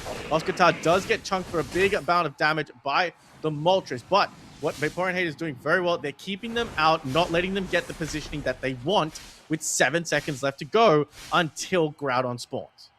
Yeah, and you know what they say, when the Groudon spawn, the game is on. 375-8 as our teams are going into this. Eons Esports needs to make a play. They gotta get something done. Quaquaval comes in through the top with the Biter Pig on the Suicune. Gets a nice freeze there on DJ, but DJ is still flying, still floating, trying to find a way. Endless Ice Spikes come in. What a great team pickup. Typhlosion, Comfey, and Miraidon just instantly deleted. Moltres is just isolated, alone, and manages to get the Suicune, but it gets taken down as well. And that's the full team wipe. A team wipe for Vaporeon Haters. The positioning was just too good from the side of Vaporeon Haters. They were drawing the attention from Oscar and Biter on that top side, which allowed the rest of their team to come and pincer them in the middle side. So instead of being caught in the choke, they were caught right out in a place where they didn't get to cry out. Unfortunately, the crowd control is just too much on Suicune. You could not see DJ really be allowed to move at any point in time. Oscar just going to try and hold them off there. The healing, the regen, can they take them down? They do manage to take down Oscar as well, but also suffering the loss of one of their pads. Mr. Mime is the one with the buff. Not exactly the Pokemon you would want with a buff at this point. Typhlosion cannot get away from Lauritucci. Absol is just so incredibly strong in the right situations currently in this meta. Yeah, with no defender to kind of dissuade it. No Snorlax for the block, no Mamoswine for the Ice Fangs, no, no Crustle for the walls, not even a Slowbro to slow beam it out, and that Pokemon was still up, no Blastoise to surf. There was just not a lot of dissuasion. Mr. Mime tried to do what it could, but it alone was just not enough. You needed something to go paired with it. But Eons Esports hasn't given up. They're coming in for the fight. They want to take some more bodies down with them, but overall, the set's going to Vaporeon Haters. Yeah, it is going to be a 2-0 to Vaporeon Haters. They finally pick up some KOs. They're not going to go down without a fight, but it was just a very clean execution from the side of Vaporeon Haters. They drafted well, they comped well, they banned well as well, and their comps really showed a lot of great unison. For me, it's just always going to be the case. I'm just not a fan of Comfey. Just because I think the singular healing is just not... It works in certain instances. However, in that instance, you kind of want a little bit more AoE healing coming out from the side, especially with the big amounts of damage that you're doing as well. From the side of Vaporeon Haters, Lauritucci is going to be critting a lot on that Absol. Danny is going to be shredding your defense with that Hyper Voice. So a more team-wide healing for me might have been the call, because it just felt like Eon Esports, whenever they started to get into the fight, and they were picking up KOs, they were picking up position as well. That's when Lauritucci, that's when Oscar decided to come in from behind, and there wasn't just enough healing team-wide to really ensure that they were going to be able to sustain those team fights. Absolutely there. And we did get a couple of points on the board there, but I really liked how Vaporeon Haters was just able to shut them down from scoring again. They weren't able to get to the pads. And again, this was a really good play. The Moltres was just so strong, but the Quaquaval dash right through, and the Comfey could have pressured, but they decided not to, trying to pull back, but the Absol said no. And then we have the Reg Ice Spike. This was a nasty, nasty grab there. Absol just cleaning everything up. Yeah, I mean, Absol's so... I think in the right hands, Absol is very, very good right now. Of course, you have a look at the side. There's not that much crowd control on the side of Eon Esports. So Absol has kind of got the ability to just free roam. We saw the Endless Ice Spice come through. We saw the pincer movement. And Eon Esports just kind of got caught watching in the middle. DJ does try to pick up a few KOs, but does get taken down. Just too much crowd control. I mean, it was the Endless Ice Spikes first from Suicune, and then it was the Whirlpool and the Ice Beam coming out from that Suicune as well that ensured that Moltres really couldn't do what they needed to do. So, unfortunate for them, Vaporeon Haters played a very, very good game. Both teams at 2-2. Vaporeon's going to go up 3 wins and 2 losses, and it's going to be the mirror for Eon Esports. But, Hyde, that is going to be us done for the day. Those are your qualifiers done and dusted. Keep your eyes peeled, everybody, because I have been told that I need to wait for a minute because we're going to have the results, and I feel like we can tell you who your qualified teams are for this season of EUL. So, Hyde, what do you want to talk about for a minute? You know what? Let's talk about some of the new Pokemon that are coming up. I mean, you said Toxtricity was coming in. We got Ghatlue that's already that's hitting the board there as well. So these are some Pokemon that I'm excited to see. I mean, we've seen Solgaleo get leaked as well and says was coming there. So we got a lot of legendary Pokemon coming in for Pokemon Unite's anniversary. Yeah, look, I mean, what was it? Yveltal's already been released, which is already incredibly strong. I mean, it feels like every single Pokemon so far that has been released has had the word broken attached to them, apart from Quacklevar, which when I was watching Oscar play Quacklevar just then, it seems like quite a fun and interesting Pokemon to play. A lot of dashes and a lot of way to play around. Plus, it has such a unique style about it.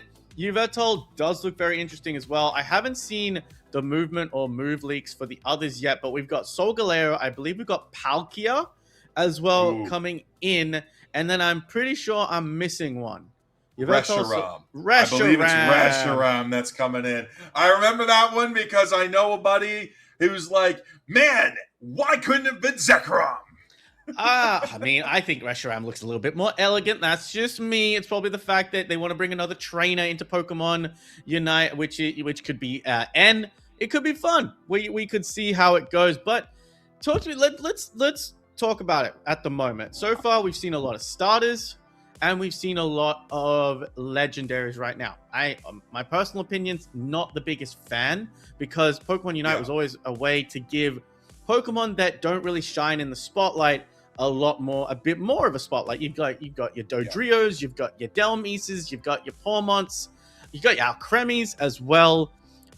Talk to me about what this does for Pokemon Unite when it comes to getting people back into the game, because 5th year anniversary, a lot of holowares are being given out, a lot of free items are being given out as well. We're getting license points, we're getting Unite licenses being given away too. Right now with Pokemon on mobile and Switch 2 and Switch 1, it is a very accessible game. Should we see the rise of Pokemon Unite a little bit more?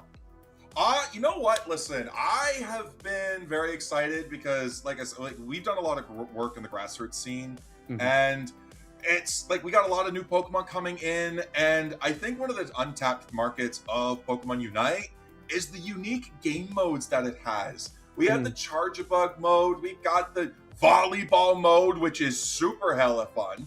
I love that personally, and then you got different formats, different custom rule sets you can introduce. 500 point mode, I got a month of attention, then everybody dropped it. And I feel like if there's more shine to some of these extra game modes, Unite could come back. But maybe with some of these Pokemon, maybe if we add more of the game modes as well, because every time we've added a new one, interest has spiked up. When we got volleyball, when we got 500 point mode, everybody was playing them to be like, all right, what's this? And it lasted like a month, maybe 2 months or so. Maybe that's a bit generous to say 2 months. But overall, I think Unite has the capabilities to bounce back from where it's been. And I think it could be trending in the right direction.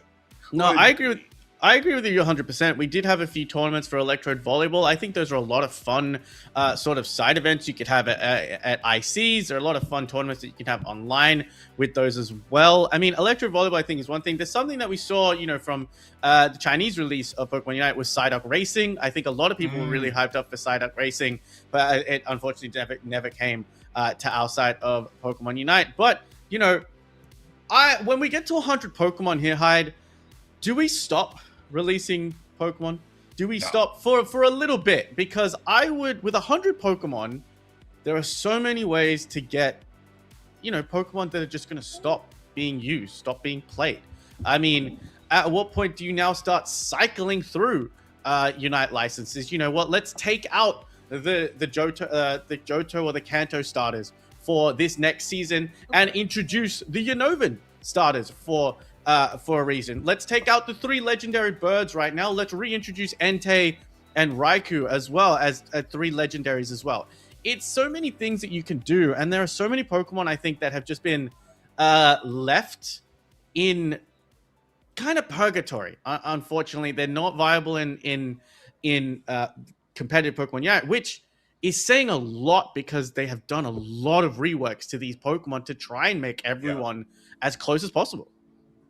I mean, listen, so Unite could actually do something that's really intuitive, that's really unique. I don't know if that's in the books or anything like that, but I mean, loadouts is something that we have. We have items, we have battle items, we have held items. We can do emblems in the rank ladder and stuff like that. What about moves? I mean, we have 2 lines of moves there as well, but one of the common tropes of Pokemon is to be able to use TMs to teach new moves to our Pokemon. And Pokemon Go has already implemented this kind of a feature, and it's been known to work. So maybe something that Unite could do is start, when we hit 100 Pokemon, maybe look at some of the move sets of these Pokemon. What's most picked? What's not? How can we do it? Maybe we revamp a Pokemon. Some of these Pokemon are being released right now with only 1 moveset as well, but others are just completely sidelined. I mean, when's the last time you ever heard of Iron Head on Aegislash getting touched?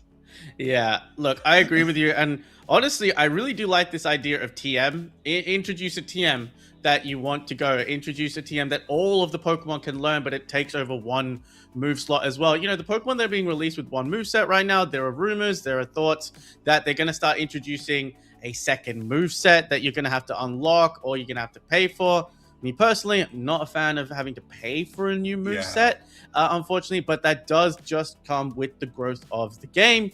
And so there's a lot of fun and interesting ways that you can continue to improve Pokemon Unite going into the future. It's such a fun game. It's a MOBA with Pokemon. It's very, very hard to, I think, go wrong with that. I think the game at the moment, for just me personally, it feels a little cluttered because you've still got a lot of your items in your item box that you can't use anymore. You've got a lot of things that you kind of, you know, develop. And of course, they're so used to giving you just the Aeon tickets that you can replace those items with. So I would love to see the game kind of come out of a little bit of clutter and kind of just, you know, feel like a new game. But this is my biggest take here, Hyde. If you want people, the current player base and the new player base to be kind of fed at the same time, if you will, give us a new map. I am begging you, Pokemon Unite. We had Remote Stadium for so long. The hype around Thea Sky Ruins was unbelievable. It was fantastic. The fact that we have a Groudon, Rayquaza, and Kyogre as well, sensational. Now give us a new map based on different legendaries. You could even do it with not a you can't do it with Yveltal anymore because now that's it's a playable character in the game. You can't do it with Gen 5 anymore because the dragons are being played in the game as well. But perhaps give us Arceus as a main target and give us a new map. That's the only thing I'll have to say. But now we have the results of our qualifiers. Shivam, if you could give me, I'm getting the confirmed sheet right now, Hyde. And whilst we do that, Hyde, what do you think about a new map? New map, I would love that. Yes, absolutely. We cannot have a reskin of Thea Sky Ruins. I love that they added Groudon and changed a little few things. The one thing I really hated about that, though, was the few things that they changed to make Groudon unique. They reverted. They just said, no. Nautilus, these are too strong. We gotta dial that back a little bit. And then what was it? Oh, the point total on the basement pad of T2. That used to be 120. They're like, no, that's too powerful. We got to dial it back a bit. I'm like, let's just stop eliminating what made it unique. They did this to Rayquaza as well when the Thea Sky Ruins came out. They had Nautilus, but they just dialed it back to make top lane, bot lane kind of similar to how Remote Stadium felt. You know, it just take the chance, take the risk. We can see the passion that's put into these Pokemon animations. They look so cute. Look at the Blastoise waddle. Look at the Palmot waddle. Look at the dancing duck. Like, we can see it. It's amazing. We love it. Make us fall in love with this game again. Give us a new map. Give us something to just be like, whoa. Commit to the changes. That's it. I commit to the Yes. changes. The Rayquaza change was incredible, but then they decided it was too complicated. So commit to the changes. Again, I'm really, really excited to see the future of Pokemon Unite. It's an incredible esport. And of course, it lets us cast these incredible grassroots tournaments like EUL. But that is not what you guys are here for. Our yapping time is done. We have, Shivam, correct me, it is the top 6 that are going Top through. 8. Top 8. So it is the top 8 of our of all of our teams today that are going to make it through, and these are the teams in this sheet that have qualified to go through. Is that I'm just confirming that I have all of the right information. So your first seed for the qualifiers was Rework Esport Core, going 10-4. In your second place, we have Omar Boussolet. I don't know if I'm saying that right. I do a Bouzleoff. I'm not even going to try. I'm just not even going to try. Boosaloof, sure. They went 7-2. They're in your second place. However, just behind them is Team Dift, who went 7-2 as well, but on their sets went 3-2. In fourth place, Vaporeon Haters going 7-4. Fifth place, Nasty Family going 6-4. Sixth place is okay. I'm being told things in my ear. Oh. Okay, so I've been told by production. Wait, what? Didn't you send me the update? Oh, you've given me another one. Okay. Okay. So now I've got fifth place. We started with Nasty Family. Sixth place is Tita, who went 6-5. Seventh place, Electro Drifters, who went 6-6. And in eighth place, your final qualified team for EUL this season is Power Rangers, who went 5-7. Incredible teams, incredible gameplay. I mean, I think the only match we didn't watch from a team, I believe, was Power Rangers. I think you and Husky managed to cover Omon Boozloo. Yeah.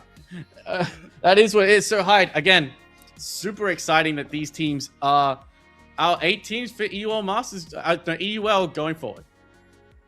Absolutely. I'm excited to see how these are going to play out as well, because tomorrow is another day, it's another time, and it's more EUL, and I'm excited to see how these teams are going to do. You can come back and you can see Lobo back in the seat, followed by Husky once more. And yeah, it's going to be exciting. I'm always super excited. Yeah, EUL is kicking off tomorrow, guys, right here on Ghatlue's channel, as well as Unity Clash PU. So please make sure that you're following and that you're holding on, because tomorrow's action is going to be absolutely incredible. Before we head out, we have to give our big thank you. So big thank you to Big Boss Man Shivam behind the ear. Every time you guys see me staring blankly at the camera without saying anything, that's because he's talking to me in my ear. Big shout outs to Bina, our incredible observer as well, and a big thank you to Jonathan Hyde and Husky Star for joining me behind the caster's desk. It is a pleasure as always. Shivam, stop laughing in my ear. I can hear you. I can hear you. All right. But with that being said, we love you guys very much. Have a fantastic good morning, good evening, good night, wherever you are, and we will see you next time right here on Thea Sky Ruins. Bye-bye, everybody. Bye.